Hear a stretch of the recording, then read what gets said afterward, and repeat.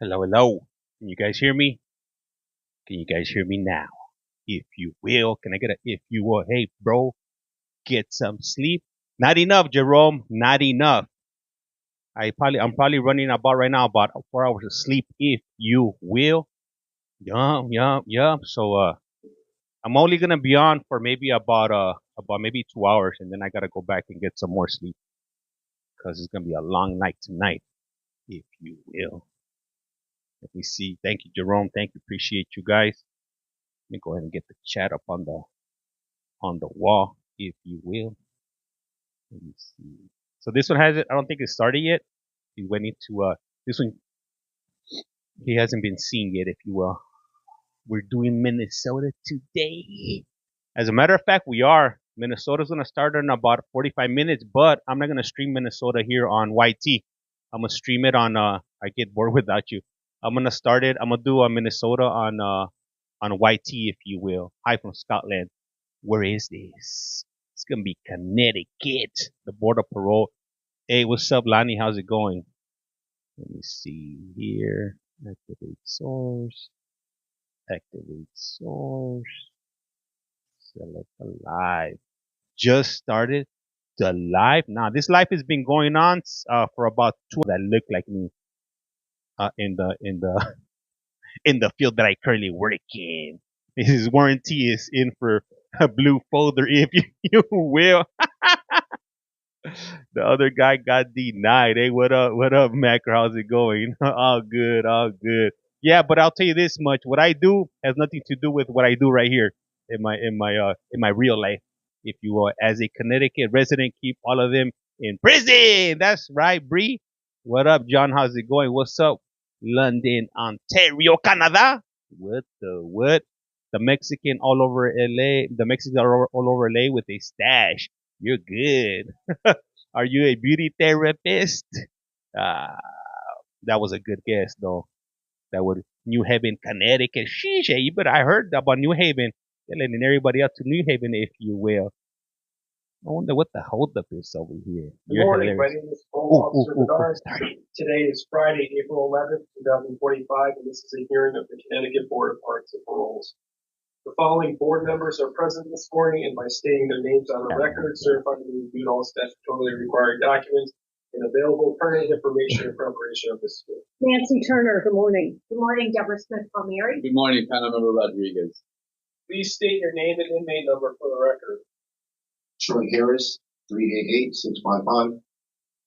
This hearing is being conducted in consideration of the parole application for Troy Harris, inmate number 388-655. He's serving a sentence of 5 years jail plus sentence for robbery by carjacking enhancement. As of today, records reflect the parole eligibility date of November 12th, 2024. There's no victim input in this case. Okay. There is an offender accountability plan for the offender. It has been reviewed and the offender has not completed any programming. Utilizing the statewide collaborative offender risk evaluation system, the offender's overall score on the SRT falls within the high range of risk for recidivism. This is your opportunity to express to the board why you believe you should grant parole. May begin. Let the games begin. Talk now? Yes. Oh, I'm sorry. Duh. I felt, that, since being incarcerated, I had time to, reflect on everything that I've done. And that I realized, the life that I was living is not the life that I should live, want to live. Since being incarcerated, I lost my mother my first 4 days in jail. And, that hurt me deep. I haven't, had time to grieve that. And, my family needs me. My grandma needs me. I got nieces and nephews, that need me as well. And, I owe it to myself to do right. And since being incarcerated, I did some schooling, I got my commercial cleaning license. Now we don't know. I just got approved recently for Asthma Community College since being in here. And they said they're coming to see me shortly so we could, figure out some things so that I could start doing schooling. And I just, I'm sorry for, my victim, that, that's why I say, if you will. And I want y'all to know that, given an opportunity to parole, I would never be in front of y'all again, I made mistakes and I'm not perfect. And, I just wish I could have the opportunity, to show myself, my mother, and my family that I could be the man that I'm supposed to be. Can Okay, you do Mr. Harris. So, What you've up, been Mark? through this process before. You know how it works. Yes, ma'am. So I just want to lay out a couple of the facts in this case. Yes, ma'am. So, you have a flat sentence of 5 years for this robbery third, which was essentially a carjacking.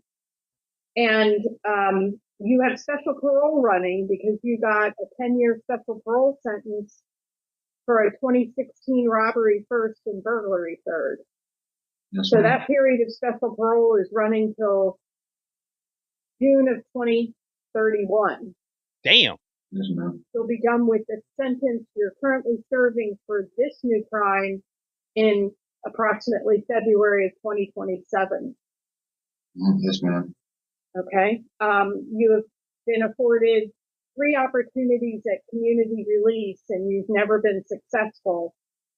In fact, you escaped off of the special parole sentence, within a very short period of time. It was 2021 when it was reinstated in June of 2021. And then within 3 months, we were back on a technical violation. Yes, That ma'am. was September of 2021. So you had a discretionary parole hearing for this robbery first, burglary first that got you the 10 years of special parole in July of 2020, and I granted you Yes, you early did, release to discretionary parole. Yes, ma'am. She granted him. Oh, she's not gonna let that fool go. And Hell now no. we're in a situation I caught where that. you're back at least a second time off of the same special parole sentence. If you're looking for discretionary parole, Yeah, and it's like, there's nothing I can do for you. There it is. I know We that. make the decisions about people finishing their sentences out in the community on parole supervision in light of the interest of public safety. Yes, ma'am. And Trying to be you're all coming humble. off of a robbery one, and you do a carjacking. Why? There's no excuse for it. And there's no I'm not excuse looking for it. for an excuse. I'm looking for an explanation. There it is. There's no explanation. I was moving reckless. I was not. And you been in parole the last time, to be honest, that yeah, I wanted to go home and I felt I was going to do good, but I really, deep inside, I wasn't ready. I was still, Did somebody say flush? and just being devious and just running the streets. But now, since I've been incarcerated now, I had time to really reflect on myself. I'm 30 years old now. Looking like Rick Ross. Since being in jail. Well, and I'm sorry for that, sir, but your last sentence was 5 years. I prefer. Yes, and you decide, for what you were serving, What up, Megan? that you would have had some time to work on yourself, do some programming, and reflect on, the path you were taking in life. Timo Rick Ross. Yes, man. And to be honest, since that last time, I thought I reflected on myself. I thought I was a changed man. Hey, let's count how many times he says I inside, and I know it. I know people around me tell it. My family tell it. Tell me if people are here to see us here, tell me they see the change. All I'm asking is just to be given the opportunity. I was given the opportunity last time. I'm telling you from my own mouth, I wasn't ready last time. Thank you for that, When Harley. you were out on special parole, you got a federal conviction. Yes, ma'am. For guns. You know if you Yes, will. ma'am. Do you see how we have nothing to work with here? Take And a you've got shot. no programming this period of incarceration. I'm done schooling. I'm done schooling. I got my certificate. You had your high school diploma in 2012. You just said to us you're waiting to meet with the community college people to start classes. No, I'm done schooling. This is commercial cleaning. You did vocational. You did vocational ed. Sure. Okay. All right. Do you have a job there in the facility, Mr. Harris? No, No, ma'am. No, Why not? I just did. I just had one. Yes, I did, ma'am. What was it? I was working in the kitchen. Why are you not there still? I'm not in the kitchen now because, they found some food on the cart, like on the cart, like, you move the cart down the hall. They found a tray on the cart, so, I took ownership for it. So you got a theft DR? No, it wasn't theft. They just gave me, like, it wasn't me. They didn't call it theft. They didn't call it theft. It wasn't me. It was the one there, man. So they took the job from you. If you know, they told me not to give it back because they didn't know anybody had access to the cart. It just, I was the one. He was hungry, man. He was hungry. I was the one Less pushing than 2 weeks ago, you got a DR. 2 weeks? Interfering with safety and security. What were you doing? They tried to move me in a cell. That was uncomfortable.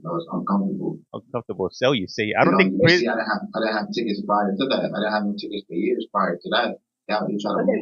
We'll get those. I don't think she's laughing. I don't think prison's supposed to be comfortable. About the cell. Well, the cell that they try to put me in is a person that continued to use drugs that he has to keep going selling to the extra food. They got the drug going around his jail that people's tapping out, falling on the floors, going crazy. And I've been doing good for so long. Such a good I boy. didn't want to go in the cell with somebody who goes to the hospital and do drugs every 2 days, 3 days. They got to come how did the situation get resolved? He's snitching, if you will. They could talk to the lieutenant to see if they could move him to another cell instead of going in there with him since they know that the guy does that. And they told me, well, since the lieutenant came to see me, the only place I'm going is to RO2. And they took me to RO2. And gave me safety and security, but it wasn't even that it was safety and security. It just, me trying to, like I said. You're not following the rules. I am following. That's right, HD. That's how it is. I am so following. I think what's most concerning, there's so much that's concerning. Your history, the fact that you were on special parole, that you got this new charge, you got a federal gun conviction. Hey, what a but jail. You get in there in the facility. Thank you for that Daily Heart, Gio. I love it. I didn't know what the Daily Heart meant until this morning. And I'm so out of the loop with TT, if you will. So why are you being so disrespectful to the correctional officers? I mean, anything that we do inside here is considered being flagrant and disobedient, even if it's not. Like if a CO tells me, curses at me and tells me to do this and do that, and I say something back, they always say that you're creating a disturbance or something. But I just don't find it fair that they can tell me F off or something like that, but when I tell them F off, I get in trouble for it. I get penalized for it. I'm getting hungry. My sleepers are like. How many times have you been incarcerated? And this is what, your third period greater than a year? Fourth period? The third, yeah. Okay, you know how things work there, sir. I do know how things work. But you told the officer, when I get out of SEG, I'm going to F you up. What? I did say that. I did say that, but as you can see, where's your emotional self-regulation? Where's your anger management skills? I learned to cope with it. You see, as you can see, that's why I'm trying to bring it forth in front of you now. You see that I didn't catch those in almost 2 years now.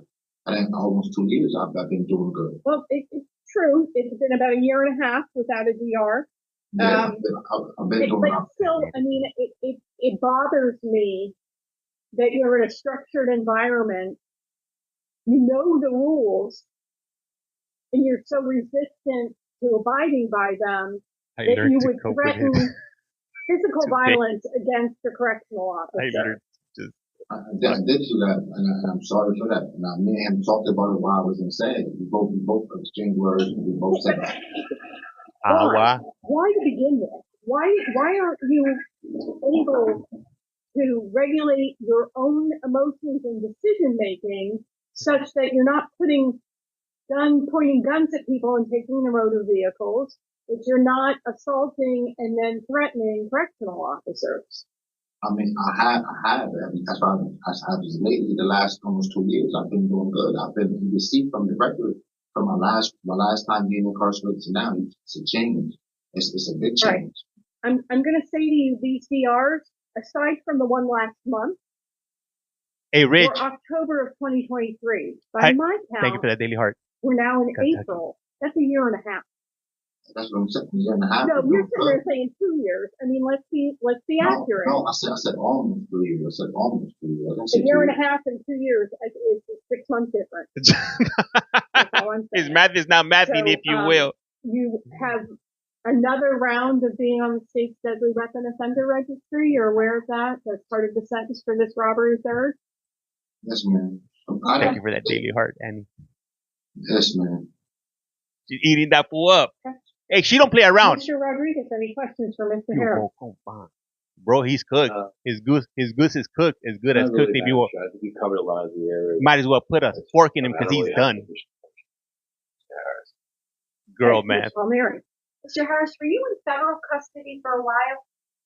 No, I never was in federal custody. Okay. They left it to the state. You're about to be in federal custody. So did they give you federal probation to follow your sentence? Oh, yes, ma'am. Yes, ma'am. Okay. All right.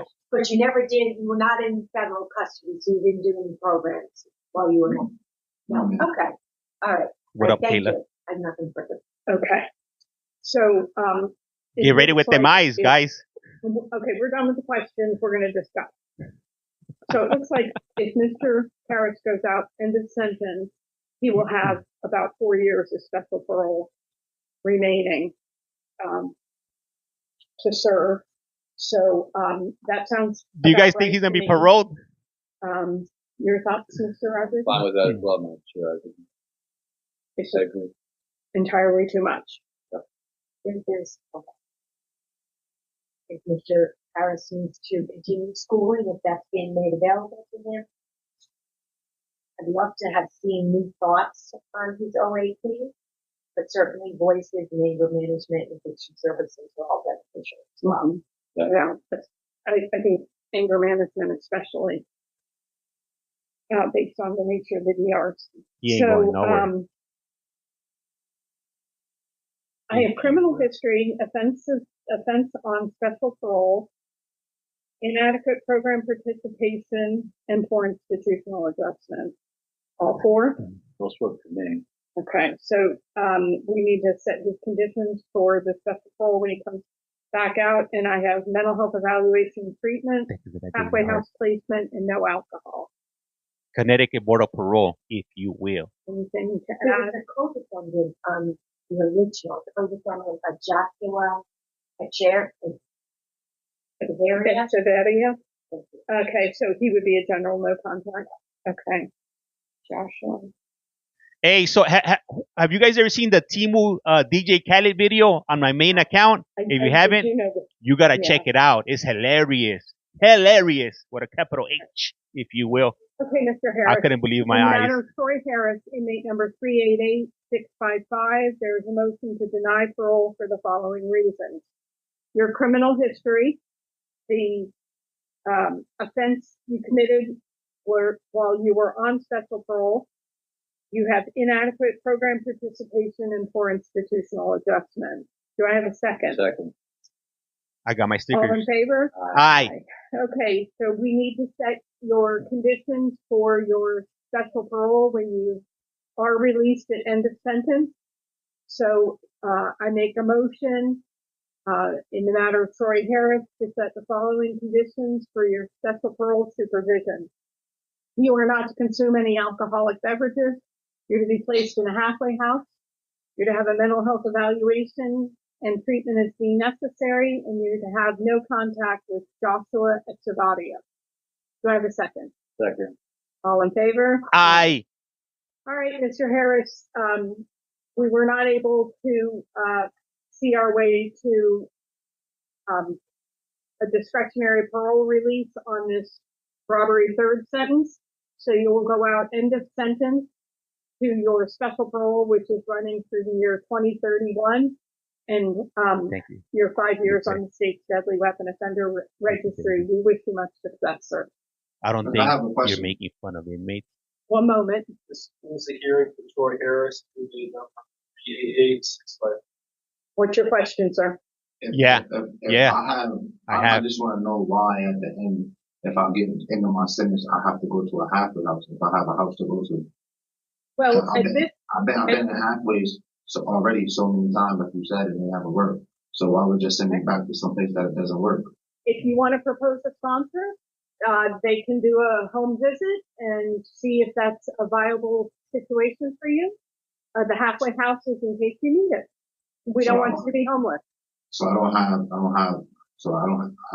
have another parole hearing again. Nah, You will not. homeboy. And you did not provide a sponsor when you were interviewed by Officer Menard. So why don't you get him that information? But I could get one. I got a sponsor, but I wanted to go to a halfway to get a chance to get on my own feet.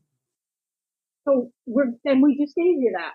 We gave you a halfway house. Yeah, but I wanted that now. I didn't want. If I had to max out, I didn't. Hey, thank you, You're maxing unicorn. out, sir. We're done with this hearing. Thank you. Thank you.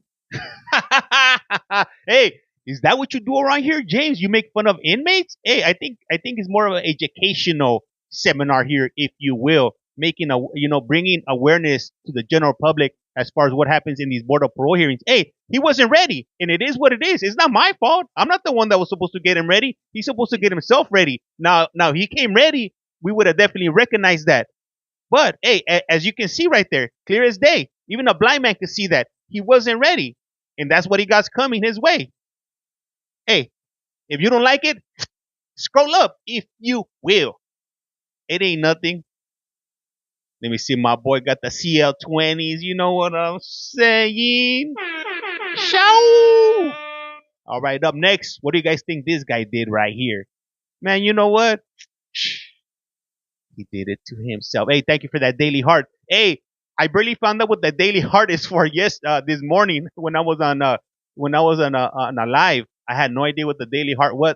To be honest with you guys, a lot of this stuff you guys put up, I don't even know what it is. But hey, you know what? We're learning as every day passes right here. YW friends. YW. Violent crime. Let me see. Hey, thank you for the follow. Hey, for those of you that are new here, please hit that follow button here. Hey, that's the only thing that I ask around here. Please follow. Sharing is caring. Don't be a Krabby Patty. Hit that follow button. Don't be a Scrooge McDuck. Don't be a Mr. Krabby Patty, if you will.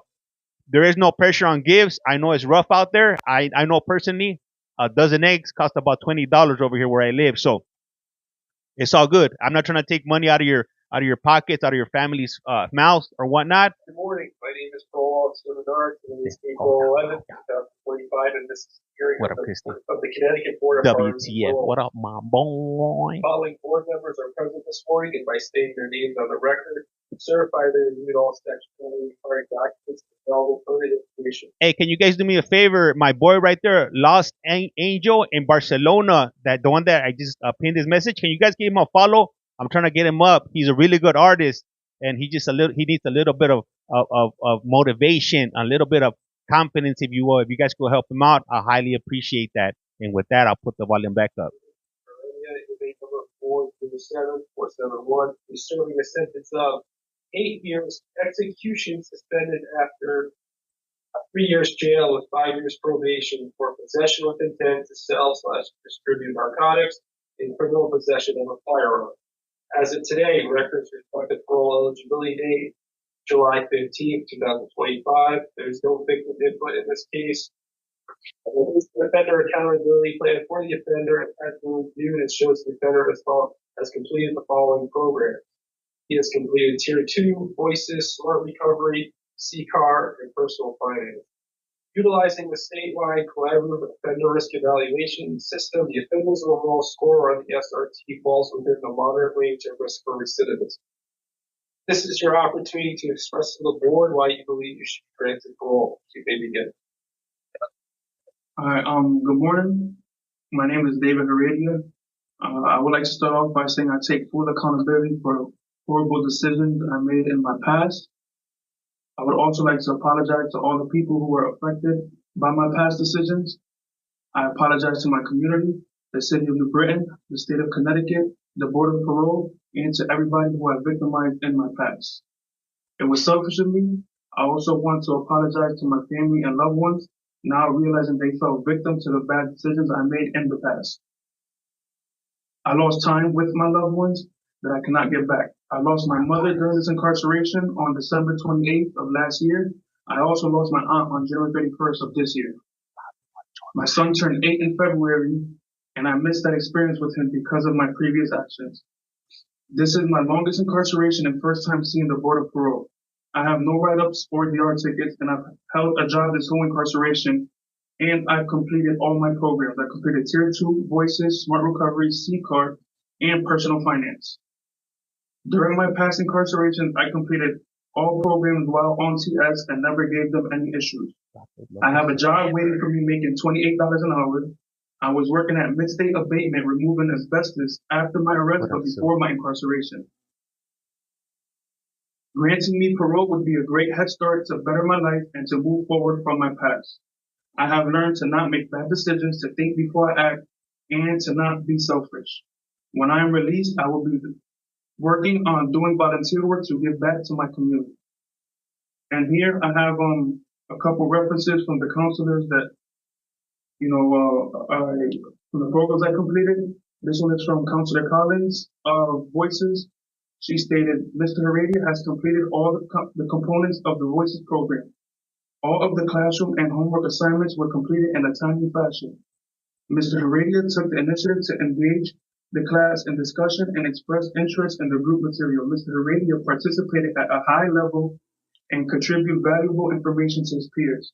He showed his understanding of the group material as evidenced by his homework and group discussions.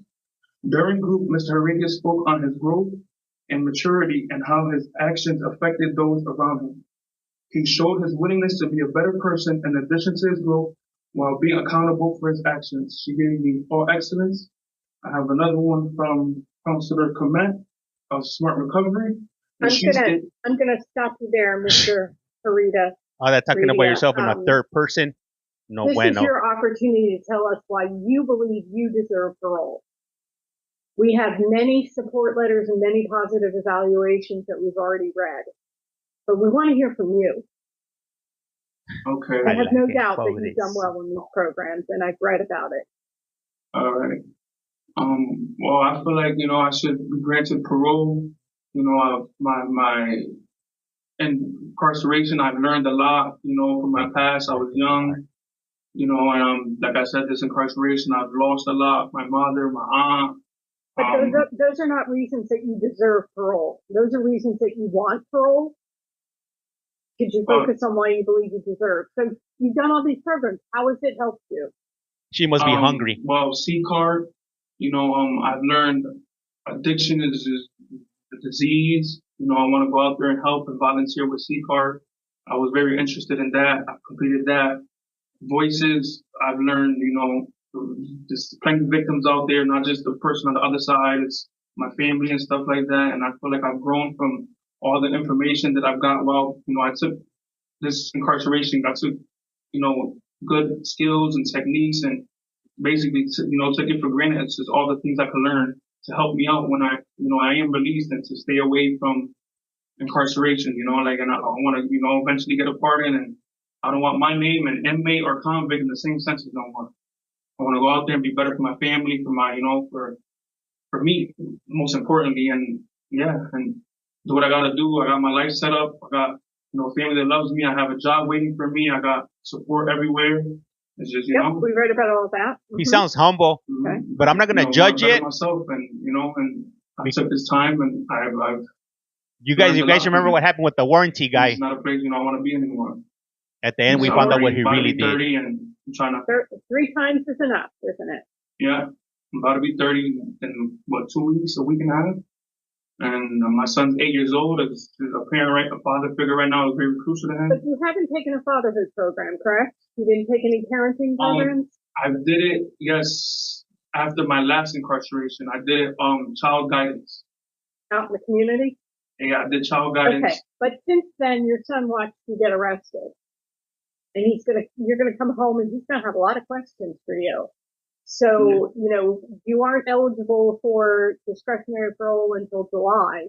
So I would encourage you to ask at the facility about a parenting or a fatherhood program to help you prepare to handle his strong emotions about you being away and what happened when you were arrested.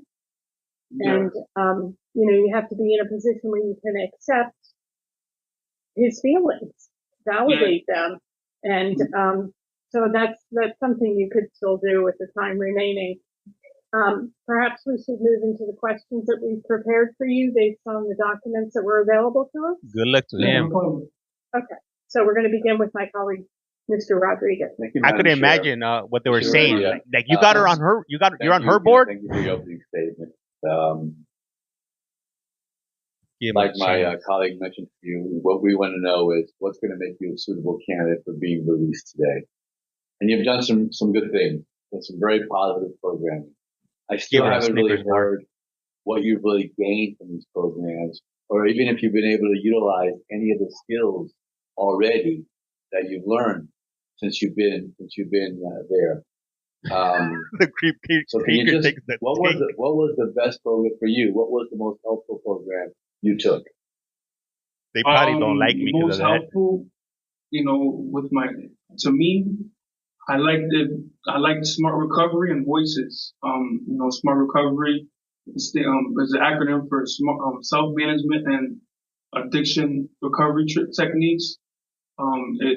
It taught me, ways to, CT. fight addiction and like me, I wasn't having no addictions of drugs. My addiction was, I guess, the fast life.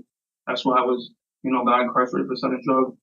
And then, now with this job I have and me taking personal finances, and it's told me how to budget my money and I won't need to go back to that. I'll move forward from that. And Voices, I've learned, just anything that has victims, there's victims everywhere. I was being selfish, and now I learned that I'm hurting others, not just myself, with my actions, with the past decisions I made. And I'm strongly on making better choices and better decisions and think outside the box, not just of myself. So when you were on the outside, one of the decisions you made and choices that you made were to carry weapons. Yes, I have two. Tell me how has that changed? And why were you carrying weapons to begin with? Well, the first incarceration back in 2014, I believe, 2015. That one, I had found the weapon on the floor, and right when that happened, there was a shooting, and I happened to be in the area, and I got arrested for it. And this last one, A shooting and a weapon. I was, selling drugs, and somebody he owed me money. Okay. He gave me the weapon as collateral. All right. And I should have never did that. That was a bad decision of selling drugs in the first place, and a bad decision of taking it as collateral. And then when the search came and the police report, I didn't have the firearm on me, but it was in my house. I was outside in my car, and I got arrested for it. They searched and they found the weapon. And yes, and with the job. How they found the first one? Was the first one on you? The first one, it was taken apart, and because when I found it in two pieces. I found the clip and the firearm, so it was separate. So when they So you put him in. came up on me, they said like, okay, on the wall, what's going on? They said, oh, it was shooting. I said, well, there's a shooting. Well, then you're probably looking for this. I found it. It was in two pieces, and I gave it to the officer. I believe it was a captain. And they charged you. I was kind of feeling bad for him for a moment there. It had no bullets in it, and it was taken up, like the clip was outside of the fire, like it was. That's not taken apart. That's just the clip was in the chain. Yeah, and it had no bullets in it, and they gave me possession. That was my first case. They gave me possession of a firearm for that. Hey, the DJ Khaled video is on my main account. Graduated high school. You've attended some community college courses. What are your goals? My goals right now, well, first and foremost, I want to get back to my family, but as future-wise, I want to, in my job, it's a family business, so there's ways to grow and get higher. I want to eventually stay in, construction, go back to school probably for, business management and maybe start my own company or something, or to do with asbestos removal, because, I've been there I've been on and off since 2018. I was under the table, but this is my first time on payroll. I started this job right after I got arrested. I was doing under the table for like a week, 2 weeks, and I found this job, and I've been there since. And this job is going to be a full-time job, full-time paycheck. Full-time weekly paycheck. You can't work under the table. That's against the law. Yeah. Nah, this is paycheck fully. 401k. I read the note. I read the note email from the hospital. Yeah, this is paycheck, weekly, 401k benefits, everything. Yeah. 401k benefits, It's a family insurance. business. Yeah. Good friends with the owner, his father. You know, they love him. You've been on community release 3 times. You were unsuccessful once. You know you're going to have 5 years of probation to follow. Correct. Yeah. You're going to have, if you were to be released, you're going to have special parole to have to deal with. Hey, do you guys like the TikTok shop, or do you guys love the TikTok shop? Probation. I'm fine with that. You're going to be supervised for a while. I'm fine with that. I know from here on out, I'm not coming back. I got plans, and I'm set up to be successful from here on out. Well, I'm going to be honest with you. I mean, I do have concerns about the 2 gun charges. Okay. The separate gun charges. Understand that. You know how dangerous guns are on the street today. Yeah, I understand that. But I mean, I also want to recognize and acknowledge that you've taken programming. You seem to be, you sound good today. You have these letters of support. I can tell that you have support out in the community for yourself. You have the promise of a job, which I think is also important and critical for you to keep yourself going. It seems to be a decent paying job, $28 an hour. 28? Sheesh, that's pretty good. That's not bad. In 1998. I hope that you are really thinking in a real positive way right now, and that you're going to keep, moving in that kind of a direction. You say you want to continue your education. Right? Yeah. Hey, $28 in 2025? If you live in California, that's not going to cut the mustard. Thank you so much for no problem. I appreciate it. I love collect calls. Appreciate you for giving me the time. Thank you so much. Thank you. Appreciate it. I want to hear what my colleagues have to say, and then we'll go from there. No problem. That's barely making it. Yup, straight up. Mr. Heredia, this is an exercise in truthfulness. Yeah. Thank you, Christy. All cards on the table, all honesty. You've served for these prior crimes. Wow. There's no need to distort or to misrepresent the facts of the case. So I'm going to tell you now, I'm looking at the 2014 police report. Yes, the magazine was not inside the gun. You told the police when they came up on you and they patted you down for officer safety. And that's when they found the magazine in your pocket. And then I hate when that happens. You were interviewed by the police officers. You said you were walking down the street, looked down. You found the firearm. You put it in your pocket, and then 2 feet further down, you located the magazine. What are the odds of that happening? You didn't tell your co-defendant, and the police let you know, and you told them that your first thought was you could sell the firearm in the magazine without having to share any of the profits with Gonzalez. Yeah, it was. And then when the police pointed out to you that your story didn't appear to be truthful, you blamed being intoxicated and only 18. Not exactly what you represented here today. So I'm just telling you, we do our homework. Yeah. So, there's no point in being less than truthful. Okay. Ms. Palmieri? So, Mr. Garita, I heard you talk about the gun conviction with my colleague. Why do you think we re-engaged in this behavior? You were working. I mean, you were working under the table, but you were working. So can you think about your decision making and how it went wrong? Well, with this, from the first case to this case, I had my own apartment, and money was getting a little rough. And, so I, made a bad decision deciding to selling drugs. And then, that's me doing that. Like I said, the person that owed me, he gave me the gun as collateral. And that's what, I was like, you know what? So like that, he could pay me back the money he owed me. I would take it as collateral and never use the gun, never nothing. And, never shot a gun ever. the first case. Like with the first case, they were sure that I didn't shoot the gun. This case, you know, I never shot the gun. It was put away, and I never had it on me. It was just in my house. It was I'll never post it on up. the person. Yeah, and it was bad decision making all the way around, and you know, and I've learned from it through this incarceration with my losses and time that I can't get back, and you know, I'm not going back that route. I'm just moving forward from now on out. You're a young man, 29 years old. You have a family. You have a child. I read you still have a relationship. Yeah. Community, and sounds like the two of you co-parent both children. Yeah, my baby.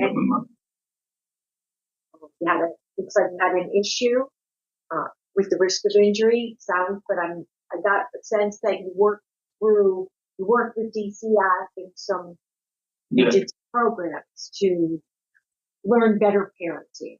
Yeah, and that stepson to this day, he still calls me his father. With that case, I was confused because, you know, yeah, I did, you know, put my hands up. I shouldn't have, but they had me when I was going to court as like a neighbor or something. And then when I got incarcerated, like 2 weeks later, the state dropped the restraining order and told me that he could come visit. So I was kind of confused with the whole thing, but you know, I took accountability for it and I'm gonna do the time. And I came out, he was, you know, he loved me, so he sees me to this day. He asked him, who's your father? He'll point at me and tell me that me. But, you know, bad decisions happen, mistakes happen, you know, some have greater consequences than others. It's how you move forward. So it looks like you finished that probation. Yeah. And I'm sure that they had you do some very specific programming for that. Yeah. I did child guidance. Yeah. The child guidance, DCF dropped the case. The child guidance, they dropped the case. They spoke for me at the court. I came out. I did anger management. Anger management, and I did another was it anger management and some other program. I really don't remember. I did 2 programs. I know when I came out. I did one on parole and one on probation. I'm looking, I can't help but go back and look at the fact that you're only 29 years old and you've already had a lot going on. Yeah. You've been incarcerated a couple times, you set a gun charge. Why do you think they had you take voices? Voices, now after taking it, you know, in the beginning I was like, why gotta take voices? I don't have any victims. But after taking it, you know, I realized I've hurt a lot of people. I've missed out, you know, I missed out on the last almost a year of my mom's life, my family, my neighbors, you know, my son, he was there and I explained to him, like this, you know, the first time I kind of lied to him, like, oh, I'm going to go on vacation. But this time, you know, that meet was over. So I pretty much told them, like, yeah, I'm going to jail. I did some wrong things, you know, this is what happens. I'm going to be, miss your first day of second grade, you know, miss all that. But this is what happens when you disobey the law. I told him pretty much, and now he was aware. He comes to visit me. He tells me, and you know, he says, "You don't want to do this." I was like, "No, I'm not doing it no more." Okay. I specifically asked you that because when I was listening to you speak about the firearms, the one for this case, and you know, I'm not sure. Okay, somebody gave it to you with collateral, they owed you money, you put it away, you didn't fire it. But A, you're a prohibited person from having it. And B, you know, if that were to ever get in the hands of your son, your stepchild. I am streaming it on YT. Somebody breaks into your house and steals it. I mean, the consequences of having a firearm for the purposes that you have it for, and it's not secured, I'm 100% sure, in a gun safe or in a lockbox. So, you know, when we talk about voices, we talk about victims, there's a lot of reasons. There's a lot of victims that maybe you're not really thinking about. And your understanding of not firing the gun and having it put away are all fine and well, but there are so many other aspects to having a firearm that is not properly secured, not properly obtained, is a lot of what is a piece of what voices teach you about the harm. Yeah, and boy, as I've learned that, that's I stated in my opening statement that's why I apologize to my community, to the city of New Britain for, the state of Connecticut for that reason. I heard you. Yeah. Yeah, but when I feel like that was a little negated though, when I heard you speak about, minimizing your possession of the fire. Yeah, no, it wasn't negated. It was, it was the truth. It was, I apologize. I was just stating how I had the firearm, but I do, everybody fell victim, like my neighbors, everybody, and anything could have happened with that firearm in my possession, and it would have been all my fault. And, I take accountability for all of it. You watch news, I'm sure, read the paper, you know the harm that firearms cause. They're all illegal. Yeah. Or they've been handled by young people, accident, curious. Yeah. Curiosity. Okay. So you want to go back, your release plan is to go to your girlfriend's house? Yeah, I have an address, yes. She still has my car, so I gotta re-register and all that stuff. Have the job waiting, so it's pretty much all in order, waiting to see what happens pretty much today. All right. You have some college education, and I saw one of your goals is to finish school. Do you think that you'd be able to do that? I don't see why not. I know people 50 years old, 60 years old going back to school and getting done. My mom was, she graduated high school after I was born, and it's just all about willpower, whether you want to do it or not. That's what I'm looking for. I really want to do it. That's exactly what I wanted to hear. Yeah. Thank you. It may not happen next month or 6 months from now, but you certainly have the opportunity for you to go back to school. It's there. Yeah. All right, Mr. Heredia. Thank you very much. No problem. Okay. Thank you. When did you get certified in asbestos Where? abatement? When? About a year and 2-3 months ago, because I had to renew it on my birthday. On my birthday that passed. So wait, no, more than that, because I had to renew on my birthday that passed. So about 2 years ago. What agency certifies for that line of work? What do you need to get certified? No, what agency issues the certification? What state agency? I went to a school in Rhode Island. I did 40 hours there. Then I came over here and I had to get through the state. I had to send it in, my certificate to the state. What state agency? Connecticut. What health, state health. agency? I think it was health. The environmental health. I had to get the air test with my mask on.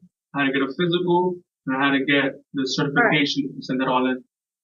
All right. I just want to make sure that you're doing this the proper way, because the material that you're dealing with will endanger your health. And there was no indication that you had any prior training or certification. So I'm glad that is the case. So the gun that you were handed was loaded. Do you know how to unload a firearm? Do I know how to unload a firearm? Like take the magazine out? Keep yourself safe, right? Yeah, a button. Should be a button. The magazine will fall out. Do you know how to clear the chamber? Clear the chamber. Because you can download the magazine and there can still be a gun in the chamber. You gotta a bullet in the chamber. So, right, but you never done it. Yeah. You gotta put the thing back. Yeah, but you've never done it. No, I never so done it. I'm just saying, like, you couldn't even take the gun and render it safe by separating the bullets from the gun so your son wouldn't find them together. Because you have no experience with firearms, nor should you as a convicted felon. Yeah. All right. And you have 10 years or 5 years on the state's deadly weapon offender registry ahead of you. Mm-hmm. Yeah. So under state law, Mr. Heredia, you are prohibited from possessing firearms and ammunition for the rest of your life. Unless you are so fortunate asked to be granted a pardon by the Board of Pardons and Paroles, which is this same entity, since you mentioned it in your opening statement. And you should make sure that you are able to document thoroughly the various ways that you've given back to your community before you apply for a pardon. This is Connecticut, not Texas, if you will. Especially with 2 gun convictions. That's a big ask for clearing a pardon. Okay. Hey, Redhead, thank you for the follow. So the next time you fall behind in your bills, what's your plan? I hate to beat her husband. I shouldn't. With this job, it's a stable job. That shouldn't be no reason my wife. But don't you understand? Everything's getting more expensive. Yeah, and I bills know. accumulate, and you may have child support. So, you cannot be. Thank you, Christy. You need to always have a plan B in life, sir. Yeah. And you're sitting here before us because you made poor choices when you felt under pressure to pay your bills. No. So now you're coming out, same job, same company. I just followed you on my other account. Check it out.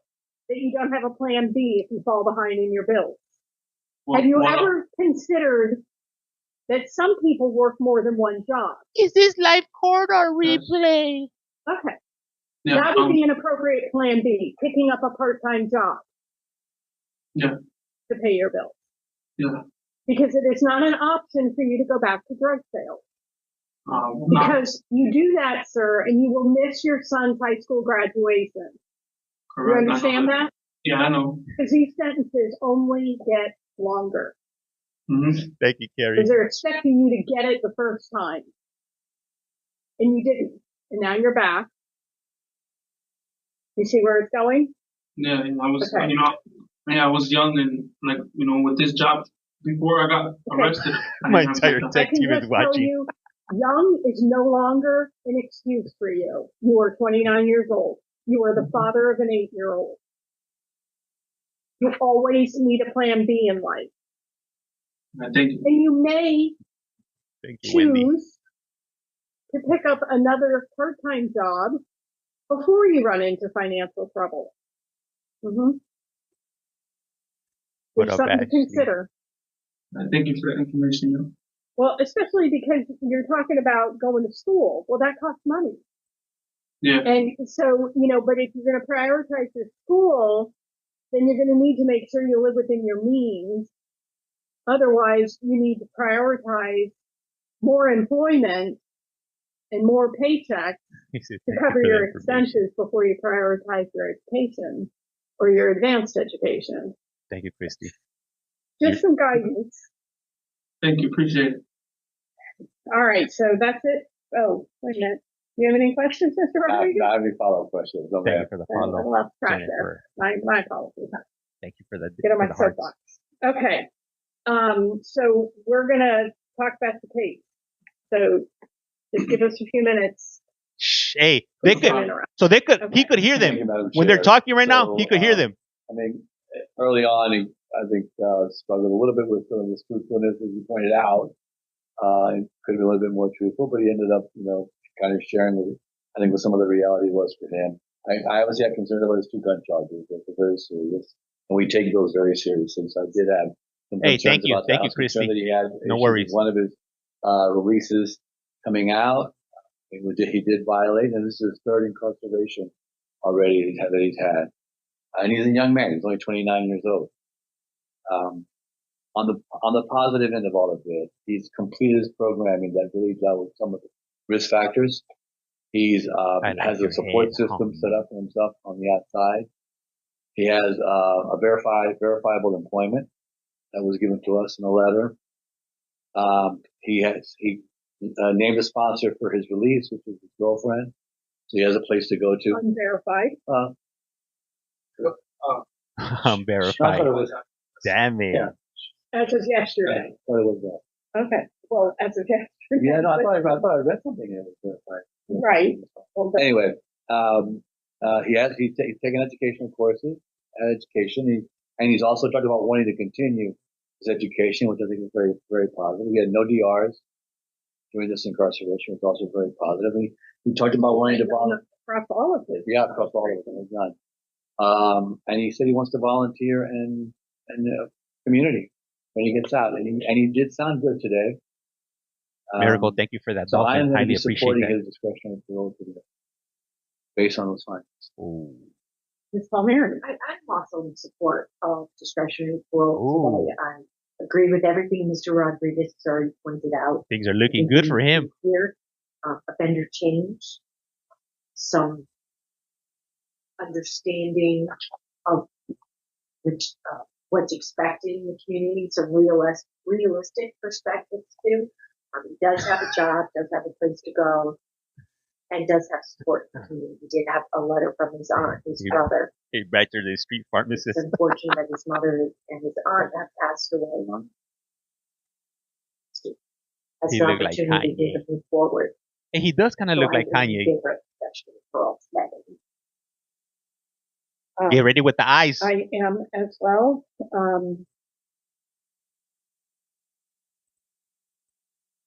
And I had standard conditions for supervision. Did you have anything to add? That was happy. I had no alcohol. He's trying to hold in his excitement, if you will. That's why it looks like he's about to pop in the head, if you will. Kanye's and Drake, baby. 808.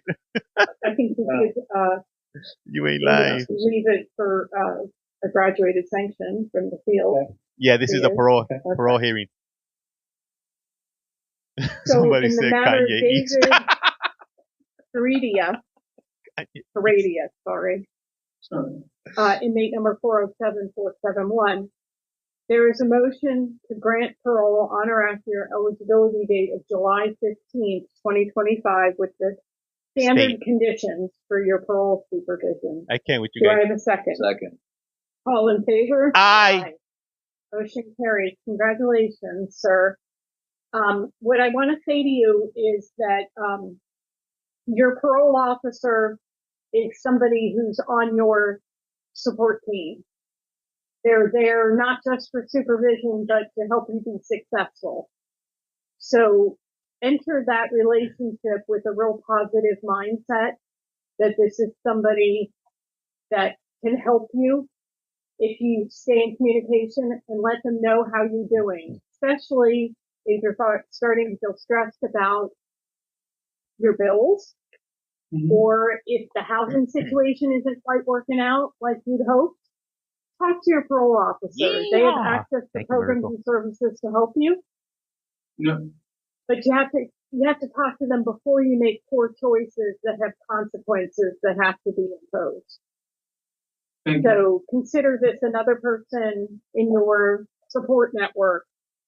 Go into this period of parole with a positive mindset so that you can really get stable and then sail through your 5 years of probation. And don't forget, you have the deadly weapon offender registry obligation.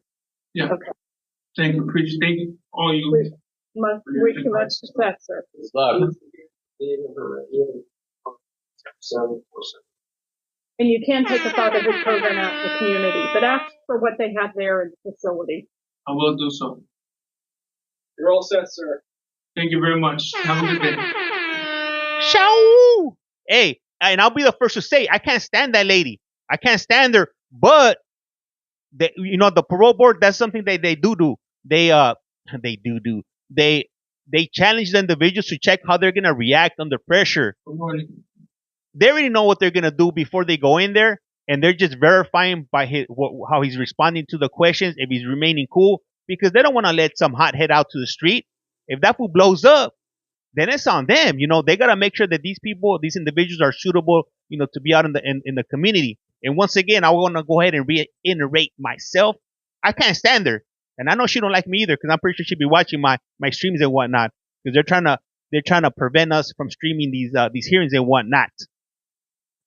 But she be letting some people out, so you can't be mad at that. Some people deserve it, some people don't. Like that dude from was it yesterday or the day before that?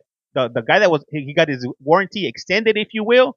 That guy was all bad. If you haven't seen that video, definitely check it out. I clipped about 8 clips of that hearing yesterday, if you will. It was all bad. All bad. Man, Timo Little. Timo Little Wayne.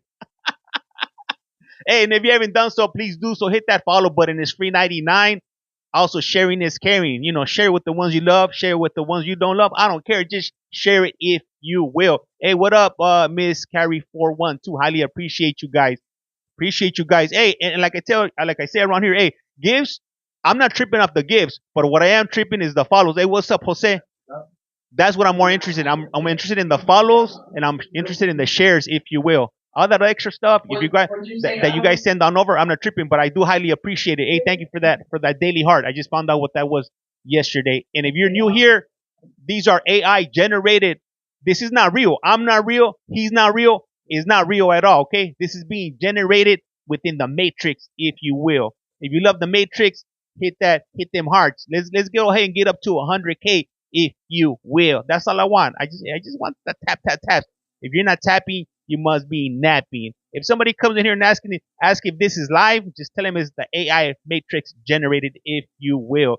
Damn, James, what do you always say if you will? Is because it's either if you will or you know what sounds more professional is the if you will. You want to use that one in court. If you're on trial and you're representing yourself and you're going pro per, you can't be telling the prosecution and the judge, judge, nah, you gotta come back at them with this. You gotta fight fire with fire. You gotta say, if you will, Your Honor, and then be like, what the what? Where'd you pick up that type of language? If you will, is that cool, Leo? Let me see. Is this the little Woody, little Woody advice? There we go. Let me see, guys. When we watch, hey, also I do have a YT page, and it's also the same name at Collect Call Fall from. We're gonna be hitting 7,000 subscribers, so if you guys could go ahead and hit the subscribe button over there, I would highly appreciate it. Subscribing over there is free 99. Are you out of your mind? And on TT, you want to make sure you hit that follow button. Over here, you don't want to on TT, you don't want to hit the subscribe button because it's gonna set you about 2.99, if you will. And I know it's rough out there, so you definitely need that 2.99 for them eggs. I know I need those 2.99 for the eggs, if you will. Hey, what up, Linda? How's it going? Hey, and I appreciate every single one of you. I know you guys could just scroll up, boom, and it's gone like the wind. And you might be wondering right now, damn, James, when is this thing gonna get on the road? Relax, you just sat down. They want to make sure they're reading through the paper to make sure they got the right individual before they start attacking. Let me see. Top of the morning to you, James. Hello, Governor. Hey, shout out to everybody from the UK. I appreciate everybody. And everybody, you mean 2.99 for the eggs? No, in the US, eggs are not 2.99.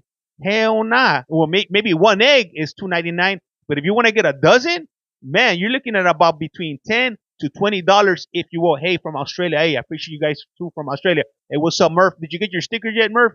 UK in here. Hey, I would say about 40% of the individuals that are in this chat right here are from the UK, from New Zealand, from Australia, from Europe. Hey, so Costco is $7.99 for 18. Man, who can afford a Costco membership with these things? Dozen eggs in the UK. I'm gonna have to take a trip out to the UK just for some eggs.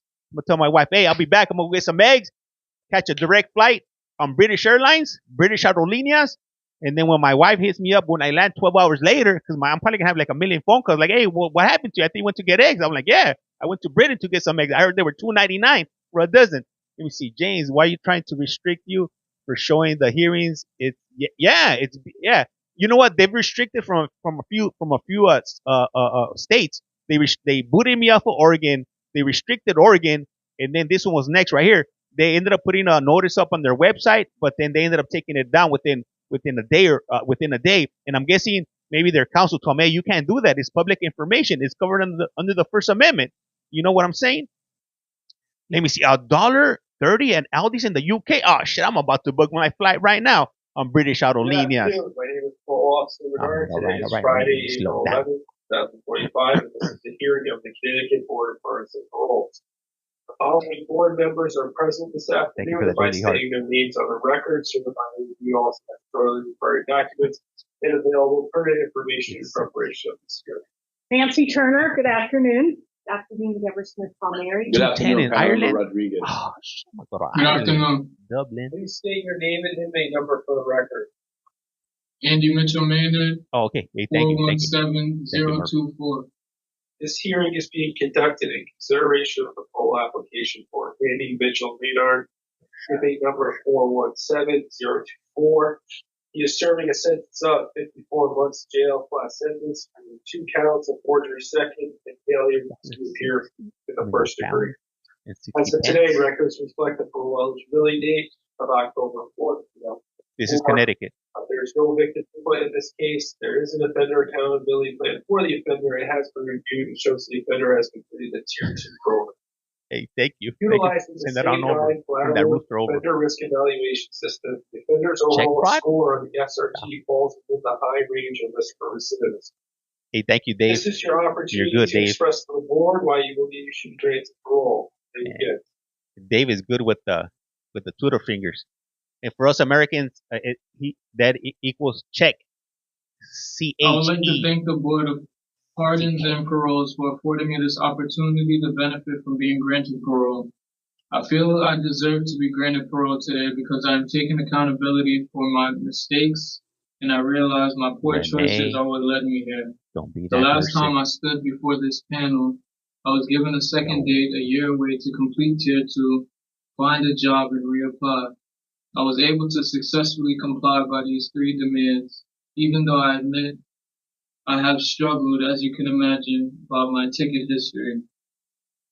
This has helped me prepare myself for my release by staying focused and using the tools I have also learned in tier 2.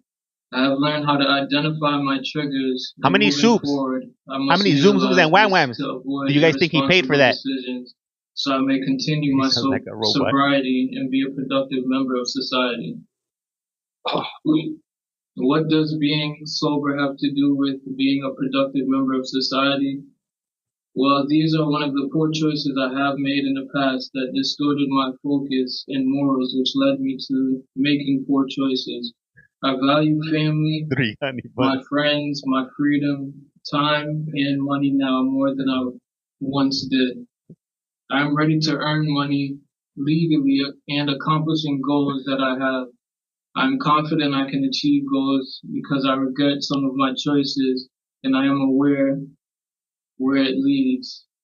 Trading stocks is one of the legal ways I will make money if I am released today. I'm not laughing at him, I'm laughing at the comments. Colleges to finish my associate's degree. Every day is an opportunity, only looked at as such if I set the standard then work toward it. I hope I remain focused on the goals that I have to add more goals to the list. Thank you very much for your time. Well, thank you, Mr. Mitchell Maynard. Wait, what? I listened to the hearing that you had last year. My colleague, Mr. Rodriguez, was on that panel. And I know they were somewhat concerned that you came unprepared. This time he came ready. It was good to see that you took that feedback and worked with it and were able to present to us specific to the work you've done on yourself. So we appreciate that. And it's always good to know when people listen. Right? She's recognizing which is good. Yes, thank you. That's cool. Mm-hmm.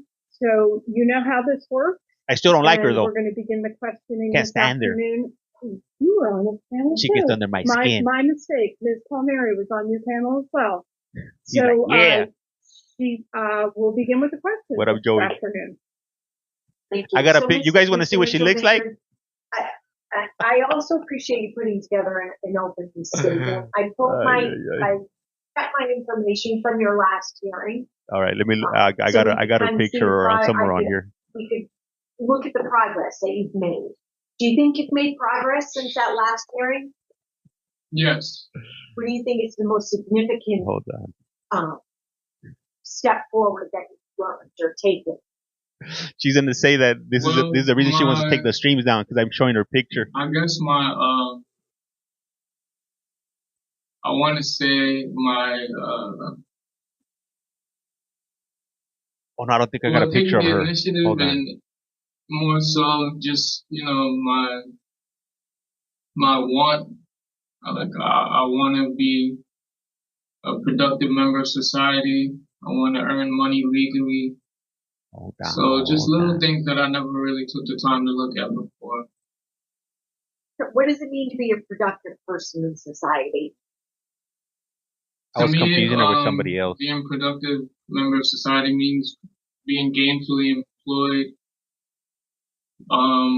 obviously not getting arrested, and just making an impact.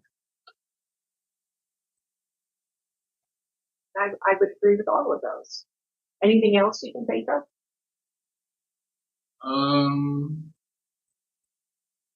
Volunteering. Giving back to your community? Yes.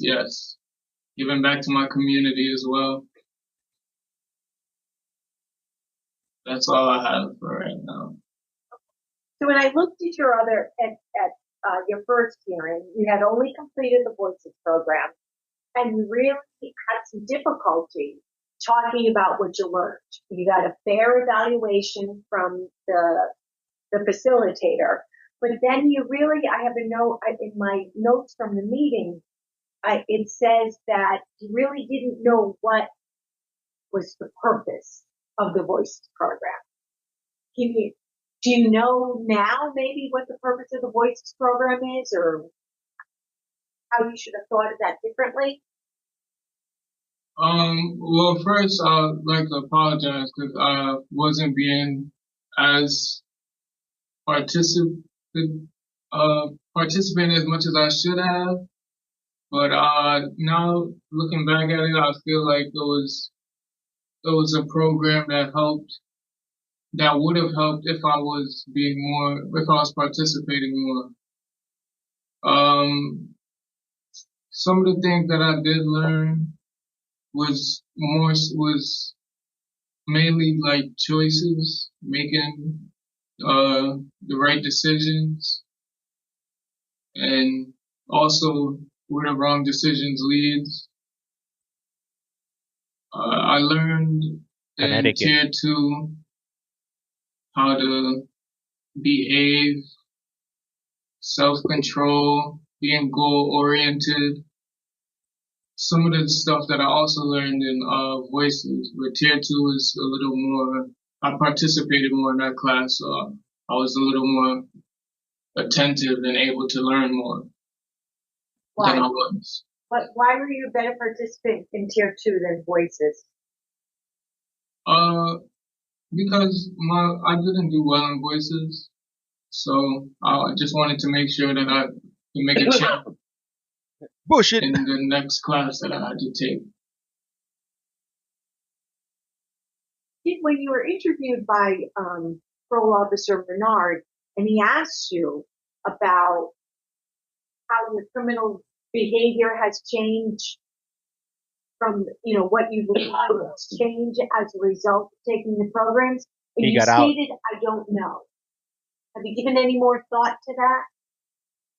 I think they took their pictures off of their website. But the reason I can't find it anymore. I stated that is because I'm not in the world, I guess, so they say, to really make a clear judgment as to how I would be if I were. Nancy. So I feel in here that I can obviously say yes, because there's really no criminal. Well, you can get in trouble in jail, but there's no. Nancy Turner. I'm not getting arrested or adding more crimes onto my rap sheet as if I were outside. Okay.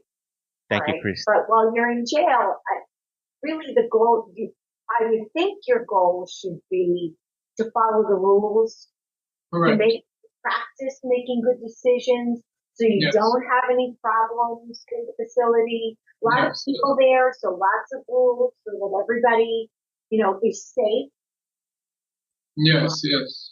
Okay. But you've had some troubles. You've got, one of the issues we had at your last hearing was you had, quite a few you had 2 disciplinary reports. Yes. they were just prior to the hearing.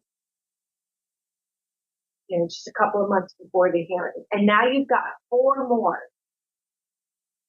Yes. So how do you think we should look at that? You or us, what would you think? That I didn't learn my lesson, which may be true. And like I said, well, I apologize. I have struggled with complying by certain rules and just within myself. I guess being told what to do. I do have a problem with authority, I can admit, so that could be the main reason, or that is the reason why. But I try not to. I don't want it to be the main reason to determine everything. Well, you know, I mean, theme for today is if I'm being honest, right? We've heard that a lot today. So if I'm being honest with you, you know, if you come in here today, you did the tier 2 program, you know, I mean, I think you did an okay job talking about the program. I'm not convinced you're 100% that you got a lot out of it. Yes. And maybe had you got one ticket, but now you're back here with 4, twice as many as you had last time. Damn, son. And, you know, you did an okay job in the program. So I'm not really sure that I'm seeing the offender change that we had hoped we would see bringing you back again. Yes, I agree. Not everybody gets a second chance to come back before the panel. Yes. You blew it. I know that. And I thank you for giving me another chance. But like I said, I hope it doesn't determine. Maybe somebody was trying to take his honey bun. He was just defending himself. We don't know. It's prison after all. And I am going to continue. Whatever happens today, I'm going to continue to work on bettering myself. Ooh, we got 100K. Thank you, guys. By the rules. What else what programs do you think would be helpful for you? Or his soapbox. I mean, you must hear some of the other guys talking about programs that they've done, or you know what's available at the facility. What do you think would be helpful for you? To be honest, anything that's hands-on that I could work towards that will help once I am released. So Vocational Village is a program that they have here. I applied for that, but the tickets is what kind of set me back. I was on the waiting list, and then I got a ticket, so I will have to go through the process again if I wanted to. Well, whenever this ticket that I have cleared, the most recent ticket, I will have to reapply, and hopefully that is one program that I can get into. I applied for school as well, as Nuntuck. Hey, thank you guys for the daily hearts, man. I'm really honored. So I wasn't able to attend. Those are just 2 programs that I believe will help me once I'm released. I agree. Thank you. 100%. But those are 2, especially a vocational program. When's the last time you had a job? Here or? Does it remind me of Jay-Z? You have a job in the community? I don't have a note about that. Yes, I was working back in, I believe, when I came back from college, I did a temp agency job for a little while, for like 3 months. It was a temp agency job, working on behalf of Comcast, the phone company. I can't with you guys with these comments. Telephone. I forgot what it's Sales. called. He's probably nervous. Marketing. He's probably really nervous. Not sales. Well, no, it's not sales, but pretty much sales. We pay bills on behalf of Comcast, but it was through a third party, so another Hey, what up, Raven? company. So, all right. So you did some kind of temp work, with Comcast, okay, or one of those companies. Yes, And, yes. and why weren't you working? I mean, you're educated. You don't look like you have any, disabilities that would prevent you from working. Why aren't you working? I honestly wasn't, going down the right path. So I wasn't really. So not motivated and not yes, yes, lack of motivation, definitely. Okay. Have you been looking for a job? I saw that you have a tablet and you mentioned that you would be looking for a job in the community. Have you given any searching? Have you searched at all to see what's available to you? Yes, I have. And what did you come up with? A few jobs that, well, I tried to apply, but I don't know why I wouldn't work on the tablet, but a few jobs that's just in my area that I, did some reading up on. Connecticut. What types of jobs? Mainly warehouse jobs, anything retail, like small jobs. I don't really have any certificates or anything that I can do, a specific type of work. So I was just looking at whatever's available for me in my area.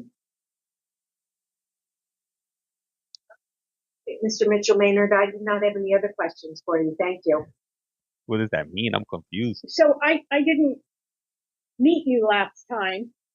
So I'm trying to get a gauge on you. Are you always so low energy? I would hope not. I would hope not too, because you will not survive one day in a warehouse job unless you can move. No, yes. I apologize. I was kind of up all night working on my letter, just trying to make sure that I got it right. Okay. All right. Well, I just trying to match your words with what I'm seeing here. And I think your answer to my colleague about why you weren't working is because your mom was supporting you. Hey, and you were letting her. He was part of the Too Short Up All Night crew. You are 29. You're going to be 30 next month. You're a grown man. It's time to. He was drinking that Pruno all night. Put on the big boy pants. You will. Yes. Absolutely. Yeah. I mean, she's paid her dues. It's time, that. Yes. That you stand on your own 2 feet and show her the success of her efforts. Who was paying for all your marijuana? What? It's Tay, yeah. No, it's on break right now. It hasn't started yet. I was. My mom was. Really? Yes.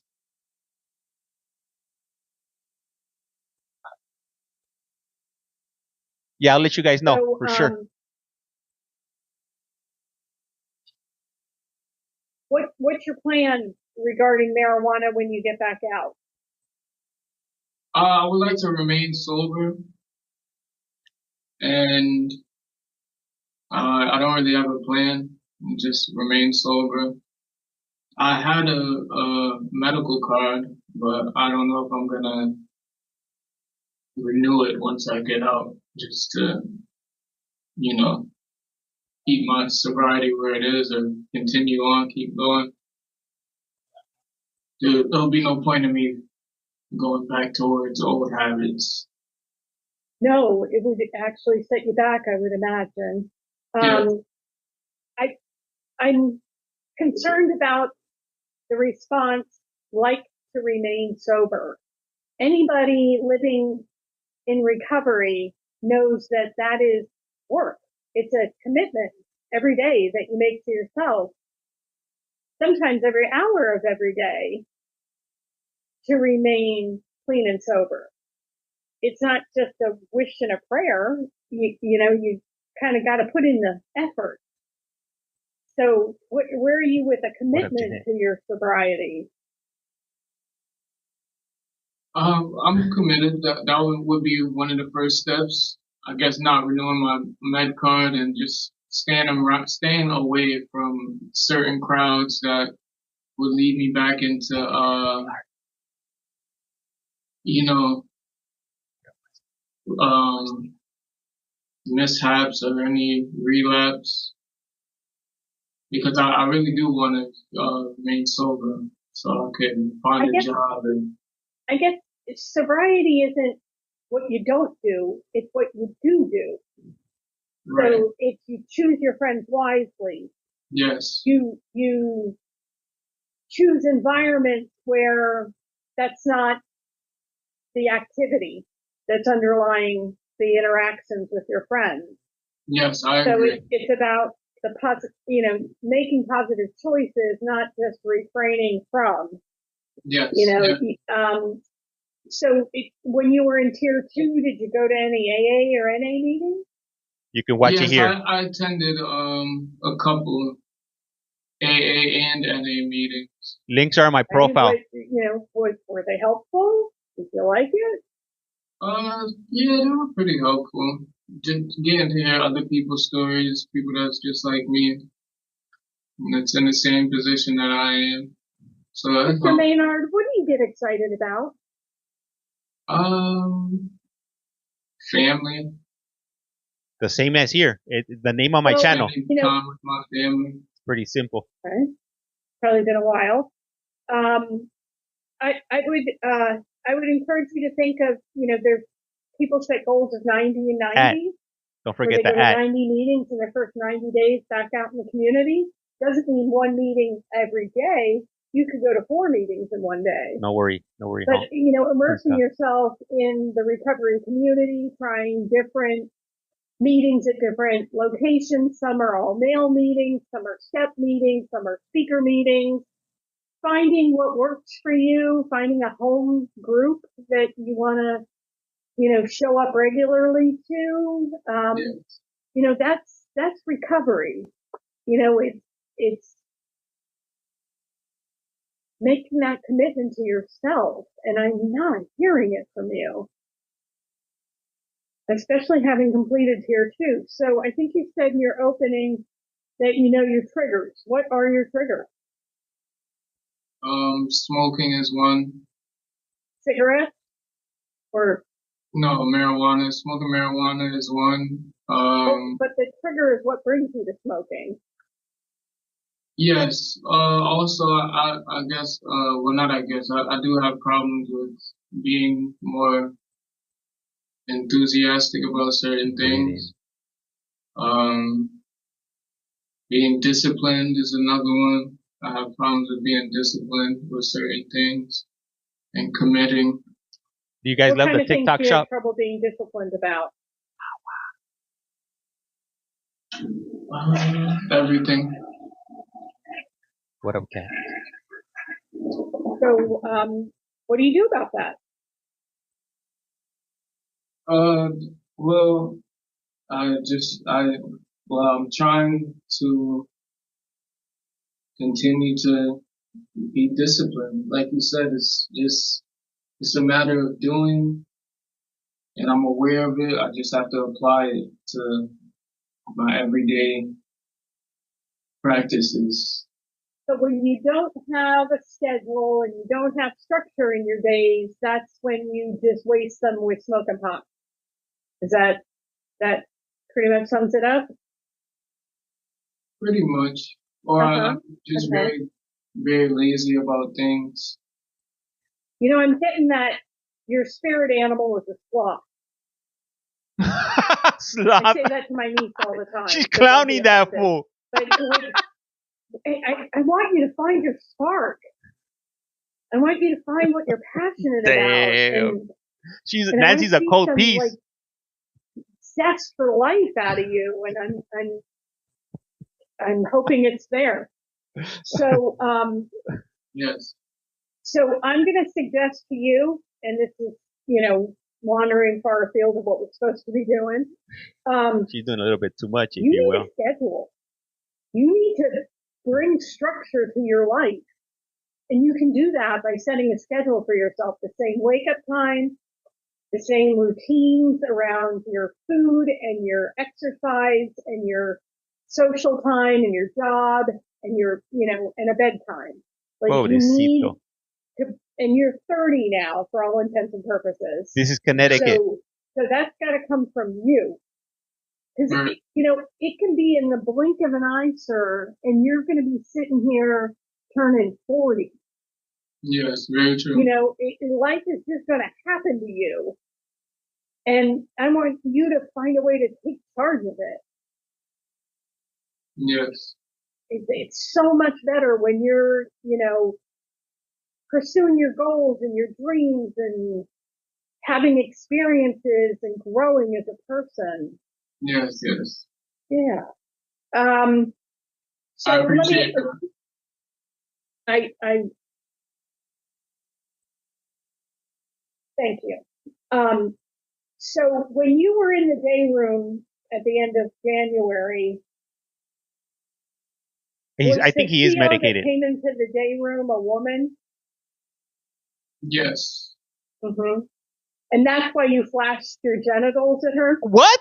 Oh, hell no. Yes.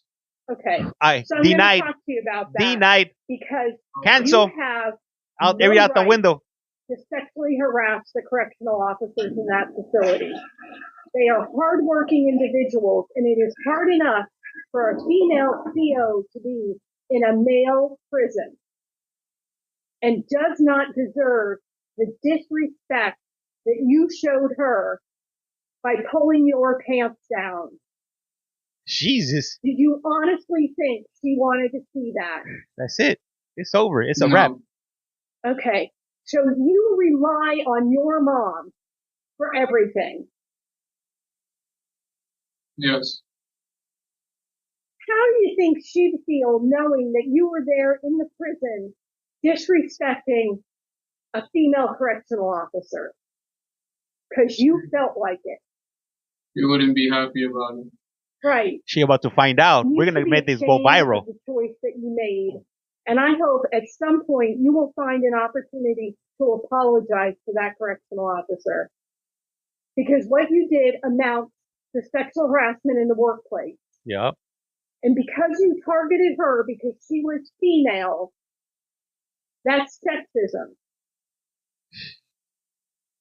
That's far beyond that right there. That's something bigger.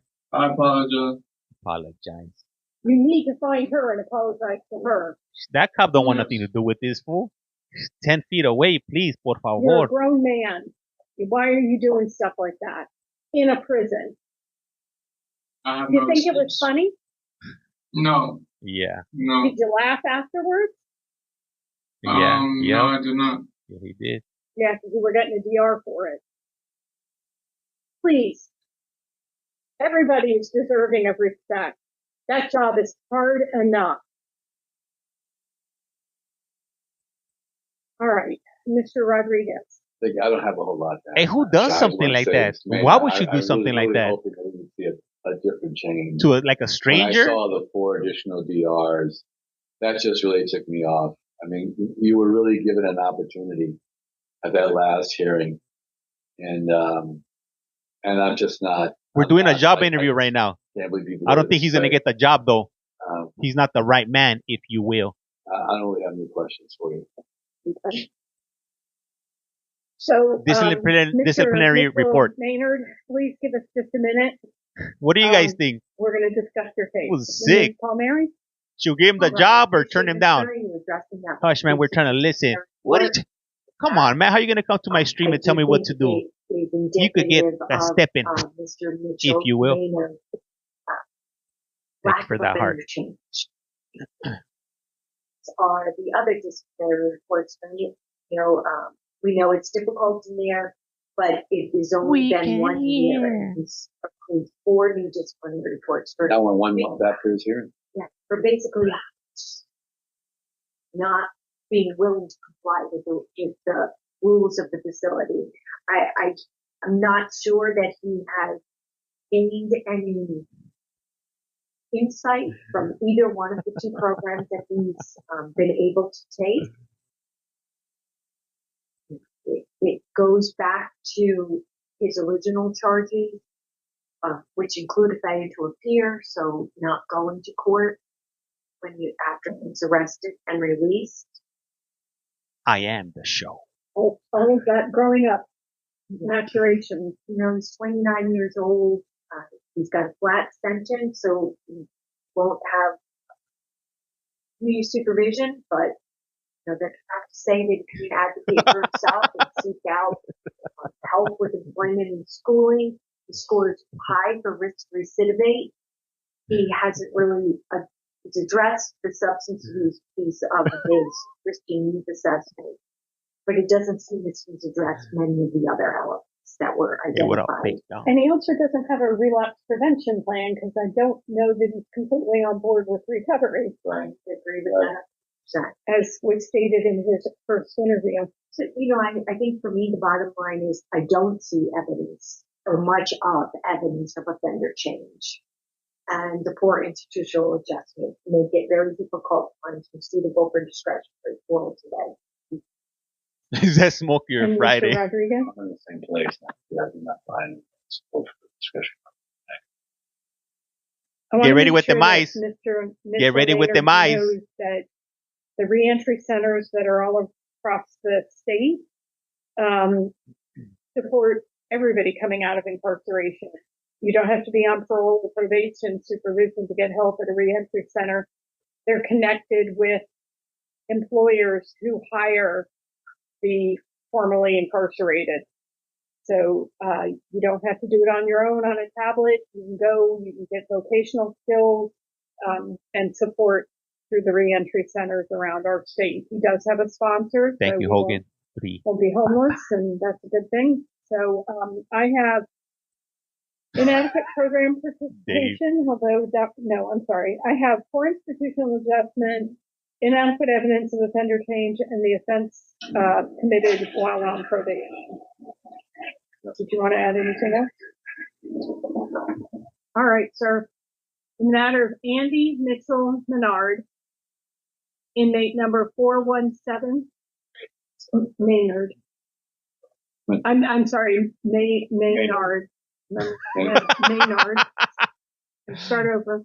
She's clowning that fool. In the matter of Andy Mitchell Maynard, inmate number 417024, there is a motion to deny parole for the following reasons: your poor institutional adjustment, inadequate evidence of offender change, and your offenses committed while you were on probation. Do I have a second? Second. All in favor? Aye.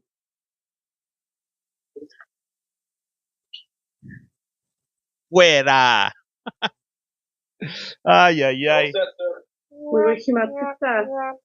Thank you.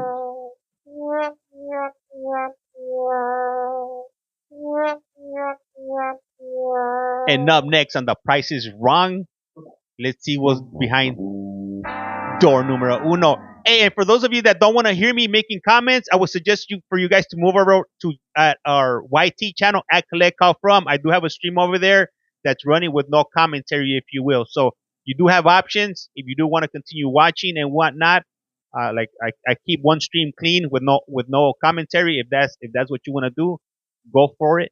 If not, then you're gonna get the comments while you're here, if you will. That's just the way it is. And the majority of people that are in here, they love the comments. They're here for the comments.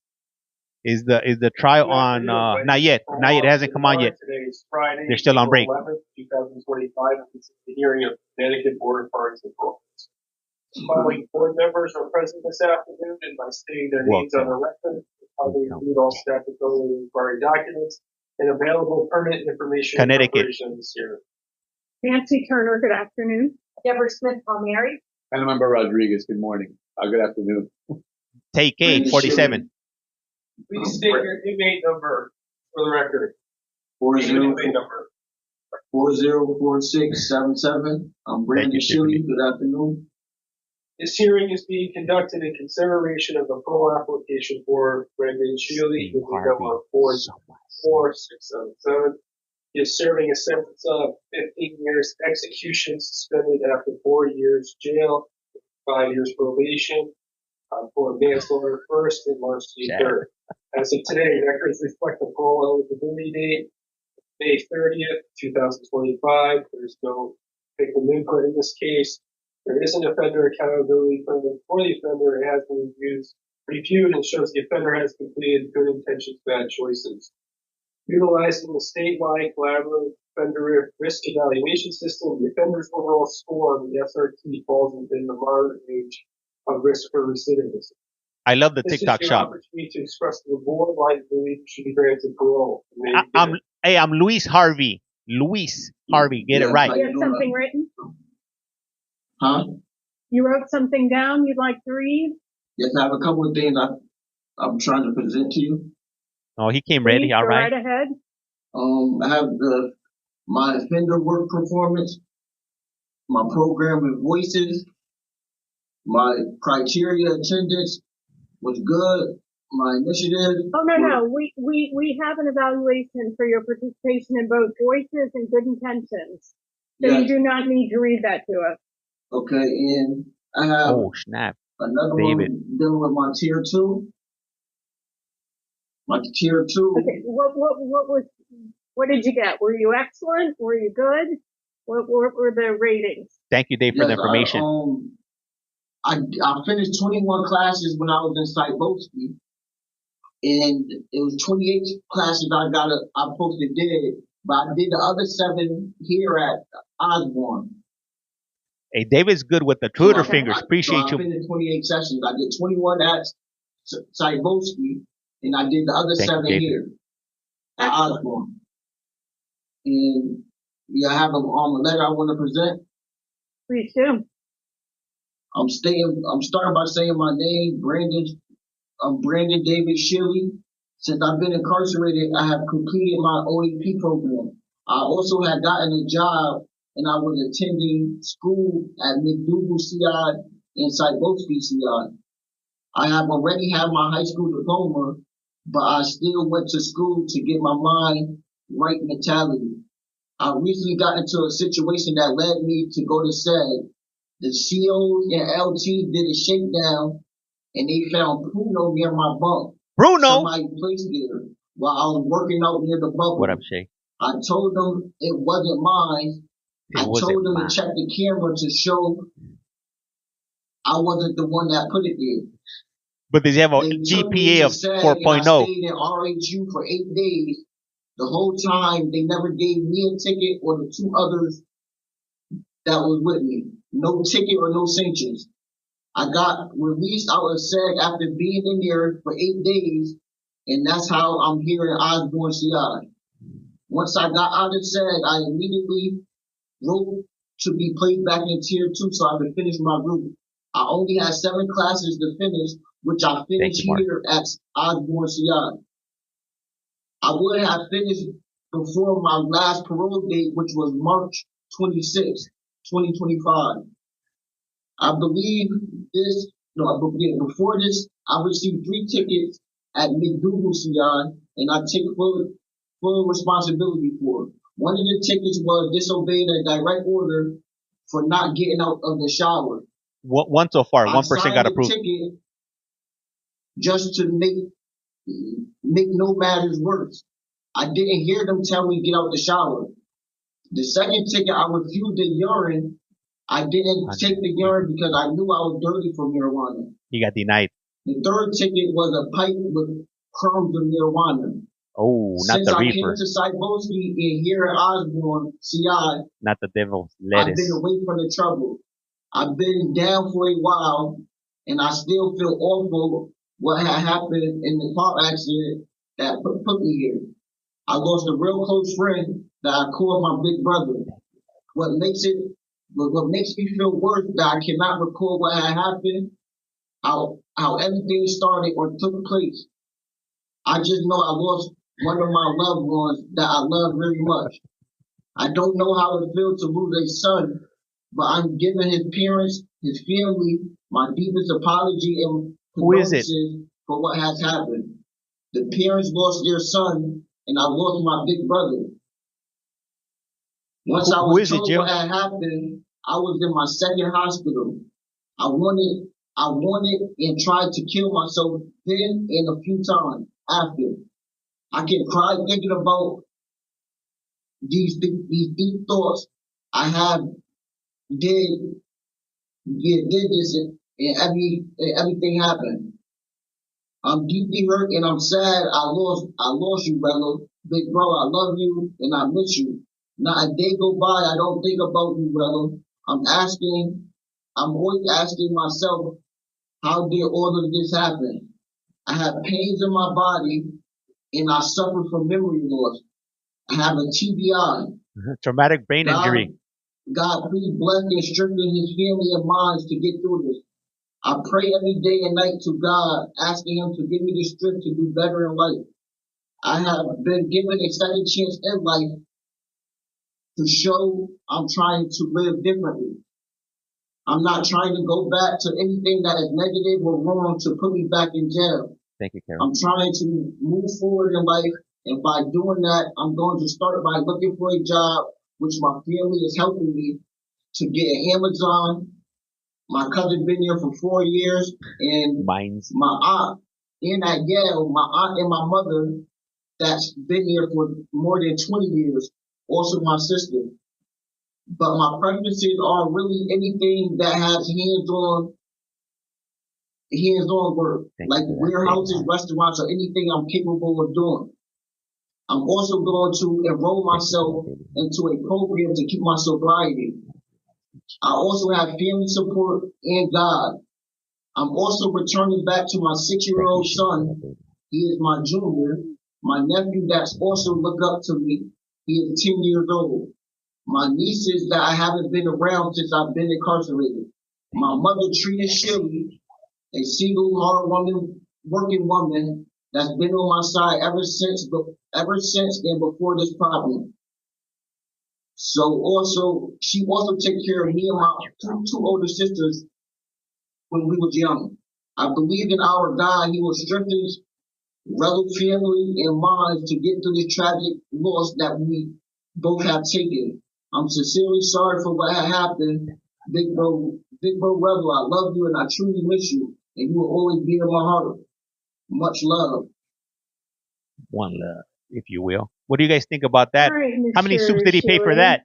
Or how many honey buns? Ooh, making it rain. Thank you, Carol. Statement, for putting your thoughts together. I'm surprised they didn't stop him. Thank you. It's just hard for me. It's hard for me to think. At least 5. It's hard for me to explain. What have you been told about the death of your friend and the circumstances? His friend, damn. His parents know we was close friends, and he didn't want me to do a long time. They didn't want me to do a long time in jail. We don't want him to reread that. 20 so did me a favor due to his family suggestions, and I'm here today to face my problems. And I've been rehabilitated since I've been incarcerated. I'm just wondering what you know about the crash. I can't recall nothing about no crash. I asked you what people have told you about the crash. High-speed chase and his friend passed away. I was the driver. If I was, I still take full accountability for it. You most definitely were the driver. Okay. So. You know that the motor vehicle you were in, you had stolen? Yes. Thank you, Kat. I'm gonna take all the blame. My boy not here to speak, so I'm gonna take the blame. Well, you were under the influence of alcohol, marijuana, and cocaine. Oh, not the yayo. And you were driving, so yes. He was smoking them primos. It is appropriate for you to take full responsibility for the fact that your friend died at the scene. Tony, Yeah. yeah, yo. This is So, based on the documents that were available to us to read, do you guys love the TikTok shop or love it? the police had picked up on your motor vehicle because 6 or 7 hours before there had been multiple motor vehicle burglaries, and the vehicle you were driving was the one at the scene of those burglaries. So the police had pursued you, but they lost you, and they weren't in pursuit at the time of the crash. You were driving. The records of the car itself indicate between 99 and 107 miles per hour. Within 5 seconds before the crash, that was the speed that was recorded by the car. There were witnesses, a woman who owned the home that the tree was in front of, the tree that you hit. She had fallen asleep in her home and woken up and went out to the front stoop to smoke a cigarette and witnessed the whole thing. And it was her account and another neighbor's that that was not a police case. There were no lights and sirens following you. They were following him in his head. It's poor decision on top of poor decision that had the most tragic of all possible outcomes. We both took a tragedy. Pardon? I said we both took a tragedy. Me and the family, this family. But you're still here. They don't got their son anymore. The witnesses also said that there was no screeching tires and no effort on your part to brake before the car hit the tree. Thank you. So, I know that you have some limitations, and I just wanted to make sure that you know the facts as we read them. Yes, thank you for telling me. You were 22 at the time and you had no prior criminal history. And it's a situation that has forever changed your life. Thank you, Jade. As well as the family of Mr. Gibbs. Thank you, brother, yes. Thank you for that heart.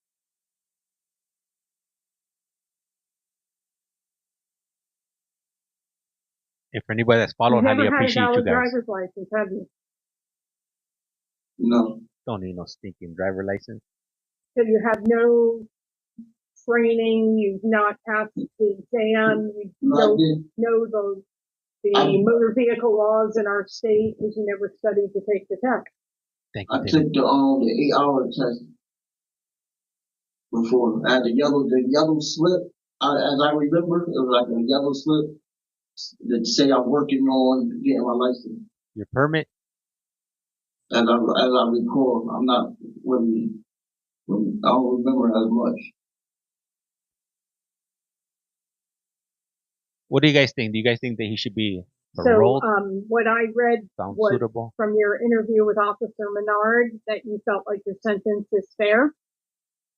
The tree's name was Douglas? Served, you'll have 9 years over your head when you go out to probation. Damn, 5 Dave. years of probation. I like you be here, Dave. You're a real one. You telling me? I'm sorry. No, you're right. It is 11. Okay. You're only serving 4. Is Dave or Douglas? My math skills at this point in the day are a little flawed. Was Douglas so you have 11 Dave? years over your head and 5 years of probation. Please make sure you don't get behind the wheel of a car without a valid license. And don't ever get behind the wheel of a car after you've been using any substances. Sometimes they are. Some are worse than others. This is the outcome. And I would say that your sentence is not just fair, it's generous. And we don't have the sentencing transcript, so if If the victim's family was supportive of 4 years for the life of their loved one, then you were given a real gift. You know, my big brother, he was every day hanging with each other and the family love. And he used to eat at my house. It just hurt me more just to even Connecticut. speak about it. I can appreciate that you need to grieve the loss of your friend, and I hope you'll find respectful ways to honor his memory. Yes, I definitely will. But we're not going to lose sight of the fact that you were responsible Parole. for the end of his life. And that's why we're here today. Okay. Mr. Rodriguez, any questions?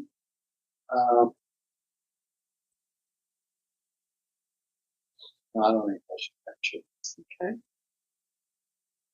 Ms. Palmieri? So, Mr. Shealy, you've done a number of programs, and I know that you suffered some injuries of your own in the car accident. How have you been able to manage the programming? I just had to I had to get through it. Same way I did. Yeah, it was a car accident. Same way I had to get through during my time. I had to get through it. It was hard though, but. Is this live? An actual live parole hearing? You were sentenced. Could it be? Or is it AI I generated? with my mother. Your mother? And you want to live with your sister when you get out this time? Yes, because it's not in New Haven, that's why. So I'm just away from to take my mind off of trouble with my sister. She's a doctor at St. Rachel. Okay. And she lives in Waterbury? Yes. And she's going to help you how when you're in the community? He helping my nephew. Why would a Due to his father not around, to the she want me to be another role model for my nephew to continue his football and stuff in school. Maybe because public information. I'm not no trouble at all. I just made a wrong mistake. And it's hard for me to really deal with or even speak about it. No, I think we all hear, the remorse that you feel about it, and I'm sure the family continues to struggle also. Yeah. What up, clock is good so far. Can't complain. My mother spoke to his father a few weeks ago. He thought I was home. Thank you, Mercedes. But he told my mother that y'all contacted him, and he said he was gonna contact y'all on me, like getting out and stuff like that. I don't know if y'all spoke to him, but we have no input. Okay. You didn't get anything from the U.S. is different. A lot of these states offer free or access to these parole hearings to the public. Some good programs. I'm happy to see that you were working a little bit while you were there. But I am in trouble that you seem to have these disciplinary reports. So why are you not following the rules? Hey, thank you, Jaden, for becoming a member. Highly appreciate that. In my mind, at that moment, I couldn't control my thoughts at that moment, and I was. Hey, thank you, Joe. You've been incarcerated since 2022, November 2022, and then in thank you, DMS, Stacy. June, August. Nah, yeah, there's a few states that they're open to the public. January, June, August. All of a sudden, you're getting these. Yeah. You're getting these disciplinary reports. You seem to struggle now that you're so close to your release date. Not even 4 years, yeah. You've never been on probation or parole before, right? No.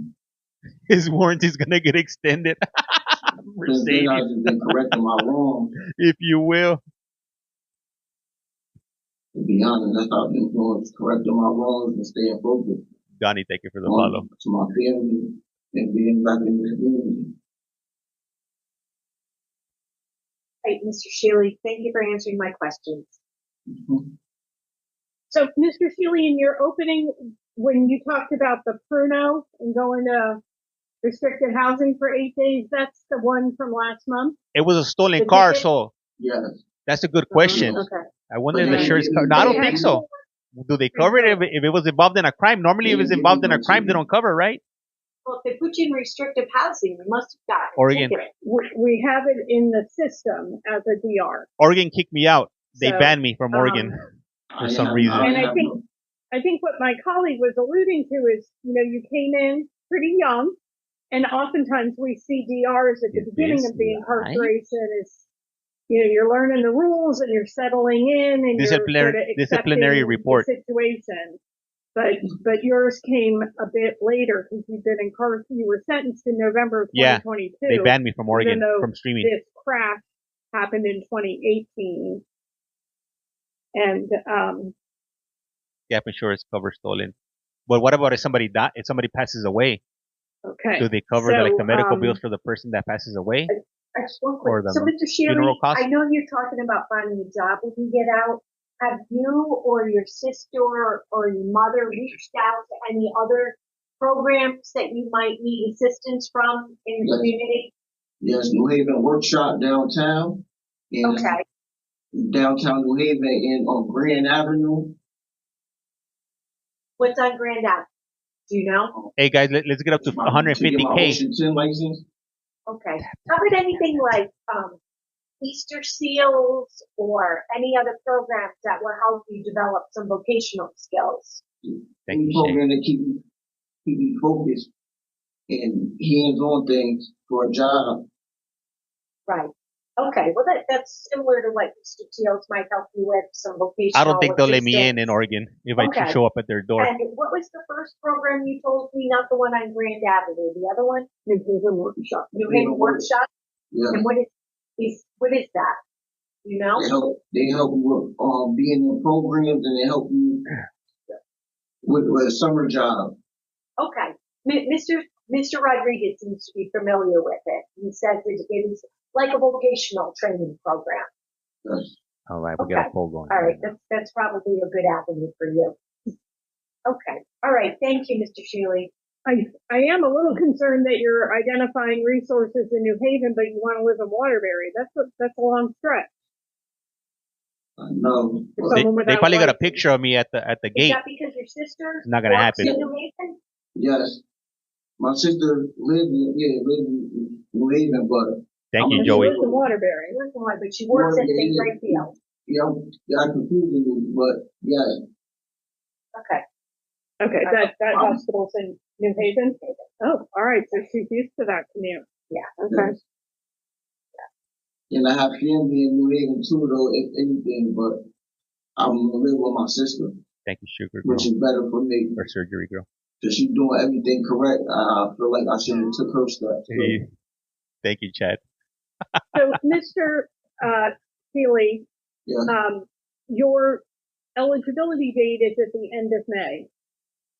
And your end of Oregon. sentence is going to be probably the end of November.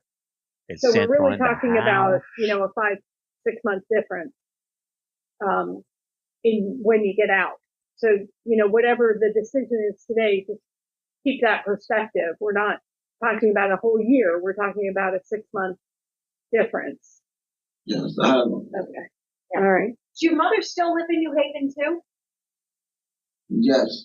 Okay. She All be- right. she be I'll off tell the you about road it right now when this is helping over. my sister, HD, remind me cause she the if I grandmother don't to bring her it up. son. So she be at her house too. Okay, I understand. I see how all that's going to work. Yeah. Okay. Thank you, Mr. Shealy. Okay. All right. So we're going to talk about the case. Give us just a minute. I live in Oregon. I started this.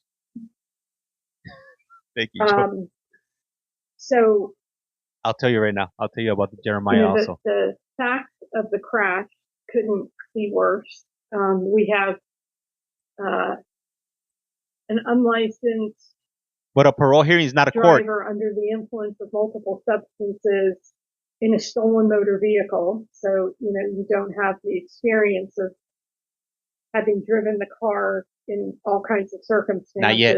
He's not live yet. And then making the decision to exceed the speed limit tremendously. This was a residential stretch. I can't imagine it was even 50 miles an hour through there. In their website, they allow the to media. some degree, they were not just joyriding, but they were actively evading law enforcement because of the earlier activity they may have been involved in. And the result is that Mr. Gibbs is no longer with us. So I've seen the rules on their website. Crash happened in 2018, and he was sentenced at the end of 2022, and he received 4 years to serve. Oh, they said it. He has probation to follow. He has the support. I know you guys are asking me about Oregon. So in Oregon, I was in a stream, and they were talking to me. They were talking to me while I was in the stream. They were telling me to cut the stream. So since I didn't cut the stream, they ended up booting me. And then after that, when I tried to get back in for the future ones, they said they were not going to give me video access anymore. They're only going to give me audio access. The nature of the offense, just the way it all occurred. The fact that there was a loss of life. Can I stop muting it? No, it's my stream. If you don't like it, kick rocks. I know that he seems to have some challenges that he needs to be able to get through. If you don't like me, if you don't want to hear me talk, jump on over to my other platform, I collect call from, and there you won't hear me. Here you're gonna definitely hear me. I am concerned if you will. Ticket, certainly the very most recent ticket.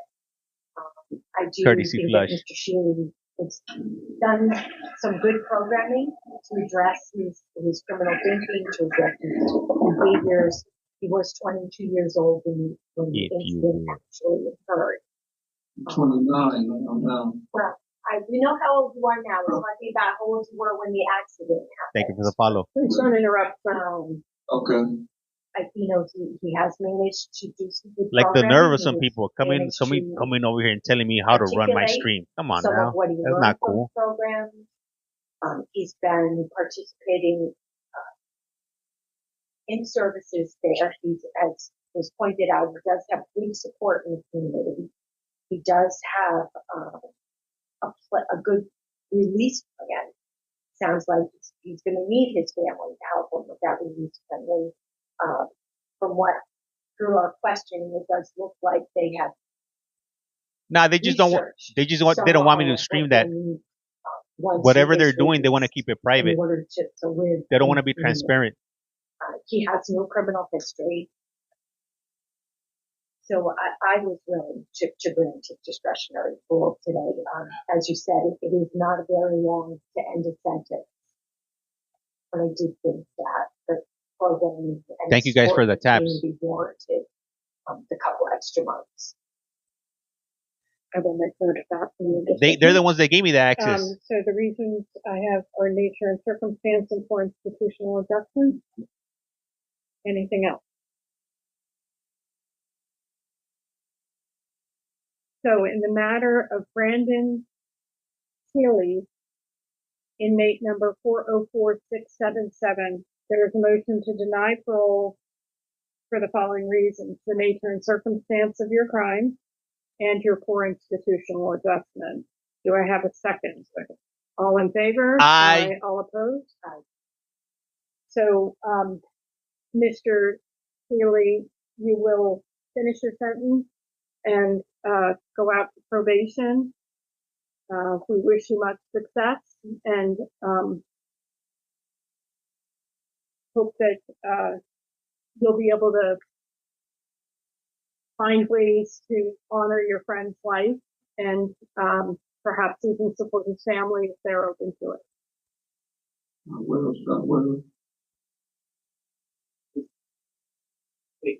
Inmate number 42.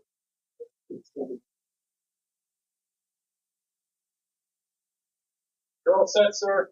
Adios, amigo. Have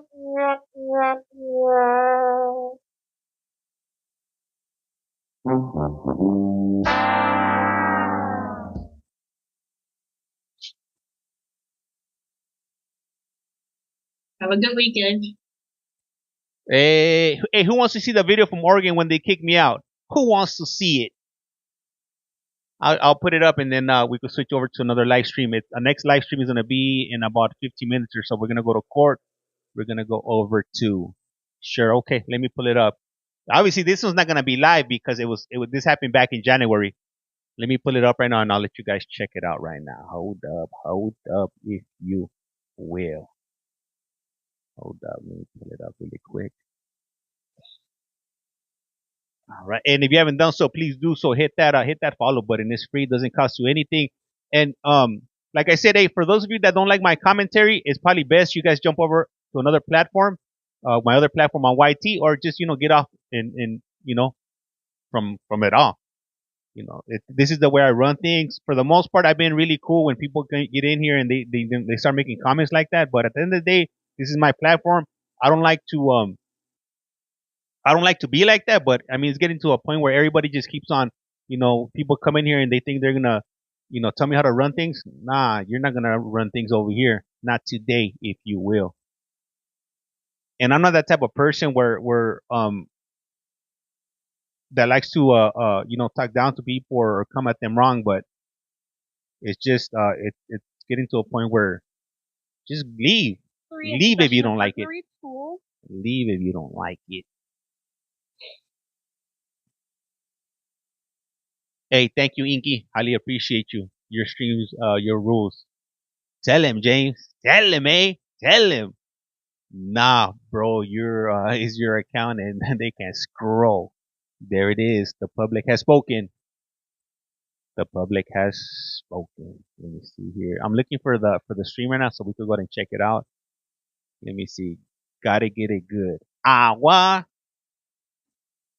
All right, I'm almost pulling it up right here. What are we watching today? So right now I'm gonna play when I got kicked out of Oregon, and then we'll go ahead and switch over to court. Court is gonna about to start in 15 minutes or so. So we'll just kill a little bit of time while we wait. And let me see here. Oregon.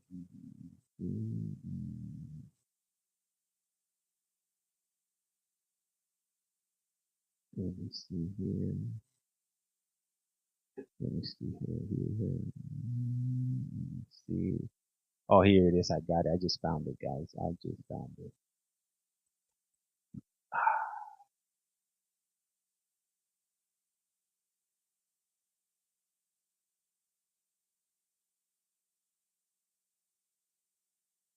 Okay, so let me give you guys a play by play what happened. Okay, so I was streaming it.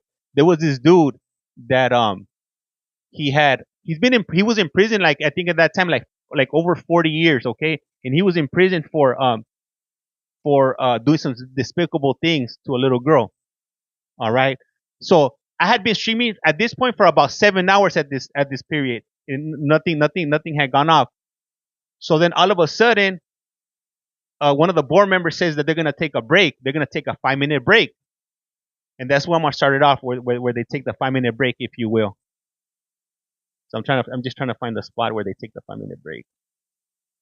I should have put a damn a timestamp. So I think these are his lawyers, the dude that I'm speaking about right here. So they're waiting to start right there, and that's the dude right there. He's been in like prison. I think it was like that since the 80s. I don't remember the exact date in the 80s, but he had been down for some time. So they haven't turned on the audio yet. I might have gone a little bit way back. So look at them all happy and stuff. And I gotta double check what was the outcome of his parole board here, and did they let him go, or if he's still in? See here. Damn, there was a lot of waiting around. Oh wait, shit, hold on, is the audio off? No, I can't hear nothing. Yeah, no, they haven't started it yet. Okay. Here. Did I turn up the audio?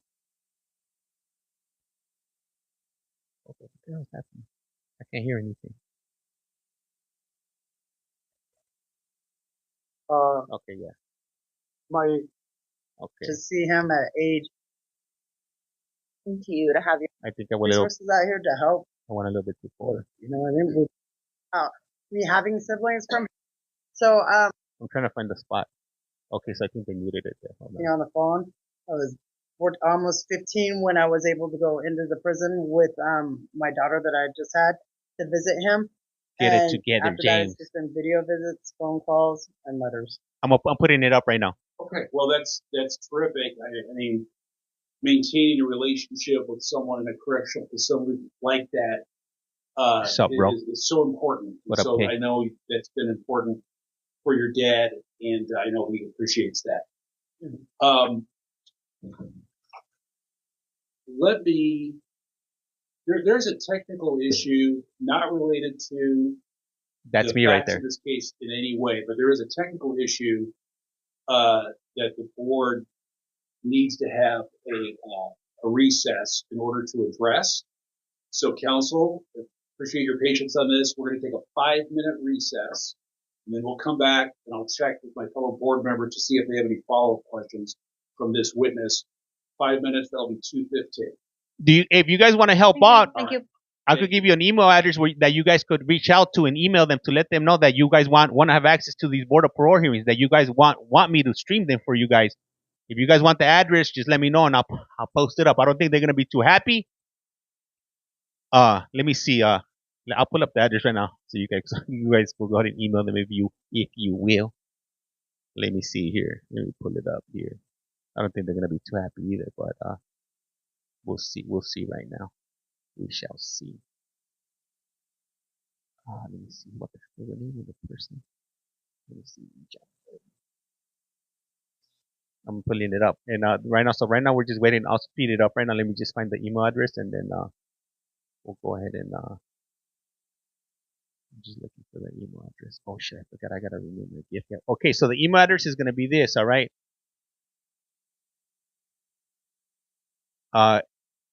It's gonna be KIM. So Kim period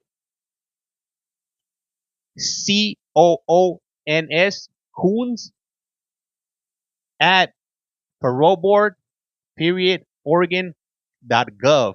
That's who you want to email. And hold up, I'll put it up there right now. Just give me a moment. Can somebody type it up and I'll pin it? I got my hands full over here, if you will. James, type in the chat. Somebody type it in no. Okay. I'll thank you. Thank you. I'll put it up right there. Oh no, you forgot. Hold on, that's not it. You forgot the after parole board period. It was Oregon, or did I say Oregon? Hold on, I might have forgot to say it. So it was parole board period Oregon.gov. No, let me see. Hold on. Yeah, that's it right there. Thank you, Thor. Let me reprint. Let me print this one. There we go, right there. Yeah, Kim Fu. Oh no. There's no S. I mean, there's no E after the N. So it's KIM period COONS at paroleboard.oregon.gov. Let me no, hold on, that one's wrong.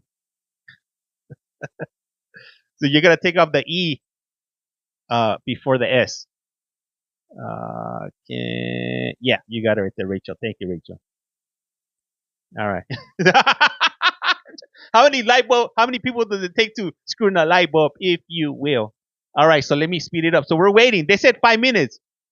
All right. Are you sure? All right. Oh, Rachel forgot hold on. She forgot. Oh yeah, you forgot the period between KIM. Oh, so it's Kim period Coons. Al 500 send an email. Let me see. Hold on. Oh no, Brittany, you put ES. So it's COONS. Noah. Oh, the Kuna. Kuna. JYT is broken. On which one? On which one is it broken? Let me see. Let me see. Yeah.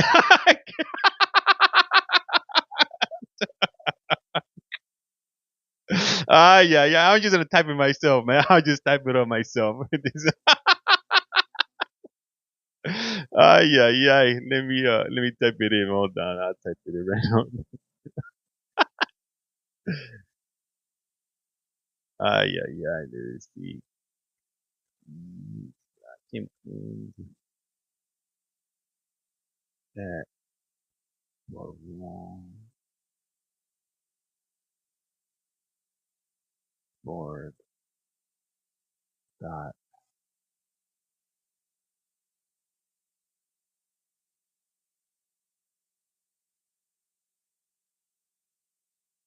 freaking dot gov. All right. There we go. I just posted it up. That's it. That should be the correct one right there. Judge Glazer is broken. It is?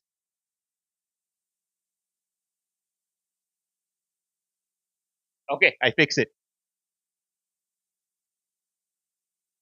All right, cool. We don't see it.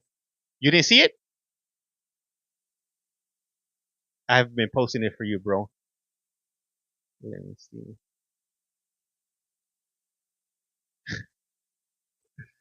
Were you guys able to see the one I pinned?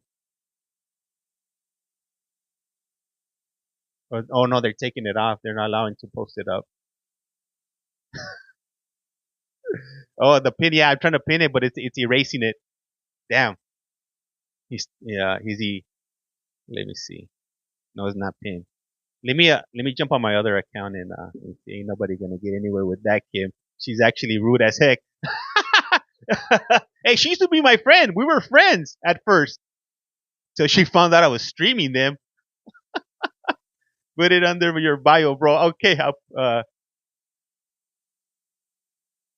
you have to do .com like that as a host. Is make a poll with it. Make okay. You guys are pretty. Damn, I should have copied it before I posted it. Let me see. Hold up. Custom. 5 minutes. And, shit. How do I manage?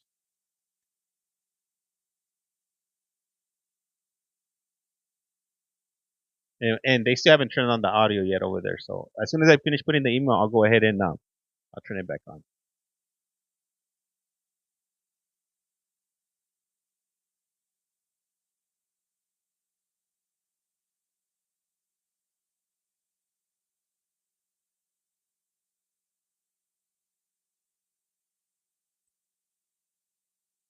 Yeah, I know I'm a slow typer. I'm using one hand.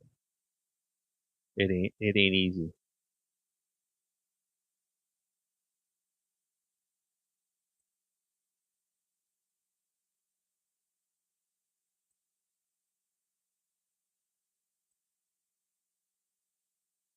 Okay, I got it. Let me see. Where the hell is it?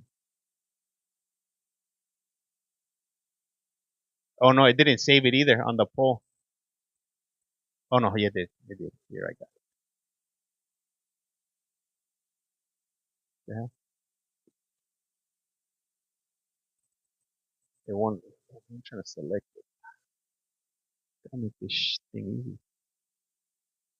Oh, it's not letting me select it. It's like it's blocked. Oh, guys, I tried. Just Google, just Google her. Yeah. Can you put it where you have the social? Nah, it won't let me post it up there because it'll catch like the email that I'm putting the email up. Yeah, just say that you're using it for educational purposes. Yeah. And not only that, it's being transparent. Where's the transparency in that, right? Is this the boy in work experience? Just hold on the comment and copy and paste. Where the hell did I put it? Oh yeah, I got it. Let me see. There it is. Tisha, thank you for putting that up. Kim. Oh no, hold on. So it's COONS. So it's not COO. CON. COON. Let's see here. Can I copy it? I can't copy the damn message.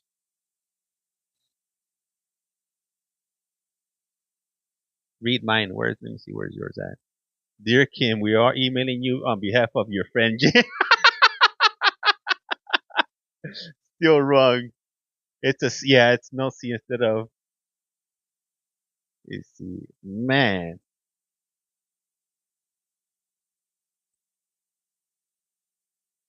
He didn't try hard enough.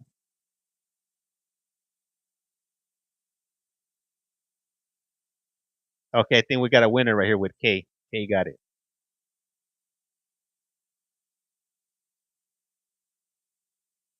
All right, there it is. All right, that was hard enough. Jesus, are you guys driving? I hope you guys are driving. No, I got it. That's not it. Well, she misspelled that dot. So you gotta put Kim, period. Jesus. Still.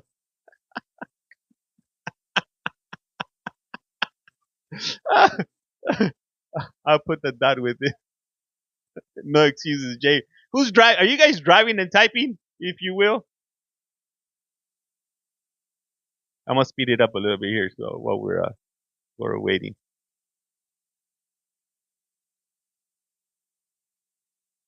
Oh, D9 on spelling. Mine. Where are you? Hold on. I think some of yours are now popping up. I'm not seeing them. I think everyone should know it by now. Let me see here. Bro, I spelled it correct every time. It hasn't popped up on my screen. Put it on a black sheet of paper and Sharpie and hold it.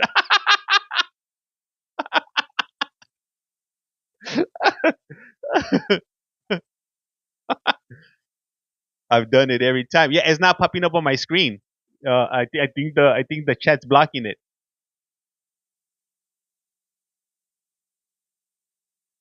I'm only seeing the incorrect ones pop up. Means, are we supposed to email her yeah, whenever. I mean, whenever you guys want to do it. I mean, it's totally up to you guys. I'm fast forwarding this here. Oh, okay. Oh no, that's no bueno. Yeah.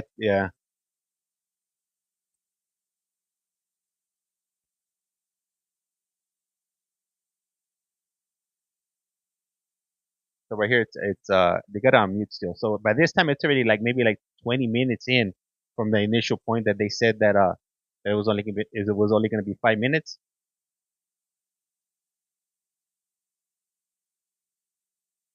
So it should be starting up soon right now. The moment that you guys have been waiting for. So by this time, this fool he needed to go take a whiz. All right, that he's back. All right, thank you for your patience. We're all ready to go. Can you guys hear? All right. We're back on the record, and I need to put something on the record. We've been in recess, as it turns out, for a little over 30 minutes, not like the 5 I optimistically predicted. And so what the board has been discussing is OAR 255-030-0026 sub 6 that grants the board the authority to eject disruptive persons from a board hearing. In this case, the disruption is a person who is live streaming this hearing. So the board has that authority to eject the person if they don't cease the disruption. So the board is going to give the person, James Flores, the opportunity to now stop live streaming the hearing. And if they choose not to stop live streaming, they will be ejected from this hearing. So I'm going to wait for confirmation the live streaming has stopped. Do you guys think I stopped?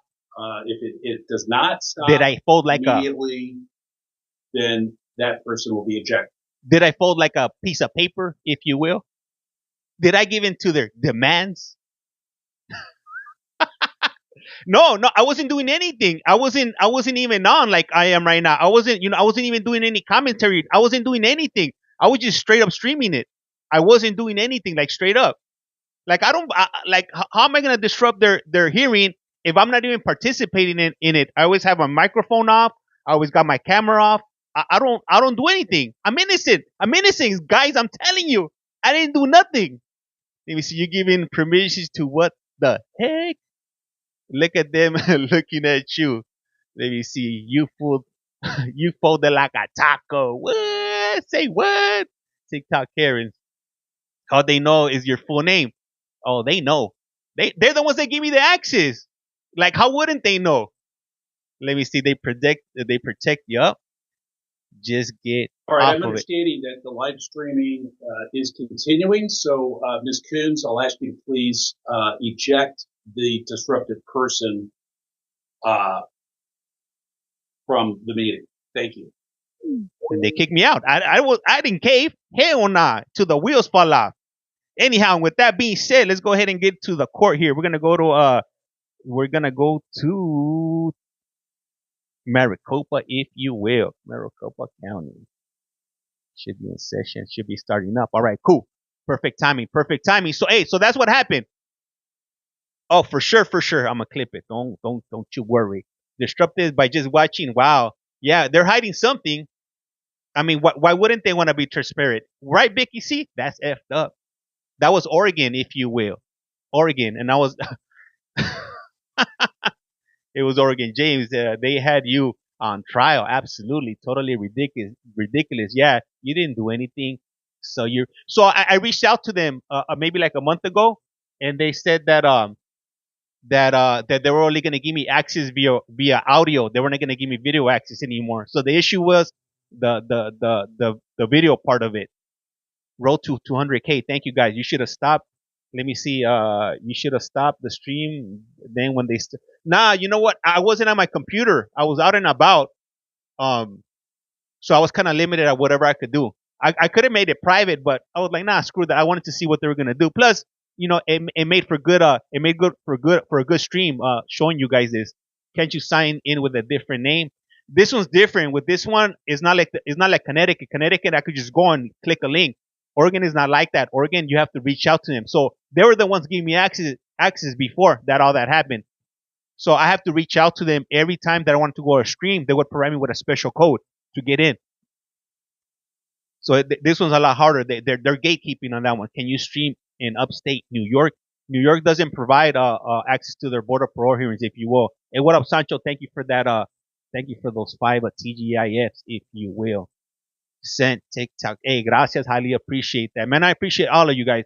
They can't complain when they give you access in the first place. That's why they're not giving me video access anymore. What happened? What happened, brother? What's up? What's up? Hey, how's everybody doing today? Hopefully, you guys are gonna be enjoying the weekend, not having to work and whatnot. Oh, court's in session. Let me fix up the screen for you guys. All right. All right. Is this real? Is this happening right now? Thank you. Please be seated. We don't have any Spanish. Okay. One of your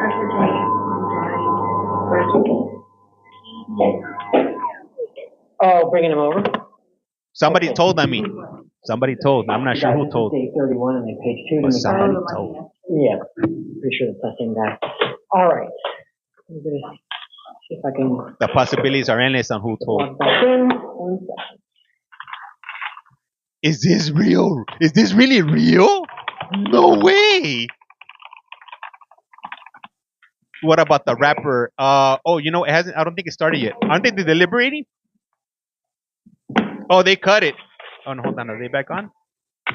Okay. No, yeah. It hasn't started back up. Kim is actually nice, but she might not like a bunch of emails. She might not.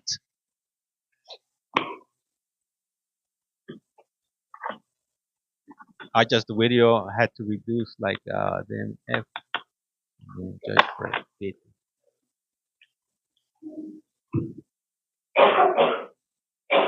And who's copying?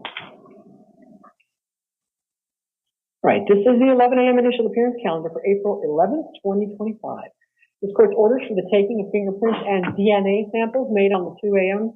or the first calendar of the month, which may or may not have been the 2 a.m., will also apply to these hearings. All right, video with that guy counsel, I can take your matter first. Sometimes guy I was can, funny. sometimes I can't. Today, I think it's fine. So let's have Mr. Johnson go ahead and come up. And then Andrew Moya, we go to the chair. All right. I got my stickers. So can you Hey, start with your full name and date cool. of birth, please? Rodney Jamar Johnson, September 25th, 1974. Okay, thank you. And then the appearance of counsel, please. Good morning, Your Honor. Belen Olmedo Guerra on behalf of my client, Rodney Johnson, who is in custody standing at the podium. Okay, thanks very much. Mr. Johnson, you've been arrested on a warrant in an older case. Let's see, the charge is forgery, a class 4 felony. The alleged offense date is September 3rd of 2019. It looks like this warrant went out in October of 2021. Counsel, I do show this is an unserved summons. What are reasons? I'm not appointing a lawyer for you, Mr. Johnson, because you have hired a lawyer of your own. I'm going to give you 2 court dates, April 25th at 8:30 in the morning. That's a status conference. The 25th is 2 weeks from today, with a preliminary hearing April 29th at 8:30. The court address will be on your paperwork. And before I set conditions of bail or release, counsel, what did you want to say? Judge, 2 things. I'm on a limited notice of appearance. Oh, did you? I apologize. Yeah, no, that's okay. Okay. And I just want to confirm that the 2 hearings are April 25th and April 29th. Correct. 25 and 29. Okay. Yes. So, in regards to this, Rodney really didn't know. He had no idea that there was a warrant, for his arrest. He is not a flight risk. He's actually a nurse, and he does have a license, a nursing license. His family is here in town. All his roots are here. He's employed. He has a home. He has a stable marriage. He has a full-time job. So we asked the court to take into consideration that the allegations of the forgery are from 2019. He has been law-abiding before and after that. This will obviously we'll deal with the case once the case goes through the court system. But at this point, Your Honor, it's an old. He's very scared. He does have anxiety, so I'm here to help him through this. We're asking the court that to release him on his own recognizance. Given the fact that he doesn't have any prior convictions, he doesn't have any failures to appear, outstanding warrants other than this, that if he would have known, he would have handled it, because immediately his family contacted me, and here we are. They called me earlier today, and we made it happen for today. So for all those reasons, Your Honor, we ask the court to release him on his own recognizance. I do believe that he's going to be very good to work with, and he will be appearing at all court hearings. All right, thank you very much. Mr. Johnson, I've considered the nature of the charge against you, which is not violent, and its age, as well as your counsel statements and your apparent ties to Arizona. So I am going to release you on your own recognizance. I don't know who the alleged victim was. You will soon find out through your counsel. And I looked at your financial profile. You don't qualify for court-appointed counsel in any event. So you can also fill out a more thorough financial affidavit at another hearing if you want to try again to qualify. But I'm not appointing a lawyer for you. Your counsel now, Ms. Omeda-Guerra, can tell you how that works if later you want to try to do that. But I'm not appointing a lawyer for you as a backup. So don't go to the scene of this alleged crime, wherever that was. No contact with the alleged victim, whoever that was. And otherwise, I'm just doing standard orders. The most important thing, do not miss your court date. Don't have any contact with any alleged victim. And as I noted, this was an unserved summons, and it looks like the court tried a couple of times, but didn't have a working address. So we don't hold that against you, and certainly I do consider that when somebody, especially when somebody has a professional license to protect, that gives them a strong motive to comply with release conditions and appear for court. So I do believe that you are very likely to. So you are released on your own recognizance. We're going to get that printed up, and counsel will have a copy for you as well. Yes, please. You guys are welcome to use the room for a while if you want. I've got a long calendar. We're going to be in here a while. Thank you. All right, thank you. Reasons, greetings. I appreciate Mr. that Moya, hat. if you will come up after that, I need Tyree Shaw to go to the I'm a robot. chair. Mr. Shaw. All right, all right. Hey, if you haven't done so, please do so. Hit that follow button. It's free 99. Doesn't cost you a thing. Whoa, came in with the white beater. Name and your date of birth, please. Thank you. Andrew Francisco Moya, 9/25/1989. All right, thank you. Mr. Moya, you're before the court in two cases. One is a new one from Maricopa County, and one is a probation matter from Pinal County. I'm going to start with the Pinal County first. There has been a probation warrant out for your arrest. You're on felony probation there. And back on March 13th of this year, there was a warrant issued for your arrest. So I'm going to give you a court date in Pinal County, which is automatic. I'll explain that in a second. It's April 16th. That's Wednesday the 16th at 8:30 in the morning. That is this coming Wednesday. That court has already ordered that you are to be held without bond in their case. And pursuant to Rule 7.2C, this court is going to affirm that order. You do not have bail at all in your Pinal case. You're being held for their pickup when you're done in Maricopa. So in Maricopa County, you've been charged with unlawful use of a means of transportation as a passenger. That is a Class 5 felony. There is probable cause for it. I'm appointing a lawyer for you here in Maricopa County. Pinal will give you a lawyer when you get there for their case. And I'm appointing a Maricopa lawyer for you in this new unlawful use case. Your next court date here is going to be status conference April 17th, which is this coming Thursday, April 17th, 8:30 in the morning. And that's a status conference. With a preliminary hearing, April 21st at 8:30. That is in the downtown Superior Court. Now, your bond in the Maricopa case is $2,500. It is secured, and you have release conditions that include no victim contact, no co-defendant contact. But you shouldn't try to post that bond if you are still being held without bond for Pinal County. And that's why I say your court date in Pinal, I have to set it. It's automatically set on the 16th of April. Maricopa is not going to let them have you if you're still awaiting your court dates in this Maricopa case. So talk to the DOs about how inter-county transfer works. If this Maricopa case goes away because the county doesn't file it on time, if they don't file it right now, it would go away. And then Pinal will be notified and they'll come and get you. But as long as the Maricopa case is continuing against you, they're not going to have you. So there's no point. Are you single, ready to mingle? Because Pinal, we have a no bond hold on you for Pinal. Are you interested in this gentleman up here? It's a little complicated. Talk to your lawyer about it. If you're wondering, talk to the DOs. If I post this, will I get out? As long as Pinal has a hold on you, you will not get out. So, hey, do it. Do it. We've got those for both cases. Do it, Becky.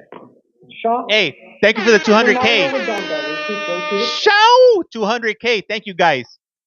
We're expecting the interpreter at any moment. Next. Okay, so just so everyone knows, I'll when my pass. interpreter logs in, we're going to take a break. All right, Mr. Shaw. Another one? Name and your date of birth, please. Are they handing out white beaters over there? 26/1973. All right, thank you. You're here on a new case. You were arrested on allegations that are 2 allegations of possession of narcotic drugs for purposes of sale. Those are Class 2 felonies. 2 allegations of simple possession of narcotic drugs. Those are Class 4 felonies.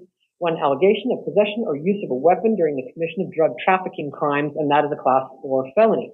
There is probable cause for all of those, and I am appointing a lawyer to represent you. Your next court date is a status conference, April 17th at 8:30 in the morning in the downtown Superior Court, and a preliminary hearing is scheduled for April 21st at 8:30. That address will be on your paperwork. Based on what is pending against you, which includes the allegations against you, but also the fact that you face, as currently alleged, potential mandatory prison time. Bond is set in your case at $75,000, and it is cash only. If you post it, be sure to comply with all of your release conditions. Apologies, I need to reprint this, guys. You need to not have any contact with your co-defendant. He is getting the same order.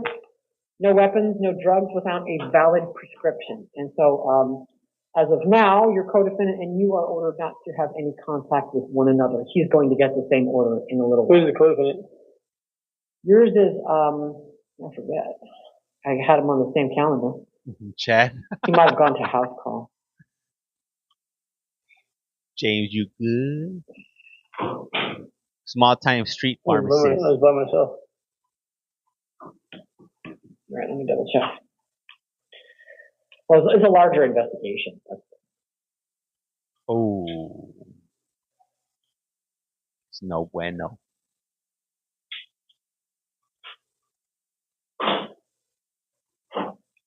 What up, Brooklyn?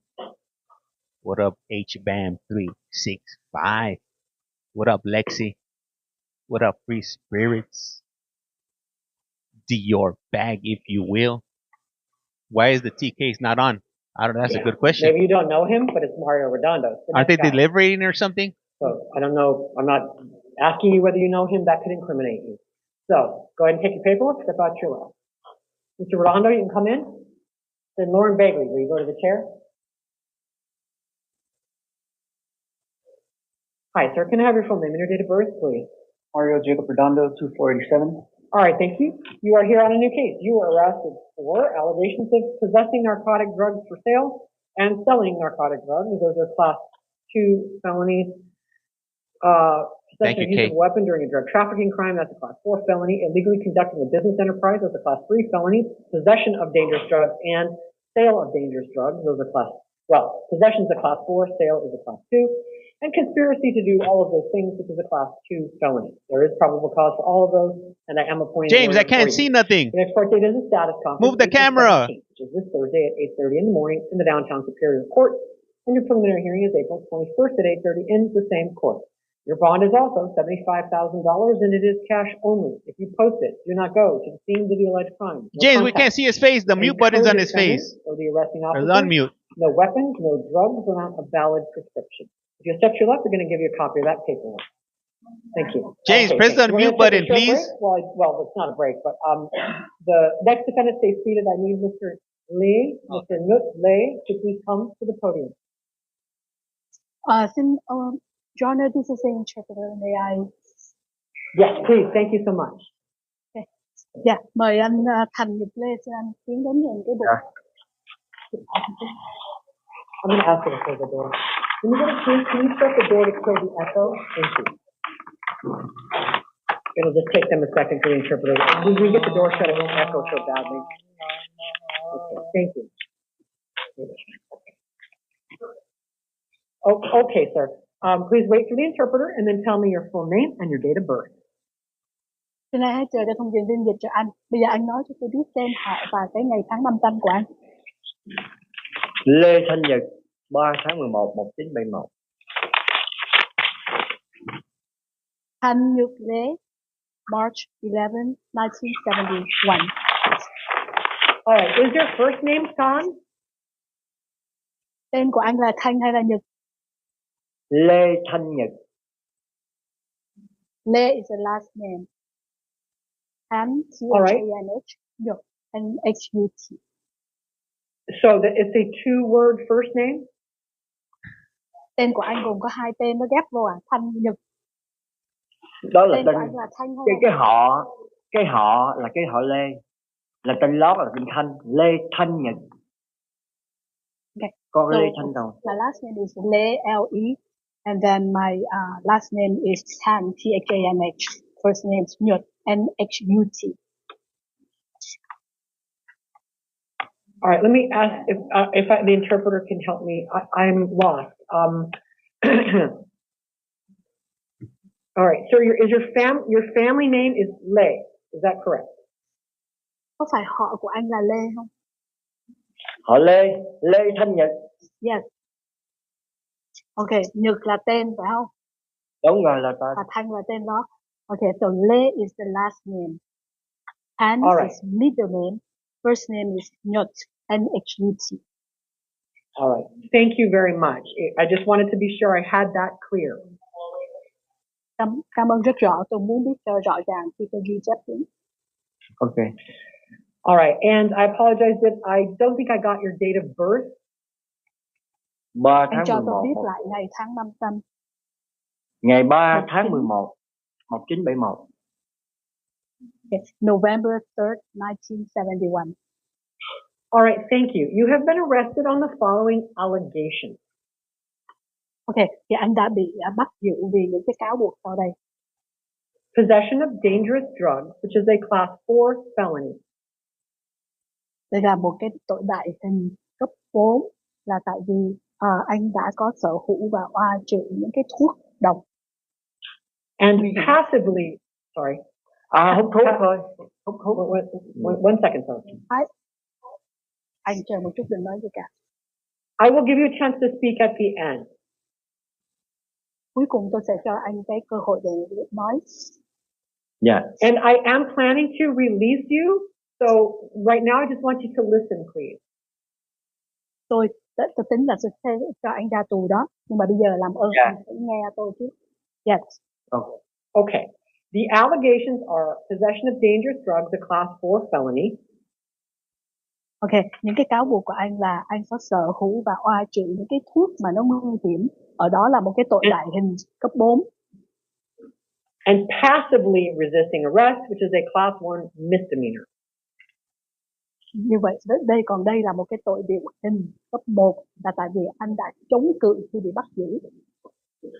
I am appointing a lawyer to represent you in this case. Tôi sẽ chỉ định một người luật sư để đại diện cho anh trong cái vụ này. You will meet that lawyer at your next court hearing, which will be April 25th, April 25 at 8:30 in the morning.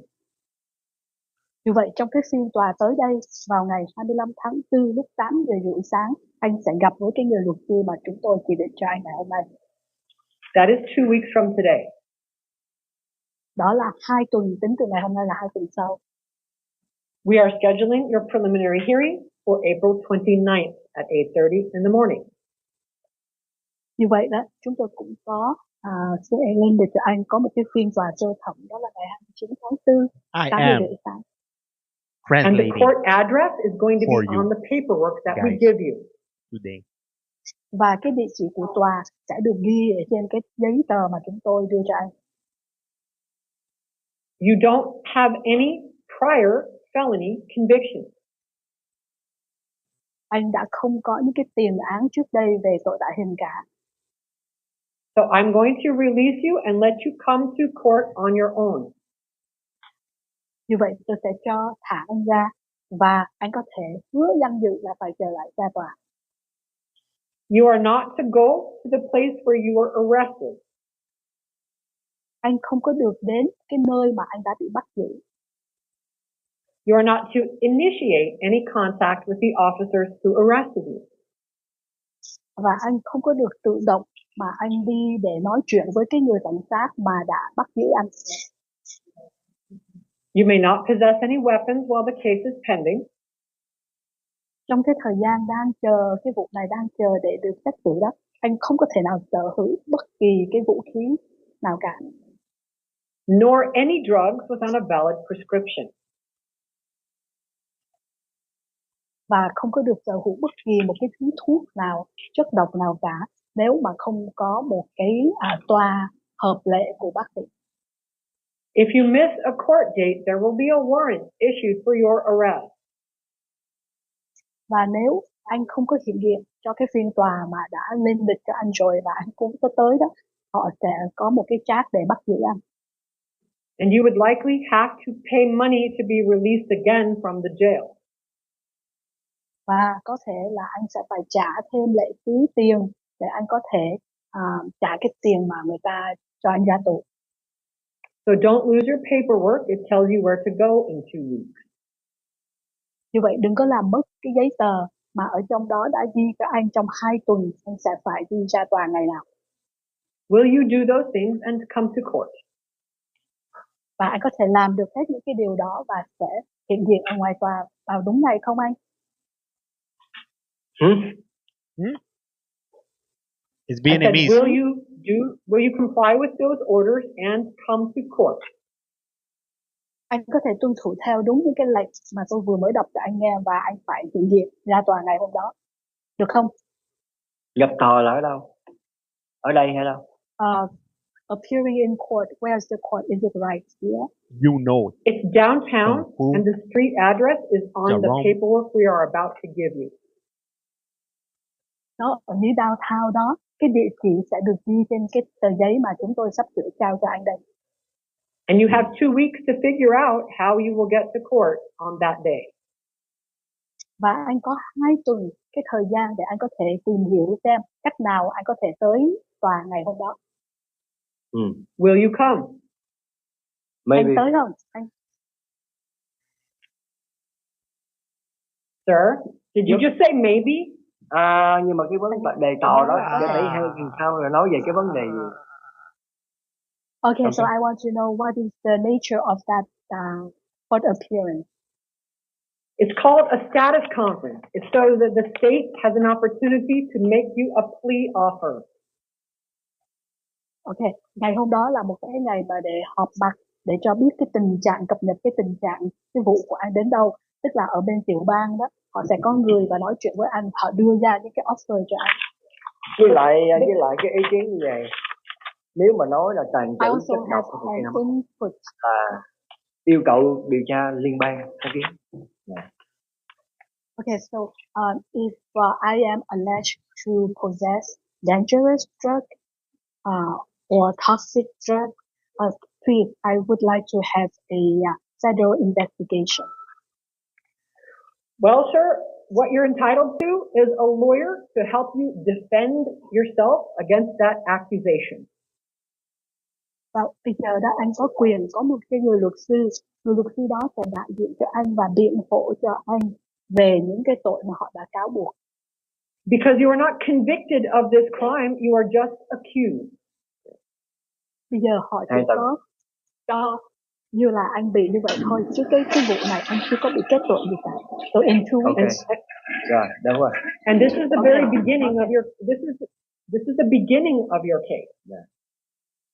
Và ở đây mới là chỉ khởi đầu của cái vụ của anh mà thôi. And the court is willing to let you be out in the community while you fight your case. Và tòa sẵn sàng cho anh đi ra ngoài mà không có bắt tù anh. Trong thời gian đó anh có thể đi ra ngoài để anh có thể But that is because that is only if you agree to comply with my orders and appear at all of your court hearings. Và với cái điều kiện là anh phải tuân thủ và phải nghe theo đúng cái lệnh của tôi, và anh sẽ phải hứa ra tòa trong tất cả những cái phiên tòa mà chúng tôi lên lịch cho anh. If you don't agree, I'm going to require you to deposit money to guarantee that you will comply with my orders and appear for all of your court hearings. Deposit the Và tại vì nếu anh không có tuân thủ đó thì tôi bắt anh phải đóng một cái số tiền là thế chân và phải đóng với tòa, và anh phải hứa là anh phải ra tòa hết tất cả những cái phiên tòa. And if you agree now, but then choose not to appear later, we will issue a warrant for your arrest. Bây giờ anh hứa lại sẽ ra tòa, nhưng mà về sau này anh lại bội hứa không có làm đúng theo, thì chúng tôi sẽ có cấp một cái trác của tòa và sẽ đi bắt giữ anh. And then when you are arrested on that warrant, we will make you deposit money to guarantee that you don't do that again. Và nếu mà anh bị bắt giữ, có cái trác tòa để bắt giữ anh, thì chúng tôi bắt buộc anh phải đóng thêm cái tiền để bảo đảm rằng anh sẽ không có làm cái điều này nữa. Because you are not convicted of this crime, but you cannot skip court hearings and ignore my orders. Why is the judge talking like that? Tại vì về cái tội này đó thì chúng tôi chưa có kết tội anh đâu, nhưng mà anh không có thể nào mà anh bỏ dở những cái phiên tòa mà không ra tòa và cứ gạt bỏ hết những cái lệnh của tôi. I'm just going to ask you the question one more time. Bây giờ tôi sẽ đặt thêm câu hỏi một lần nữa cho anh này. Do you agree to comply with my orders and come to all of your court hearings in this case? Anh có đồng ý là sẽ tuân thủ theo cái lệnh của tôi và sẽ ra hầu tòa cho hết tất cả những cái phiên tòa trong cái vụ án này. Nếu như trong cái thời gian đó tôi sẽ nhờ cảnh sát liên bang Mỹ điều tra về vấn đề mà người ta cáo buộc tôi là về so during the time being, tôi sẽ hợp tác với điều tra liên bang. I will ask the federal officers to hold an investigation, and then I will cooperate with the federal officers. He's gonna cooperate? Okay, that really is not a great answer to my question. Thật là anh không có trả lời câu hỏi của tôi đó. Because that suggests that you won't do it unless there's a federal investigation and you will only comply with the federal authority. Là tại vì hình như là cái ý anh nói là anh chỉ có tuân thủ theo nếu mà có một cái sự điều tra của bên liên bang và anh chỉ có hợp tác với lại bên cảnh sát liên bang. That sounds like you don't recognize or respect the authority of the state court. Như vậy là hình như là anh cũng không có nhận biết ra và anh cũng không có kính trọng cái tòa tiểu bang. Were you released in your Phoenix case?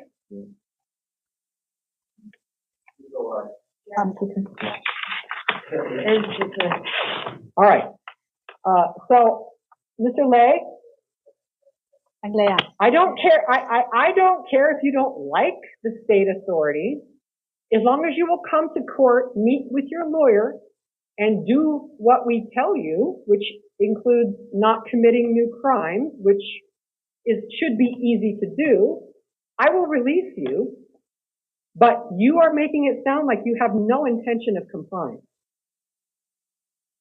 Ok, tôi không có cần biết là anh có thích cái thẩm quyền của bên tòa tiểu bang hay không, nhưng mà tôi chỉ có yêu cầu anh là anh phải ra tòa. Nếu mà có phiên tòa đó thì anh phải tới và anh phải gặp với luật sư của anh. Anh không có thể nào gây những cái án vụ mới. Mấy cái điều đó tôi đòi hỏi anh nó rất dễ để làm.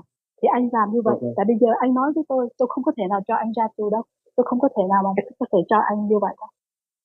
And I have spent far too much time on your case. So I'm going to tell you, either you agree to come or you get a $500 bond today. Bây giờ đó, tôi đã tốn quá nhiều thời giờ về cái vụ này của anh. Như vậy hôm nay anh trả lời cho tôi. Anh đồng ý anh sẽ ra tòa vào những ngày chúng tôi chỉ định hay không? Hoặc là bây giờ anh sẽ nói cái tiền. Yes, brother, yes mà. Say yes mà. I already said yes. No, you said you would comply with what the federal officers told you. Không, anh nói với tôi là anh chỉ có tuân thủ theo những cái điều gì mà cái người cảnh sát ở bên liên bang nói mà thôi. Will you come to every court hearing in this state case? Ok, thì trong cái vụ này là của tiểu bang đó, thì anh có hứa là anh sẽ ra tòa hết tất cả những cái phiên tòa trong cái vụ này hay không? I want That's a to yes or no question. eat my Có hay bagel. không? Yes. Hurry Trong mấy up. tờ? It is. Take your paperwork. Getting You are released. cold. Good luck. I want to ask when, which week? Bây giờ anh lấy giấy tờ của anh thì trên giấy tờ sẽ ghi hết tất cả những cái ngày tòa trong tương No, lai. it's on your I'm sorry. It's on your paperwork. Just take it with you and keep it. It's 2 weeks from now. Ok, thì trong 2 tuần nữa anh sẽ có phiên tòa. Anh hãy mang những cái giấy tờ đó với anh và anh hãy giữ những giấy tờ đó nha. Okay. Good luck, sir. Okay. Ok. Chúc anh may mắn. Woo! Thank you so much to the interpreter. I appreciate don't your time. know Yeah. how Thank I you, Donna. made it Thank you. in this one. Have a good day. This was very painful. If Yeah, you too. All right, will. let's pick back up where we left James, off. And that is I gonna did be not know Miss you know how to Bailey. Was speak it Lauren Bailey? Vietnamese. I That's don't, Robert Gregory. but We go I to did Cherokee. watch a lot of karate movies as a child. Oh, A well, lot I'm of gonna have your full name and your date Enter of birth, the please. Dragon. I can't I hear you. shall Lauren Bailey. eat What's your date of birth, ma'am? now. Erica, Okay, I can't see. You're on a new case. You were arrested for 3 allegations of attempted aggravated robbery. Each of those is a class 4 felony, and those are alleged to have been committed on 3 different occasions. There is probable cause for all of those, and I am appointing a lawyer to represent you. Your next court date is a status conference, April 17th at 8:30 in the morning. That is this Thursday in the downtown Superior Court with a preliminary hearing, April 21st at 8:30 in the same court.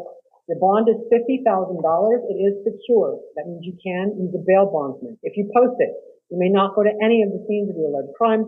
Absolutely no contact with any alleged victims or witnesses. No contact with your co-defendant, whether either of you is in or out of jail. No weapons, no drugs, without a valid prescription. If you'll accept your left, you can take that paperwork. Thank you. Looking for Mr. Gregory. After that, Garrett Nelson. Man, we could have gone like through 15 cases waiting for that dude. All right. Mr. Gregory, can I have your full name and your date Ridiculous. of birth, please? Robert Wilson Gregory, June 25th, 1994. All right, thank you. You're on a new case. You were arrested for aggravated assault with a deadly weapon or dangerous instrument. That is a class 3 felony. Want some Unlawful flight from the law. problems. A class 5 I felony. see. Disorderly conduct with a weapon. That's a class 6 felony. And carrying a deadly weapon during the commission of any felony, which is itself a class 6 felony. The alleged offense date is January 9th of 2025. There is probable cause for all of these, and I am appointing a lawyer to represent you. Your next court date is going to be April 17th, which is this Thursday at 8:30 in the morning for a status conference. The preliminary hearing, April 21st at 8:30. Same court, address on your paperwork. Your bond is $50,000. It is secure. If you post it, You must comply with all of your written release conditions. Do not miss your court dates. Absolutely no contact with the alleged victim. If you step to your left, she's going to give you that paperwork. Thank you. What do Mr. you Nelson. guys mean And then Arturo if I Rodriguez, will don't you go to the chair? stop speaking? Like what? Hello, sir. May I have your full name and your date of birth? Garrett Nelson, 6/20/76. All right, thank you. You're here on a new case. You were arrested for aggravated assault with a deadly weapon or dangerous instrument, class 3 felony, and possession of a weapon by a prohibited person, a class 4 felony.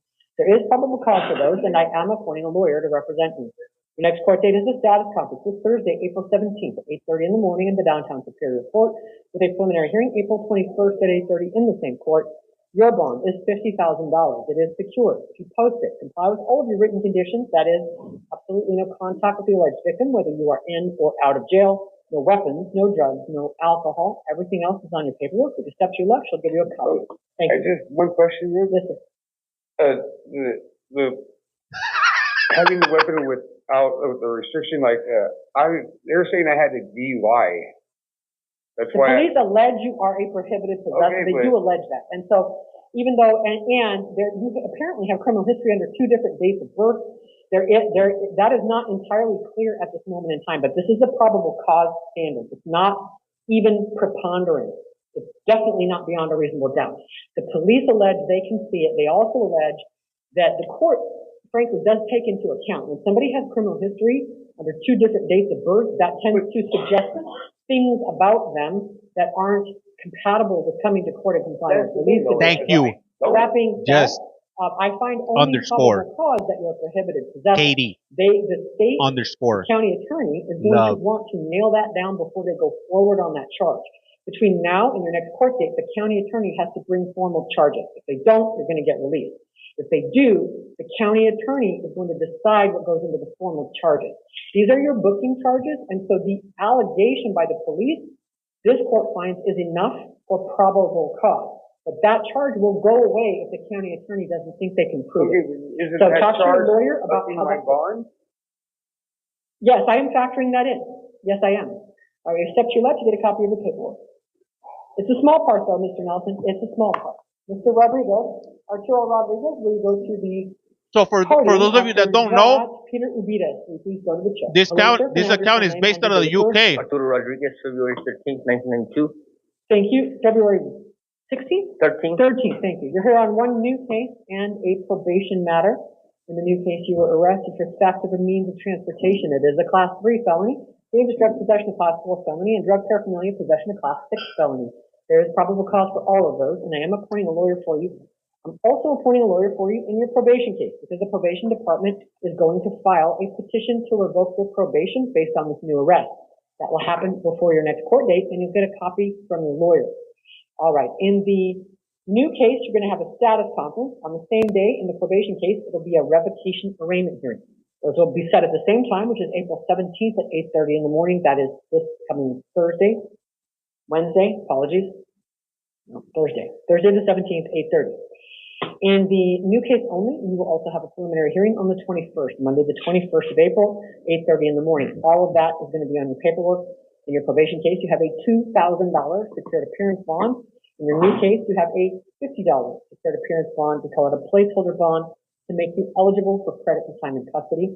So your total bond is $2,050. It is secured. If you bond out, comply with all of your conditions, do not go to the scene of the alleged crime, no contact with any alleged victim, witness, arresting officer, or co-defendant. Why do you guys if you are out of custody, you have to call your PO within 72 hours of any release that from jail. I have this The steps you left, you get that paperwork. red comb? It's And been Michael all Ward will go to in the chair. front of you guys, but you guys are ignoring the Hello, sir, signs. can I have your full name and your date of birth, please? Peter Ubides, 1991. Or 1991. Okay, so you're here on a bench warrant in 3 different cases. One's a pending case, 2 are probation matters. You missed the same court hearing for all of them. It was on December 30th of last year. Warrants were issued for your arrest in all 3 cases. You already have a lawyer in all 3 cases. In the new case, which is number 28 on the calendar, you're going to have a status conference April 17th at 8:30, preliminary hearing April 21st at 8:30. Those will be in the downtown Superior Court. In the probation cases, oh good, we can put them together. So you're going to have a non-witness violation hearing in your probation cases, same date, as the status conference. It's April 17th at 8:30 in the morning. All right, you have a $1,000 secured appearance bond in each of these 3 cases. That is $3,000 total. If you bond out, comply with your conditions and don't miss your court dates. It looks like somebody, a woman's name, she forfeited $500 per case because you went into the wind again. If you persuade somebody to post bond for you again and you do this, you're very likely looking at a no bond hold the next time we see you, which increases the odds that you will be revoked to prison pretty substantially. If you forfeit 2 bonds like this and you will not comply and you will not call in, you should look forward to being held no bond, which is going to sharply increase the likelihood that you go to prison in one or both of your probation cases. So if you bond out again, Mr. Udez, I certainly recommend you don't do this again. Step to your left and take your paperwork. We are currently in Maricopa County, located in the state of Arizona. So, sir, can I have your full name and your date of birth, please? If you Thank you. You're on a probation warrant. You're on probation for a Class 6 felony, and there was a petition to revoke filed in your case, alleging that you violated terms 3, 5, and 15. You'll get a copy of it from your lawyer. I'm appointing a lawyer for you in probation court. Your next court date there is a revocation, arraignment, and possible disposition hearing, April 17th at 8:30 in the morning. The address is on your paperwork. The bond is $900. It is secure. If you post it, comply with your release conditions. Call your PO within 72 hours. You could also be held no bond in this case if a court finds that you're likely to be revoked to prison. So if you make bond, don't mess up your court date. Don't fail to call your PO and start complying. You step to your left, you get a copy of the paper. Hey, Starkey, I just saw your message. Welcome back. I was wondering, where have you been? I'm sorry? If Oh, yeah, thank you. Hi, sir, can I have your full name and your date of birth, please? Jose Gerardo Robles Luna, February 7, 1978. All right, thanks. You're here on a new case and 2 probation warrants. In the new case, you were arrested for possessing dangerous and narcotic drugs. Those are Class 4 felonies. Also, drug paraphernalia, a Class 6 felony. There is probable cause for those, and I am appointing a lawyer for you. You're also here on 2 probation warrants, because back on January 7th of this year, petitions to revoke your probation were filed in both of your cases. They allege that you violated terms 3 and 5. The jury get copies of those from your lawyer. is deliberating. Appointing a lawyer for you in probation court. The next court date is the same for all 3 cases. It's this Thursday, April 17th, 8:30 in the morning. In the new case is the status conference. In the probation cases, it is a revocation arraignment hearing and possible disposition hearing. In the new case only, you will also have a preliminary hearing on Monday, April 21st at 8:30 in the morning. The court address for all of those will be on your paperwork. In each of your probation cases, you have a $750 secured appearance bond for $1,500 total. In the new case, you have a $50 bond to make you eligible for credit for time in custody. So your total bond, sorry? How much is total? $1,550. You can use a bail bond. If you bond out, comply with all of your written conditions, call your PO within 72 hours of any release, because you are still on probation, even when they're trying to revoke you. I If will you step to your left, you get your paperwork. look into that, my friend. Mr. Mondelli or Ms. Mondelli, Capri Mondelli, and then Daniel Thomas. Please go to the chair. James, why is your Hello, ma'am. May I have your full mouth name and your date of birth, please? moving Capri Mondelli, like that? February 16th, 1994. Thank you. You're on 1 new case and 1 probation warrant. In the new case, you were arrested for possession of dangerous drugs, a Class 4 felony. There is probable cause for that, and I am appointing a lawyer for you. You're also here on a probation warrant. You're on probation for a Class 6 felony, and a petition to revoke the probation was filed back on November 12th of last year. The warrant was issued for your arrest. It alleges that you violated term 3, which is basically never reporting at all. So your next court date will be the same for both, which is April 17th, this Thursday at 8:30 in the morning in the downtown Superior Court. In the new case, it is a status conference. In the probation case, it is a revocation arraignment and possible disposition hearing. Then you will also have a preliminary hearing in the new case only on April 21st at 8:30 in the morning. The court address will be on your paperwork for all of that. In your probation case, your bond is $500 secured. In the new case, it is $50 secured for $550 total. If you bond out, comply with your release conditions, call your probation officer within 72 hours. I'm guessing you have no idea who that is. So we print the main number on your paperwork, so you have no excuse for not calling within 72 hours of hitting the street. If you step to your left, get your paperwork. I think the most Mr. likes Thomas, I have Brendan ever Holding, we go to the got chat. was over 300,000 likes. Hello, sir. May I have your full name and your date of birth, please? Daniel Wayne Thomas, January 7th, 1961. All right, thank you, Mr. Thomas. You're here on 2 warrants, one from Encanto Justice Court, one from Moon Valley Justice Court. In each of these, you've been convicted of driving on a suspended, revoked, or canceled license. Those are Class 1 misdemeanors. In the Moon Valley Justice Court, this warrant was issued May 31st of 2016. And in the Encanto Justice Court, this warrant was issued July 25th of 2018. Both of them are for failing to pay fines and fees or failing to otherwise comply with the terms of your sentence. So your arraignment hearing in each of those courts is April 16th at 8:30 in the morning. I'll tell you what to do in a moment. You have a $250 secured appearance bond in each case, which is $500 total. If you bond out, you have to be in those courts. It looks like one of them is in the Northeast, that's Moon Valley. They may be in the same location now. I'm going to look real quick.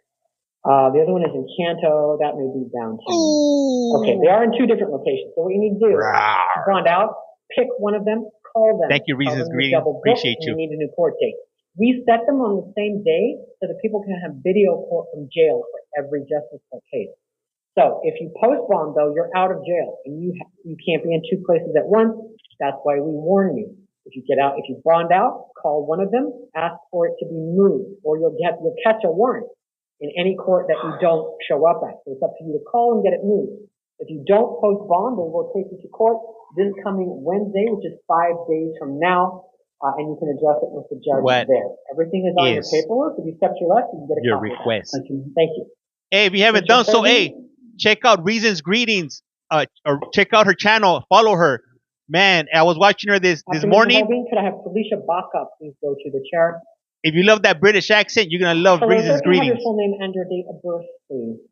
Brendan Holbein, 11/28/1973. I thank you, Mr. Holbein. You're here on 1 new case and 1 misdemeanor warrant. I'm going to start with your new case. You were booked Thank you, Becky.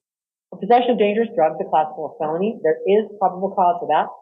You were also booked for possession of narcotic drugs, but for purposes of this hearing only, the court does not find probable cause on it because they didn't provide a sufficient basis to show that the powder you had was fentanyl. So that's not probable cause. It does not mean that charge is not pending against you. I don't dismiss things. I can just find no probable cause.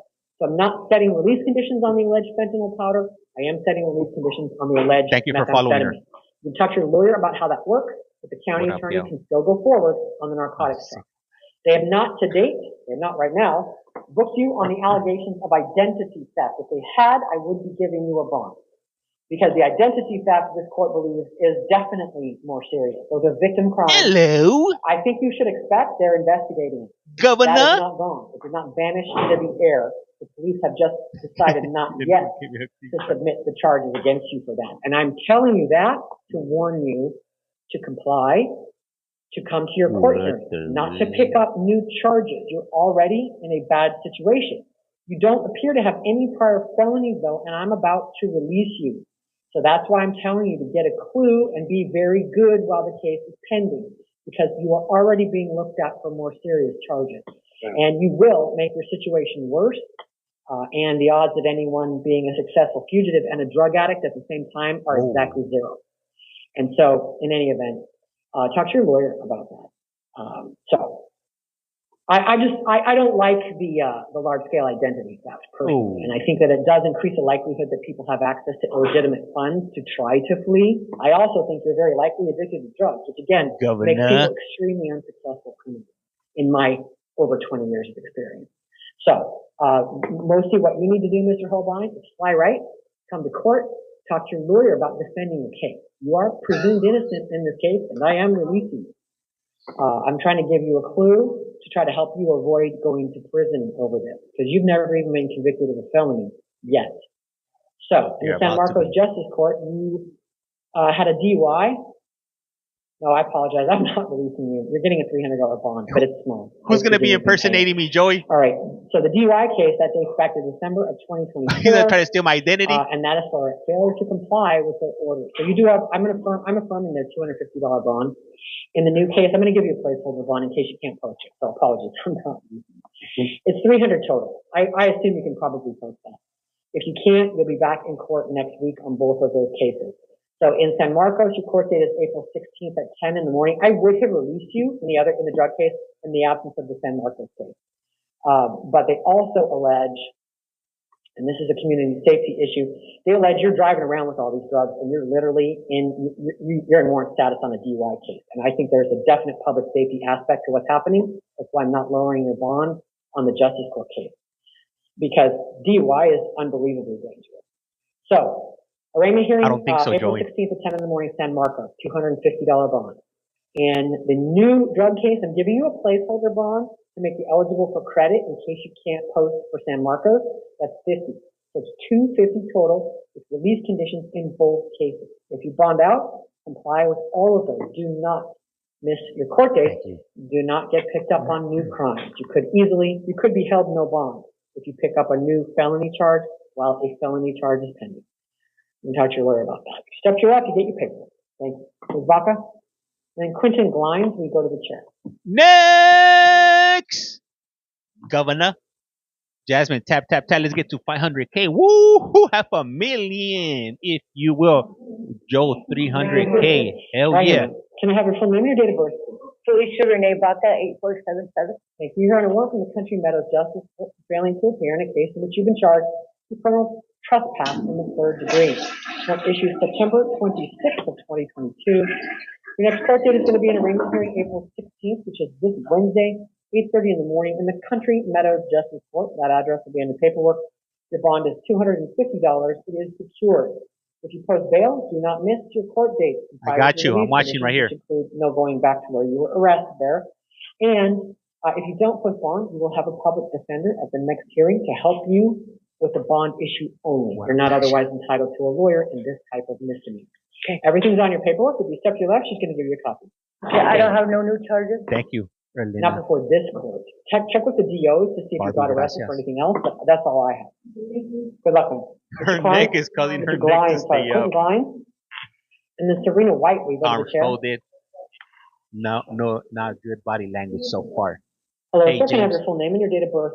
Quentin Glines, June 1997. Another folder. 1927. Thank you. You're here on a warrant from the El Centro Justice Court.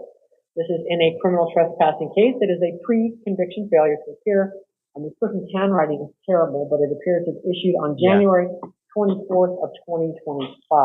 Okay, I didn't know that. I'm going to give you an arraignment hearing April 16th at 8:30 in the morning. That's in the El Centro Justice Court. That is this Wednesday. Super cold. You have a $250 secure appearance bond and written release conditions that include not going back to the place where you were arrested in this case. If you don't post bond, you will have a lawyer there to help you on the bond. 7 p.m. Trespassing charge. It is just a trespassing charge. You were released OR from this court on November 7th of 2024, and you failed to appear, sir. We can see it. So you got your OR twice. Here's another one. On that same trespassing charge? Yep. That the Justice of the Peace OR'd you on June 21st of last year, then you FTA. When you got picked up on that warrant, November 7th, we released you OR, and you blew it. So now you get the bonus. So, that's your left. On YouTube, I am. Ms. White.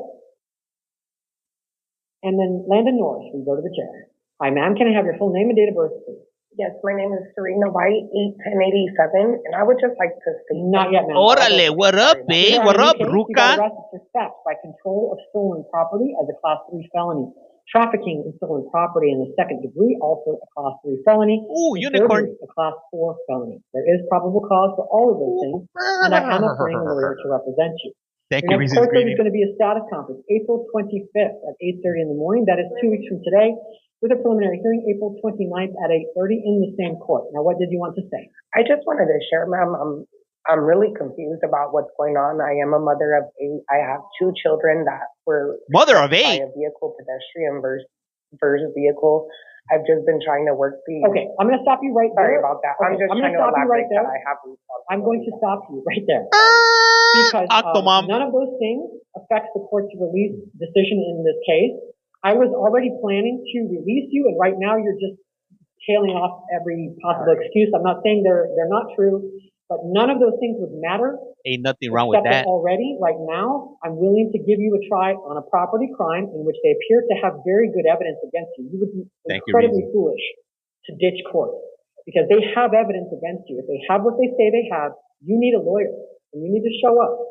But I am aware this is a property crime. It appears that the property was recovered. Thank you, HD. Yes, they were recovered. I am taking that into account in terms of the risk to the community. But madam, I have to tell you, the idea that you don't know what's going on, that makes me want to give you a bond. Because if they have this evidence, don't say anything. You're already getting released. I don't want you to incriminate yourself. You have the right not to incriminate yourself. I'm just saying, I'm not in any way releasing you because of the things you just said. The things you just said, they go very poorly with what they allege the evidence is. And so I like to encourage people not to tell foolish lies. I am not calling you a liar. What I'm saying is, Clarissa, don't oversell it, man. Don't oversell it. You've got a felony prior.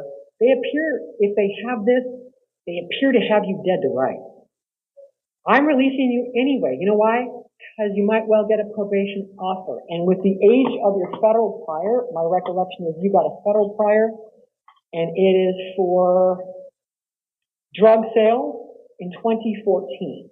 And so, depending on what that was, it's probably, no, it may not have timed out. You did a year in jail. You did a year and a day in federal prison. And so, on these facts, ma'am, all of that, I just have to tell you, my reaction to all of that is, you are a liar and you're not coming to court. A liar. I'm not going to hold any of that against you because you would be an idiot not to appear. Because they've got strong evidence and they'll put out a warrant for you, and once you prove you won't appear, we are holding you. And nothing you say about your kids is going to stop it. And so you need to come to court. You need to get your lawyer with you and defend your case. Your innocence until proven guilty. I absolutely recognize that. But coming and saying, I really don't know what's going on, with what they're alleging against you, I believe that is almost impossible. So you're overselling it badly, and some of us take that as an indication that you are not going to comply and you are not going to appear because you're willing to tell foolish lies to a judge who has read what they allege they have against you. You probably don't know everything that they have, that they say that they have gathered. You will get that through your lawyer. You can assess your case with your lawyer. Of course, you are entitled to fight your case. My calculation is, are you likely to appear for court? Are you likely to violate release conditions? Right now, I hope, if you have kids, you would like to parent them. If you want to parent your kids, you need to show up and defend this case. You need to stay away from this alleged victim. You need to stay away from your co-defendant. Your life could take a hard right turn because of this case. You also have a glimmer of probation. A joker? Of maybe a good outcome. Maybe you'll get acquitted. What's a joker? That should be a strong motive to go to court. That's what I care about. And so I said, the more people tell me stupid things that I don't believe, the more I just want to say, great, you got a $5,000 bond. Just see you later, because I don't believe you. Go. All right. So sorry for the lecture, but that honestly, man, with what they have against you, I don't believe for a hard second that you don't know what this is about. If you guys send me a gift and not acknowledge it, it wasn't on purpose. Sometimes I get distracted, but thank you for sending it on over. Hey, you know what? There's nothing wrong with having 8 kids. But there is something wrong with having 8 kids and not being there for them and doing this type of thing. You got arrested for unlawful flight from a law enforcement vehicle with a class 5 felony and driving under the influence of alcohol or drugs while impaired to a 5th degree. That is a class 1 misdemeanor. There is probable cause for both of those things. I'm not appointing a lawyer for you though because you don't appear to financially qualify. You have the right to hire a lawyer at your own expense or to represent yourself. Your next court date is a status conference, April 25th, which is 2 weeks from today.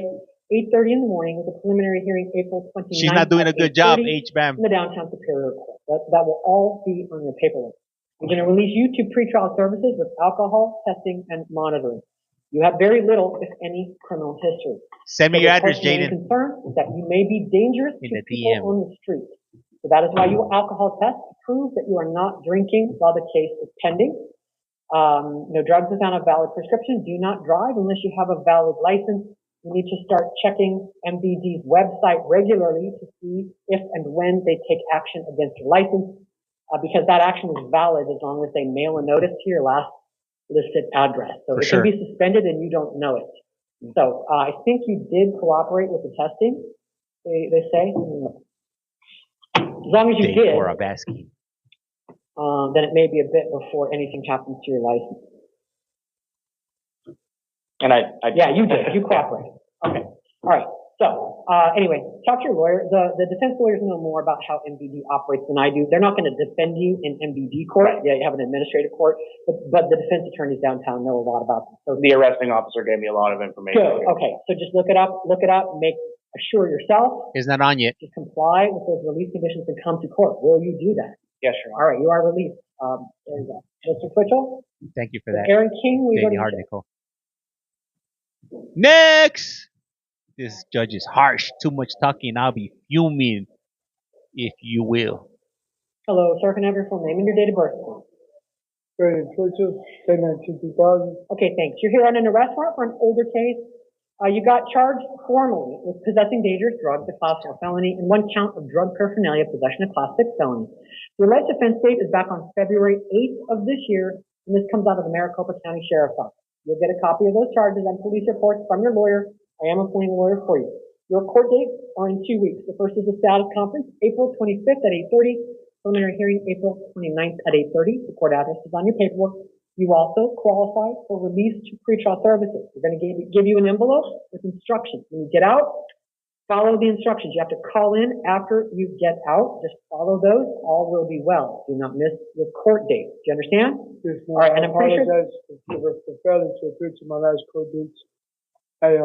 This is not a failure to appear. This is one, you may have other failures to appear, but this got filed, and after you were arrested, they were probably waiting for lab results, and it looks like they didn't have a working address for you. The court or the county attorney didn't know an address for you, which is why it became a warrant. You have not missed any court dates in this case, so just don't, okay? And I think there's a bus passing that envelope. Don't lose the envelope. Awesome. Thank you. Good luck. Have a blessed day. You too, sir. Mr. King, and then Cesar Renteria, please go to the chair. Up next. Hello, sir. Can I have your full name and your date of birth? On The Price is Wrong. Yes, Your Honor. Aaron James King, September 23rd, 1988. Right. Your Honor. Not yet, sir. I go first.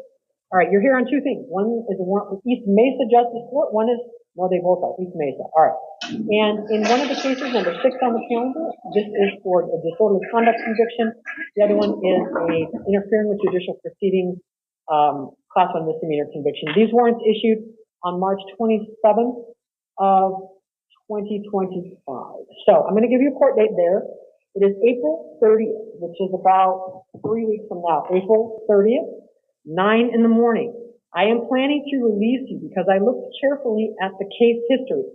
These people are mad at you and they keep writing on their warrant, 10th failure to pay warrant, do not OR. We OR'd you last time and you win. That's why I'm releasing you, because this is a failure to pay. It is not a failure to appear. As long as you continue to go, most of us at the jail don't believe there's a legal basis to hold you because we don't hold people for non-payment in criminal cases. Now, that being said, you may run into somebody. There are those of us who work this court who will hold you on this many. I am not one of them. And so if you're going to tell me that you went last time, I already know that. I'm telling you this, and I put a note in here for that court to make it clear to them that I'm not trying to but I could look into it. I'm trying to say that we don't hold people who show up in these misdemeanor non-payment cases. So as long as you go, you will be able, if somebody here says, I'm going to give you a bond, you can say, please, will you look up my last couple of hearing dates? I went. I always go. You might not have any money, and they might tell you to pay by Friday. And it looks like that may be what happened. There's nothing I can do to stop them from doing that they run their courts how they want. But if you go to the hearing that I set, I don't have a legal reason to hold you in the jail. That's all I'm telling you. And I'm telling them. So, did you still want to say anything now, knowing that you're getting released? Yes, ma'am. Go ahead. So I've actually been incarcerated for over 21 days Okay. now, and I haven't been released. But I wanted to implore and plead myself to you as far as if I could get some assistance in getting home. Oh gosh. The pretrial service people told me that they do have a bus ticket or bus pass. No. That's kind of all I'm asking, because I have an inguinal hernia and I can only really walk so far. And the last time I got released from here, it was so difficult. I barely made it to the Circle K. You know what? So you're not Circle K. We have a genuine problem with where this jail is located and what happens to people when they get kicked out of here. They don't do bus passes anymore. Thank you, Donna. She said it. I don't think they do it. I apologize, sir. I was literally just going to hand you one and go, shh, and hand you one. Okay. I'm sorry. No, there's no, there might be some community resources. Let me see. Some of these are, there's a community resources one. What is this now? Okay. A shuttle? Okay, thanks. Do you want the list of community resources that was in here? Yes, ma'am. All right. And I think one day, I hope, there's going to be funding that will, the system as a whole is going to develop a facility to try to help people to get released from here. But unfortunately, we don't have anything. And the situation becomes life-threatening when it's 115 degrees out. I'm really sorry. I had no idea they got rid of the bus passes. That's terrible. And so I'm unable to help you with that, sir. Good luck with that. And hopefully they've got some plan for you out there. All I can do is tell you, don't miss your court dates. If you think you're going to, call them. These lower courts, I believe, will virtually always give you another court date if you just call them before they issue a warrant. So if you have any trouble getting there on the day, call them. Otherwise, between now and then, good luck. Okay. Thank you. Hey, me personally, I don't think it's the court's responsibility to provide transportation. But that's just me. I mean, if they were doing it in the past, kudos to them. Hi, sir. Can I have your full name and your date Figure it of birth? out. Caesar Robert Jr. What's your date of birth, sir? 10/12/02. Okay, thanks. You're on a new case. You got arrested for reckless driving, class 2 misdemeanor. There is probable cause for it. And your case is going to go out of the Goodyear City Court. So your next court dates will be up in Goodyear. I'm not appointing a lawyer for you because I'm planning to release you. I don't love what they accuse you of, but it is a class 2 misdemeanor. You don't appear to have much, if any, criminal history, and I don't have any reason to think you won't go to court. Or that you'd be foolish enough to do something like this while the case is pending. So your arraignment hearing is April 30th at 1 in the afternoon. You have the right to hire a lawyer or to just go and represent yourself. You can also play the float, show up, see what they might offer you, and then I always tell people you could ask for a short continuance in order to consult with a lawyer. I think the court would likely give that to you, but you can hire a lawyer today. So April 30th at 1 in the morning. I am releasing you on your own recognizance.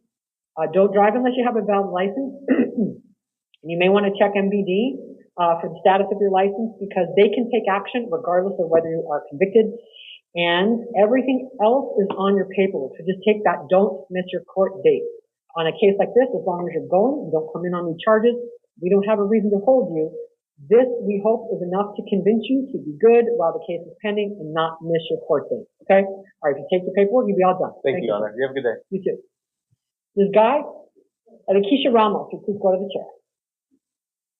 Hi, ma'am, right here. Hi, can I have your full name and your date of birth, please? Sabrina Guy, August 29th, 1978. Okay, thanks. You're here on a new case. Your case is also going to go out of the Goodyear City Court. You've been accused of shoplifting, class 1 misdemeanor. There is probable cause for it. I'm going to give you an arraignment hearing April 30th at 1 in the afternoon. That's up in the over in the Goodyear City Court. And I'm not giving you a lawyer either because I am releasing you. The police accuse you of having shoplifting prior, but this is a brand new case. It is a misdemeanor. If you will come to court, you don't need to be in jail.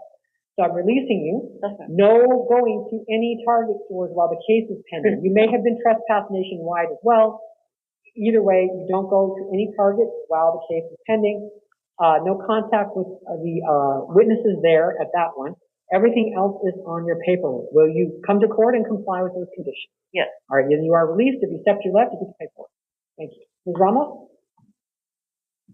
And then did the page 2 FOJ end up here? Yes. Okay, great. So, I'm going to. This is the then have reason of Mr. the Casa de Begay. X Mr. so Begay much. will go to the chair. Begay. This should be Keisha Ramos. Ay, ay, ay. Hi, ma'am. Can I have your full name and your date of birth, please? Keisha Clarice Ramos, 10-14-93. All right, thanks. You're here on a new case. You got booked into Superior Court on allegations of possessing narcotic drugs, a Class 4 felony, and drug paraphernalia, a Class 6 felony. There is probable cause for those, and I am appointing a lawyer for you. They also booked you for dangerous drug possession, but they did not provide enough evidence to support the allegation that what you had was methamphetamine. So for purposes of this hearing only, I'm not finding probable cause on the meth allegation. It is not dismissed, though. The county attorney can still go forward on it. I'm just not setting release conditions for it. I am giving you a lawyer. You can talk to your lawyer more about how that works.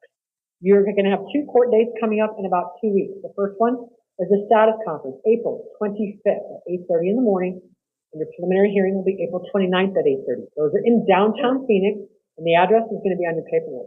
And I'm planning to release you. I don't think you have any felony prior, so I'm going to release you to come to court on your own.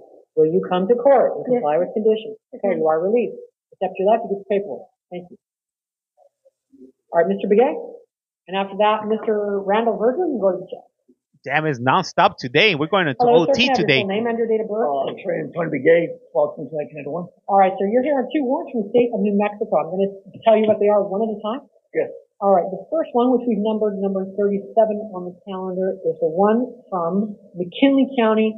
It's an aggravated battery charge. Hold on a second. Tampering with evidence, both felony and misdemeanor aggravated battery. And this warrant issued for you out of McKinley County. Give me a second because everything's a little bit mashed together, and I want to be sure I'm telling you the right one because there's the Bernalillo one too. Okay, this is McKinley. Right. Okay, this one issued, tiny little print, October 27th of 2022. It is a nationwide extradition. Okay, so that is the McKinley one, and then the Bernalillo one is, hold on, let's see here. All right, this one is, there we go. All right, this one issued January 20th of 2024. You've been charged in Bernalillo County with aggravated assault, non-family, strong arm is the way they've listed it. So that's an abbreviation, I know that, but that's all we have right now. We have a hit on the national teletype system and a confirmation from the New Mexico authorities in each of those counties that they do want to extradite you. So you have rights here in Arizona. You can choose to give those up and agree to go back. I'll talk about that in a second. Or you can choose to not give them up today, keep them. You can think about waiving them later. But nobody can make you give up your rights to extradition hearing in this state, but we just give you an opportunity. So you have 4 basic rights. The first one is to have an extradition hearing on each of these warrants within 90 days after today. As part of those hearings, you can insist that the state comply with the requirement that they get a governor's warrant, literally signed by the governors of each state. So wherever the governor of New Mexico is right now has to sign a governor's warrant, so does the Arizona governor. Those have to be presented to the Arizona court before you could be taken back to New Mexico on that warrant without your consent, without your agreement. So that's your governor's warrant right. Then you also have the right to hire a lawyer at your own expense to represent you here in Arizona, because extradition is a civil court case. It's not a criminal case. The criminal cases are happening in New Mexico. That's where you have the constitutional right to a lawyer. What you have in the civil case is the right to hire a lawyer to represent you, as people always do, or to represent yourself. And your fourth right is, under Arizona law, these appear to be pre-conviction warrants, in which case you're entitled to bail. New Mexico issued them as no bond warrants, but unless it meets the Arizona standard for a no bond warrant, which is high, you do have the right to bond. So in each of these cases, if you do not give up your rights, you do have the right to bond, and this court intends to set bond in the amount of $50,000 secured in each case, or $100,000 secured. You could bond out and be out of custody while the extradition proceedings are happening. You have to come to all of our court dates. There's going to be 2, 3, maybe even 4 of them before your actual extradition hearing. You have to show up at every one. Or we will keep your bond money and issue an Arizona warrant for your arrest right on top of the New Mexico one. So if you want to consider bypassing all of that and giving up your right to the extradition hearing and just agreeing to go back to New Mexico, I can take your waiver. That's waiving your rights. I have to ask you some questions. And waiving extradition starts a 30 calendar day clock against them. They have 30 calendar days to come and get you. If they don't, you get released, but the warrant stays active in the national system because getting arrested in a different state does not kill a warrant out of that state system. We can't quash the New Mexico warrant. So you can be rearrested on it. And I believe if Mr. Randall Virgil is in court, he knows how that works. He's about to be rearrested on the very same warrant, meaning today is day 31. He waived 30 days ago. And this morning, they notified him that his state still wants him, and we're about to do it again. And so we try to warn people that that can happen. It is not categorically unlawful. But if you did get physically released, you could be arrested on it the next day, a week from then, a month from then. You can be arrested indefinitely on this warrant until you've had an extradition hearing or agreed to go back and have them come get you. So it's a 30-day clock. New Mexico would have 30 calendar days to come and get you. If they don't, you are entitled to be released on that arrest. It doesn't mean you can't be rearrested on the same warrant. So, in any event, I know that's a little bit complicated. Yeah. So, you just have a simple choice today. Do you want to waive your right to an extradition hearing or not? You don't, I mean, if you want to keep your rights, go to the next hearing, you can consult with a lawyer, think about what you want to do. It's fine. If you waive today, that starts the 30-day clock and it ends this extradition proceeding. You're not going to go back to court. You're just going to wait in the jail for 30 days to see if they come and get you. If you don't waive, then I am going to give you a court date and set your bond. So the court date, if you don't waive today, is going to be April 21st at 1:30, and that is a week from Monday. You'll go to extradition court, you talk to the extradition judge, you guys will do whatever you're going to do, and you would be able to post bond. If you didn't, you would stay in custody. So that's if you don't waive. 90 days, 50,000 bond, and I will set your next court date. If you do waive, there will be no more court dates. I will not set bond. You will be held no bond from the moment that you waive, and New Mexico will be on a 30-day clock for this arrest. But that's what if I did the 30 day, I'll wait for 30 days. Do you want to give up your right to the hearing process? Yeah, and agree to go back. Yeah, that's the best way to do it, right? I can't tell you. I can't give you advice. Damn, make up your mind already. Get door number one or door number two. I can tell you sort of what will happen and what the differences are. I can't tell you what's the best choice for you because you have these rights and only you can give them up. It's like giving up your right to a trial. You have the right. Your lawyer can't give it up for you. It's your right. And so I can't tell you, I can't make you give up your rights, or just like a lawyer can't make you take a plea bargain because you're the one who has to give up your rights and plead guilty. So I can't tell you what's the best choice for you. I can just tell you what will happen depending on which choice you make. If you don't want to decide today, great. That's just not waiving. You keep your rights. We're going to send you to your next hearing. You could waive on the 21st if you wanted to. But the waiver clock will start on the 22nd. If you waive on the 21st, the 30 days starts on the 22nd. If you waive today, it'll start on the 12th.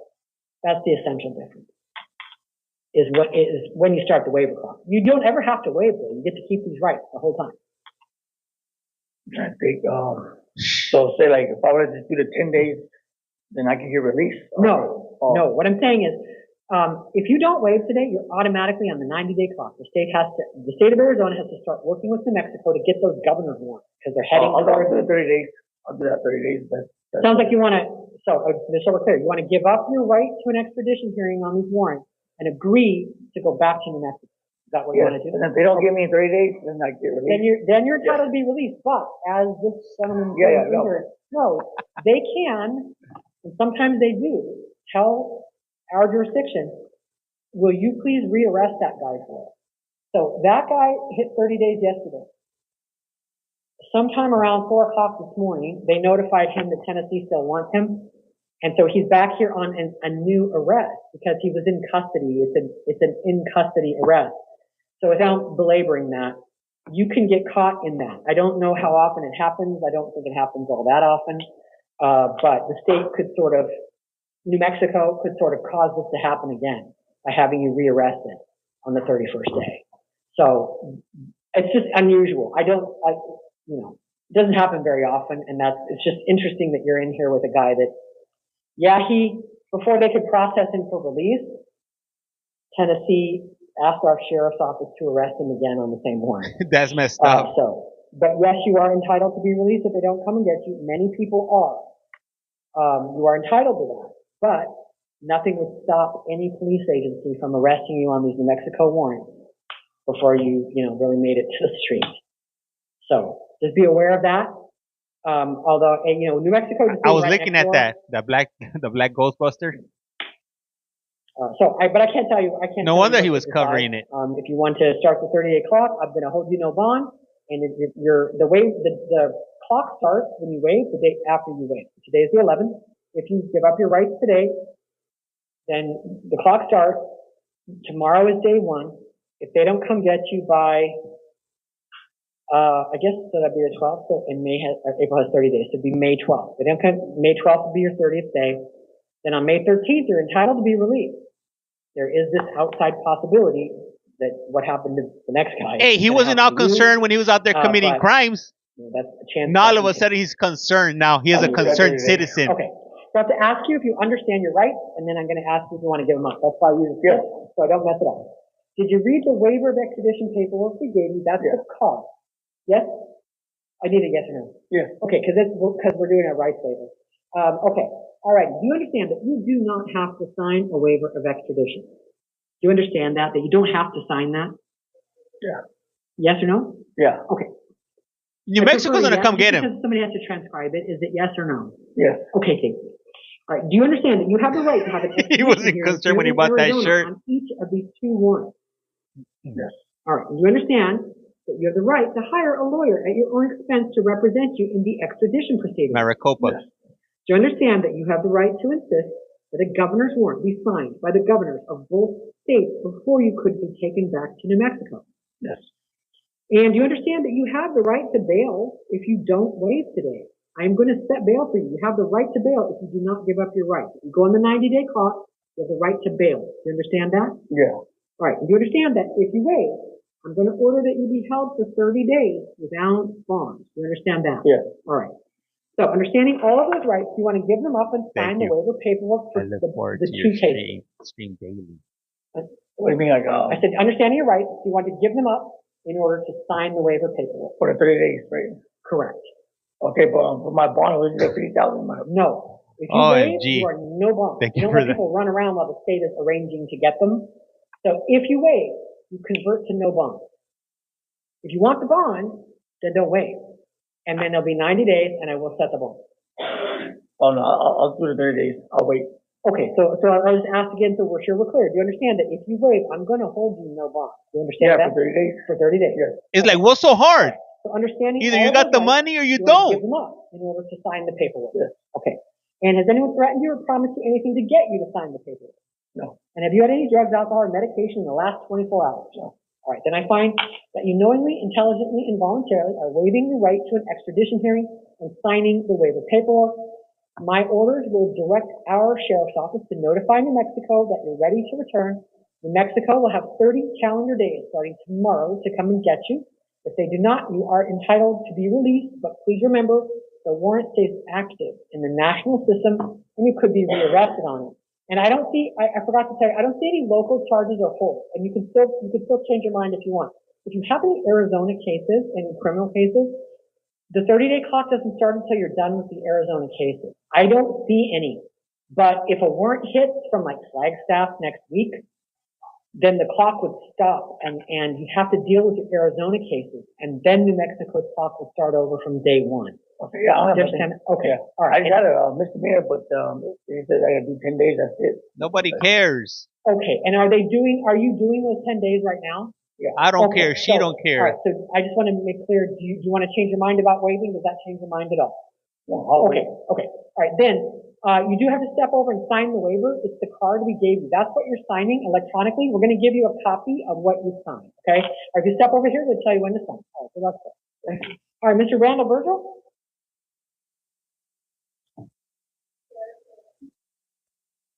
Right here, sir. All right, sir. Can I have your full name and your date of birth, please? That took a lot of energy right there. 12/21/92. All right, thank you. Mr. Virgil, I do have to tell you why you're here, although you probably just heard the whole thing. Okay, you are here because Tennessee has again confirmed that they want to extradite you on a warrant dated January 23rd, 2025, failure to appear in a larceny case, theft of property for an amount $10,000 to $60,000. And so, apparently our sheriff's office has agreed to keep holding it. So I'll give you some information in a moment. You have the same choice that you had 31 days ago, and that is you can waive extradition or you cannot waive extradition, and you'll go on the 90-day clock, and they better start getting the governor's warrant.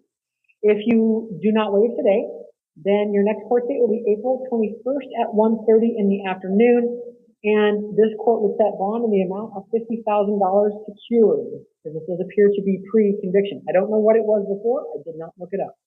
So it's $50,000 secured. You can post it. You'll be out of custody while the case is pending. If you miss our court date, we keep your bond money, and we issue an Arizona warrant for your arrest on top of the Tennessee warrant. And as you know, if they don't come and get you, you could be rearrested on the same warrant, which is literally what is happening to you right now.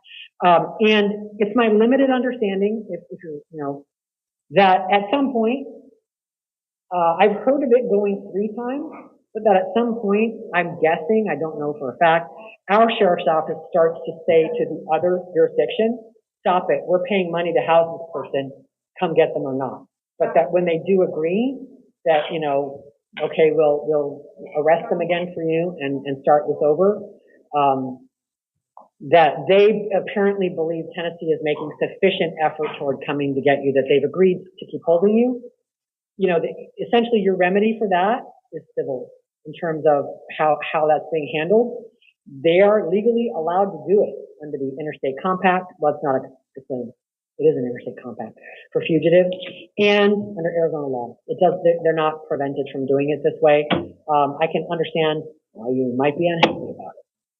So what's the point of me even waiving my rights for the 30 days? That's a legitimate question. That is a legitimate question. What is my time limit? Because then, yeah. So again, as I said, practically speaking, I don't know. I haven't ever seen anyone come before me on that many times. And so, I've been doing this a long time. It's my belief that is really, really rare. This is rare. This is incredibly rare. And so, I can't give you legal advice. I can't tell you what to do. If you think that there's that your civil rights are being violated, because this extradition is a civil case. These are civil rights. They're not criminal rights. And so you'd have to consult with a lawyer. That's a civil case against whoever you believe may have violated your rights. But you still have the extradition issue pending. So, of course, you do not have to waive your rights again. You're under no obligation. You again have all of the rights that you had before. That is, the right to have an extradition hearing within 90 days after today, the right to get a governor's warrant produced for you, then that would be signed by the governors of Tennessee and Arizona, the right to hire a lawyer at your own expense. There's also a public defender who's been assigned to extradition court for a long time because we have the resources, not because you have the right to it. And she can give you legal advice. And if the extradition judge agrees, the extradition judge could appoint her in your case. I don't know when she does and when she doesn't, but it is within her power to appoint that public defender for you individually, meaning she can give you legal advice at your next hearing, but she's not assigned to represent you in your case unless the extradition judge appoints her. Finally, you do have the right to bail, which is the $50,000 secured that I would set if you do not waive today. If you do waive today, you're back on another 30-day clock, you are held no bond, and you don't have any more court dates. How come my bail went up?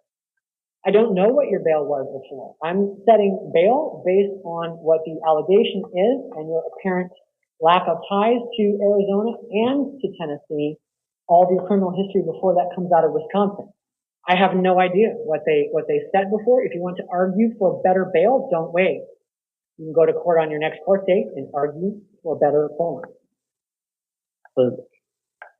So it's okay. You don't have to decide, Mr. Randall Virgil. I can just set your court hearing and give you the time. I can understand why this is a very unpleasant surprise. I absolutely understand. This is AI. So we give you an opportunity to waive. They didn't say none of that at the first one. Well, it's very, very rare, I will tell you. It's extremely rare. But what I always say every time is I say the warrant is active in the national system and you could be rearrested on it if you don't do something about it in that jurisdiction. Now, you didn't get a chance to do something about it other than, I guess, by phone. But they could literally have let you go down the street 10 feet and then said, come here. So getting arrested in custody, when you're out of state and you got an out of state warrant, you are just an arrested person walking. You know, whatever you're doing at any moment in time, you're subject to arrest because you got an out of state warrant. And so, you know, even if they let you out today, you get contacted by a cop tomorrow, you are rearrested. These warrants are just, you know, that is the problem of being accused of crimes in other states. That is the problem. And I cannot help you with that. What I can do is just give you another minute to decide, but it is 12:30. I got a lot more stuff to do. I gotta go. Do you want to wait? If you want to think about it, it's fine. You can wait till 2 o'clock. 21st at 1:30. if you want to wait, I can take you with. No, honestly, no pressure other than I'm just running out of time. What is it gonna be? Yes, no, door number 1, door number 2. The judge don't care. 37? Okay. Did we kill the hearing off that? Okay. So there's no way that you guys could because they told me that I would be able to go, after my 31 days, I would be able to go to Tennessee. And because I told them I'm not trying to run from this, I called my lawyer and told him I wasn't able to come. I literally had court dates all last year. They kept pushing it back. I can't help with that, Mr. Randall. Randall Virgil, sorry. I'm used to here, the first name is usually the one everyone needs. Okay. I'm going to set your court hearing April 21st at 1:30 and give you the $50,000 bond. I'm just going to set you over. And you can go talk to the extradition judge. You can talk to the public defender there. See if that changes what you want to do. No, I want to get this over with. Okay, I don't want to Mr. Randall, I'm not here to say, oh, this kind of sucks for you. You get to leave. I'm sorry, I'm not going to do that. So if you want to sit down and just think for 1 minute, I'm going to run through some house calls. And then you can come back up here, but I can't drag it on more than this. Or I know, officer, you know what? I do have one more case. You want to have him sit out there? You can take the card, and then I'll do the last case. I'll do my house calls, and that'll give him 10 minutes, 10 minutes. Oh yeah, the day didn't sign yet. Okay. All right, yeah, and then that gentleman, let's just that'll give him a minute. All right. So for my house calls, I already did have some information from the sheriff's office. I'm going to just run down it, and that is that number 8 on the calendar, which is Chrissy Sullivan. She was isolated for being disruptive.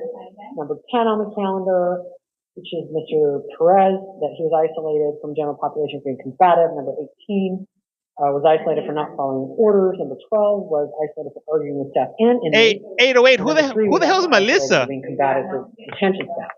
The court does Who are you talking to? It would pose a risk of danger to those inmates or to others if they were physically about to falsify their hearing. So they will conduct their initial sentences in-house, in person, immediately following this recording. And I will advise them as follows. Donovan Lewis, born 8/1/85, on probation warrant. He's on probation for class 4 felony. And I am appointing a lawyer to represent him. I'm going to give him court dates of April 17th at 8:30 in the morning. My third person. That's just the one for revocation, arraignment, and possible disposition hearing in the downtown probation court. I'm affirming the $1,500 for appearance bond in this case. Make money. I will go with him. Mad Raymond Arrowwood, born 3/20/91, is here on 2 probation warrants. And those petitions to revoke will what are we looking? What? March 25 of this year, alleging that he violated 3 and 5. What up, Frank? I will let him know. But I'm affirming those orders to hold him without bail.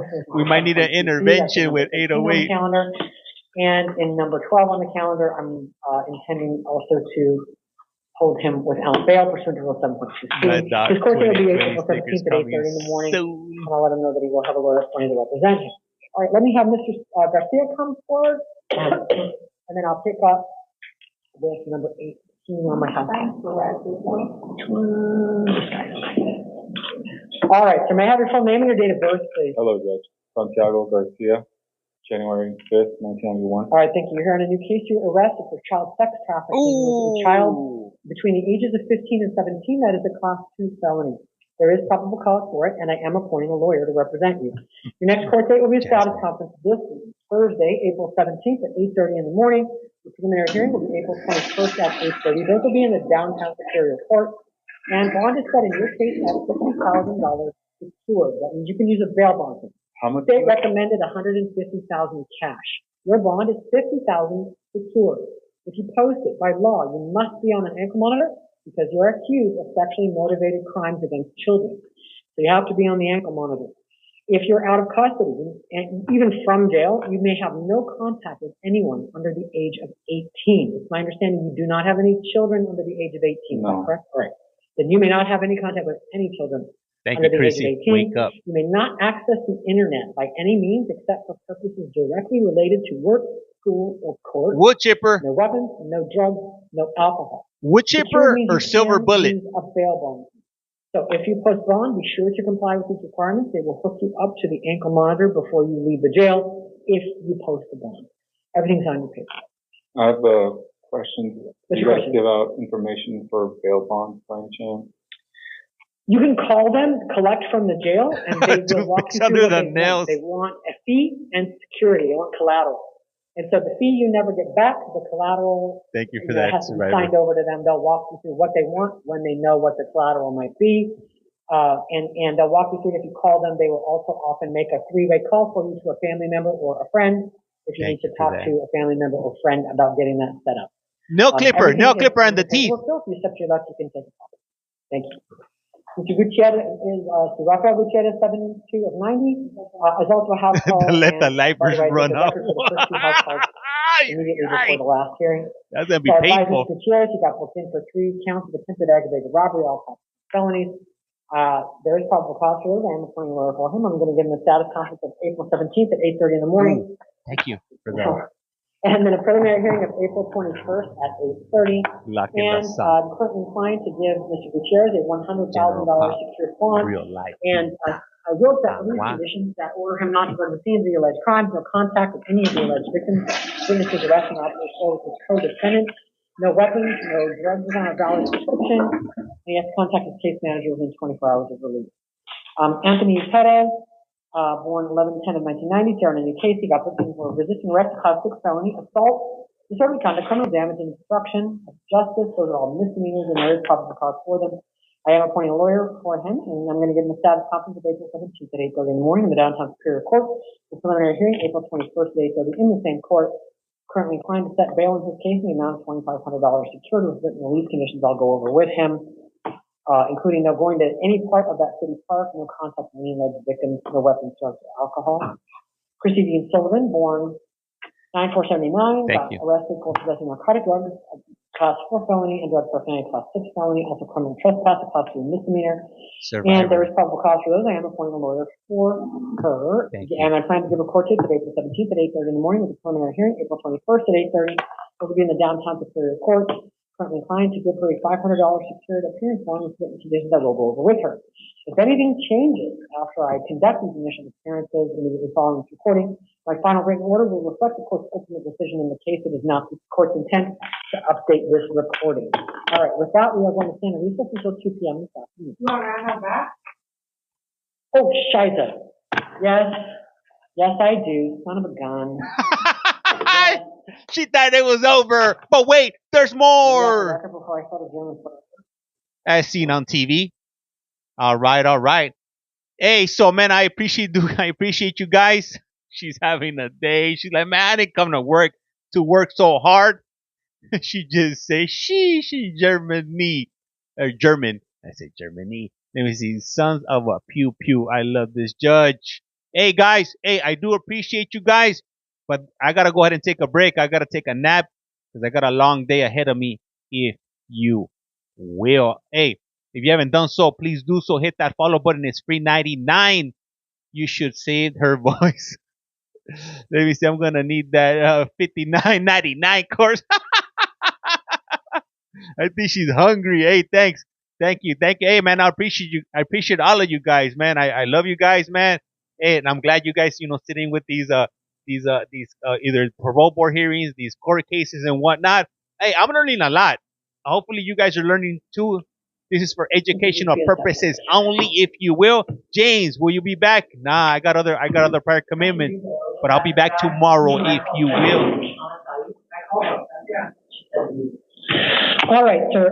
Sorry, I had to sit down. My back was starting to hurt. But wait, there's more. So, we're back on the record for Mr. Randall Virgil, and just for anybody listening to this recording, I spoke to Mr. Virgil at some length about, 10 minutes ago, and Mr. Virgil was going to think about his options today. Did you make a decision, Mr. Randall Virgil? I was actually on the phone with my lawyer trying to figure out what my decision would be. So, he was saying something about having. I didn't even really get a chance to really talk to him because she called me back in. So, yeah. But is there any way I could get an earlier court date? Unfortunately, no. That extradition court only goes every Monday, and you've missed the cutoff for this Monday. So that's why it's a week from Monday. Okay. And then I just have one more question. So if I do the waive in it and I give them the 31 days, so they could do it again after that? They could, indeed. They could potentially. And when I spoke to, because your case, it's unusual, it doesn't happen very often. I spoke to the extradition judge about your case, actually, yesterday. And Your Honor, because they wanted to page 2 you, they wanted to arrest you on it yesterday. And she said, no, that's day 30. They can't rearrest you on day 30. They can rearrest you on day 31. And shortly, somewhere in the early hours of the morning, they say they did.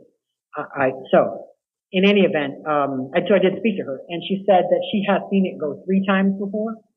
But honestly, I've never worked in that court. I don't know all of the many things that could happen, but that it was her belief, and she is our subject matter expert on that for our court. It's her belief that it's not illegal, and that we need to hold you for Tennessee. So they could hold me for a 3rd time? That's illegal. She has seen that happen.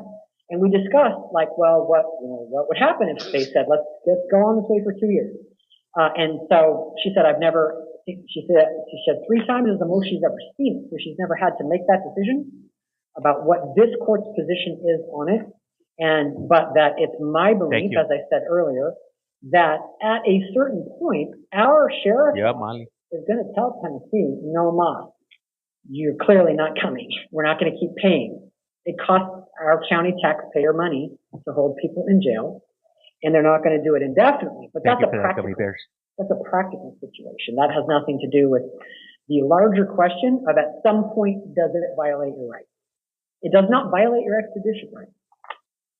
No sé. I don't know. Anything else, you have to consult with a lawyer about, do you have any civil rights that are being violated? That's between you and your lawyer.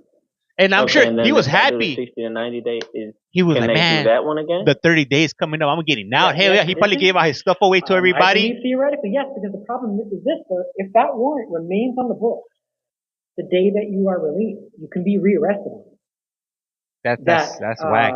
If they don't quash their warrant out of the system in Tennessee, so they have an unlimited time limit to just. Yeah, I've seen cases where people, it's been 20 years. I remember the gentleman said he'd been arrested and waived about 6 times. I looked him up. I could see them. And he said, they never come and get me. And he said, they're probably going to pull their hold in about 3 days. And it was interesting because I got the request through to pull a hold is when the other jurisdiction sends another message to the national system and says, please lift our hold. We're not coming. And so I actually did sign the order to release the guy. And it was about 3 days later.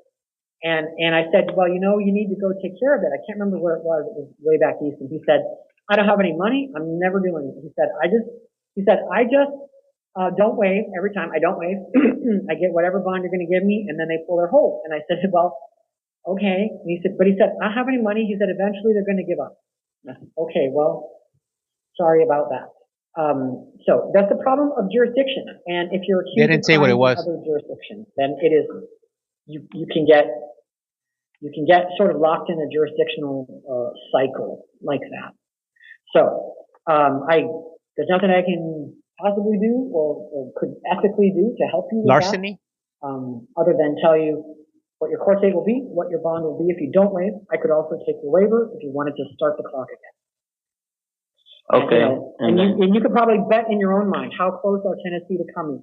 How did Are they actually trying to do it? Would they have, they know you're in jail. And the reason I know that is because anybody who waives, our sheriffs have a department. My wife gave it to me for Christmas. They are they've been talking to Tennessee this whole time. Our sheriffs don't just go, well, gee, I hope they come. There's a department assigned to work on it and coordinate it. So Tennessee knows you're in this jail. That's all I can tell you. Does that increase the odds that they will come? Again, I am not your lawyer. I can't give you legal advice. But a person could deduce that it does increase the odds that Tennessee is coming.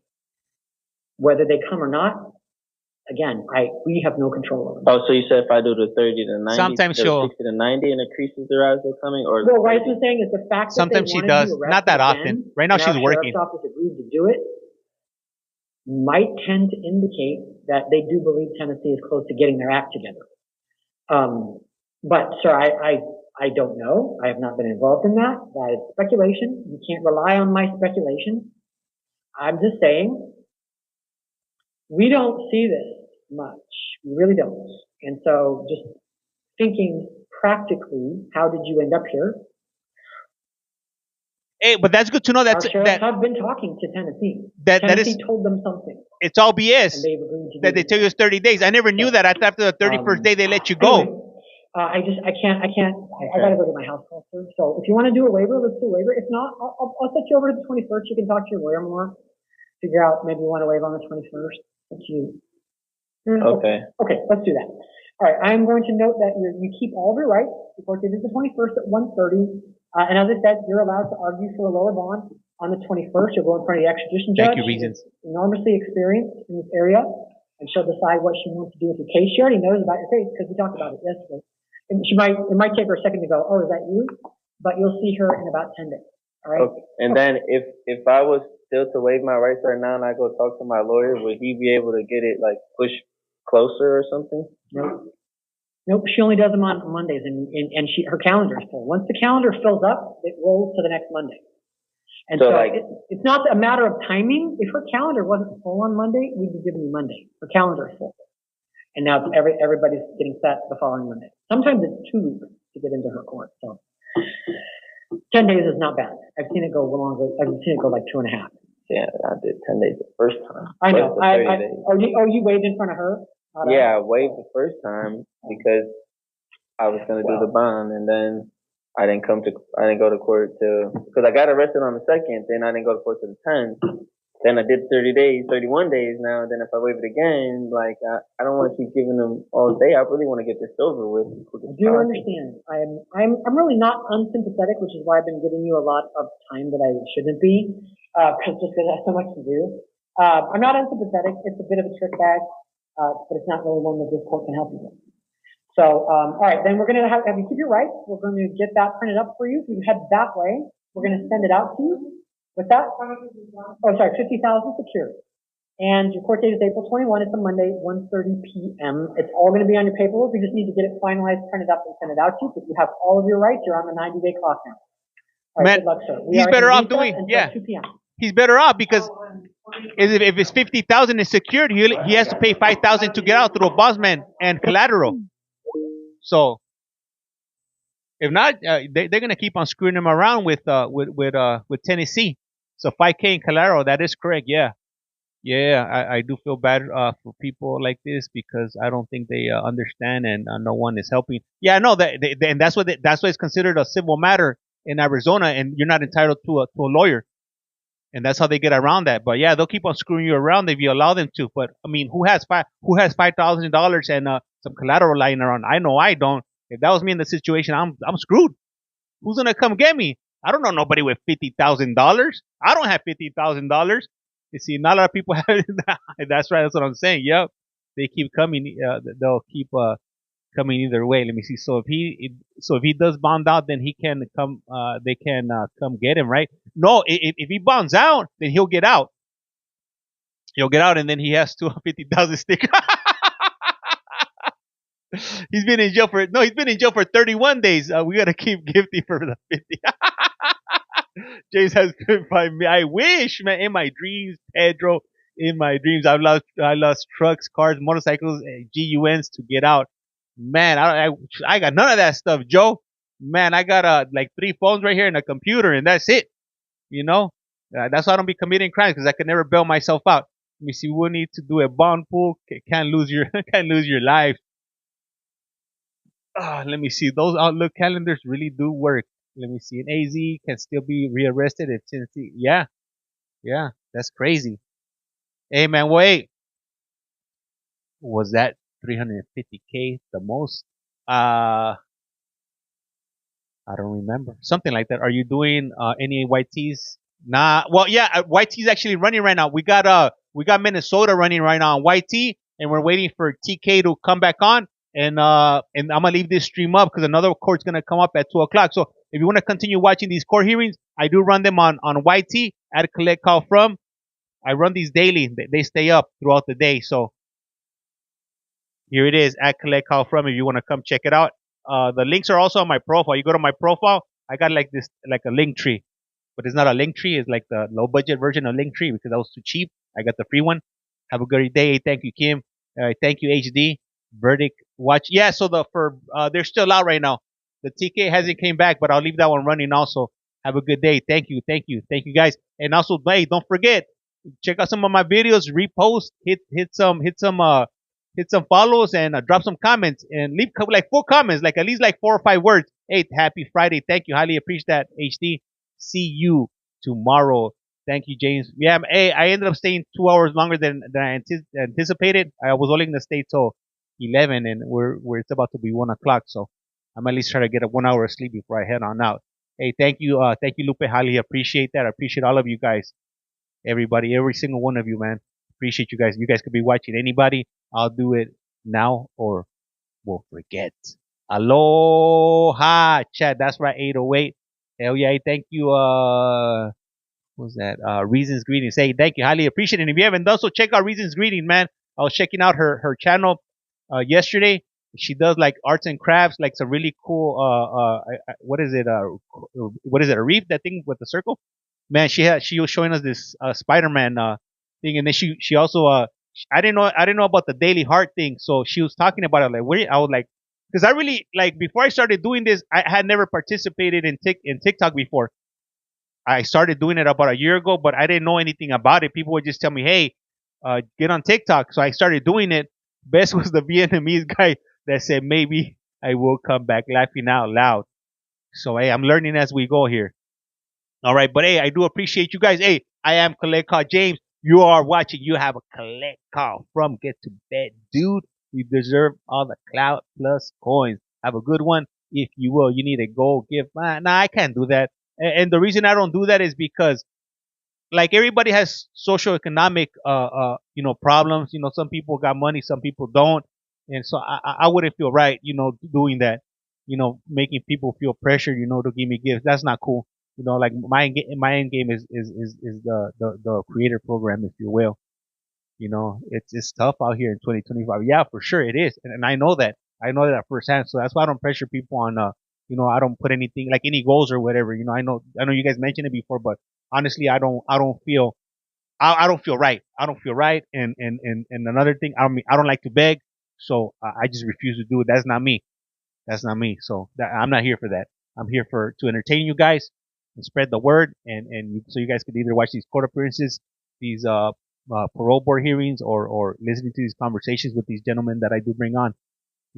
Spread awareness. A lot of people get involved in the system and they don't know what they're signing up for. I like supporting these types of channels way more.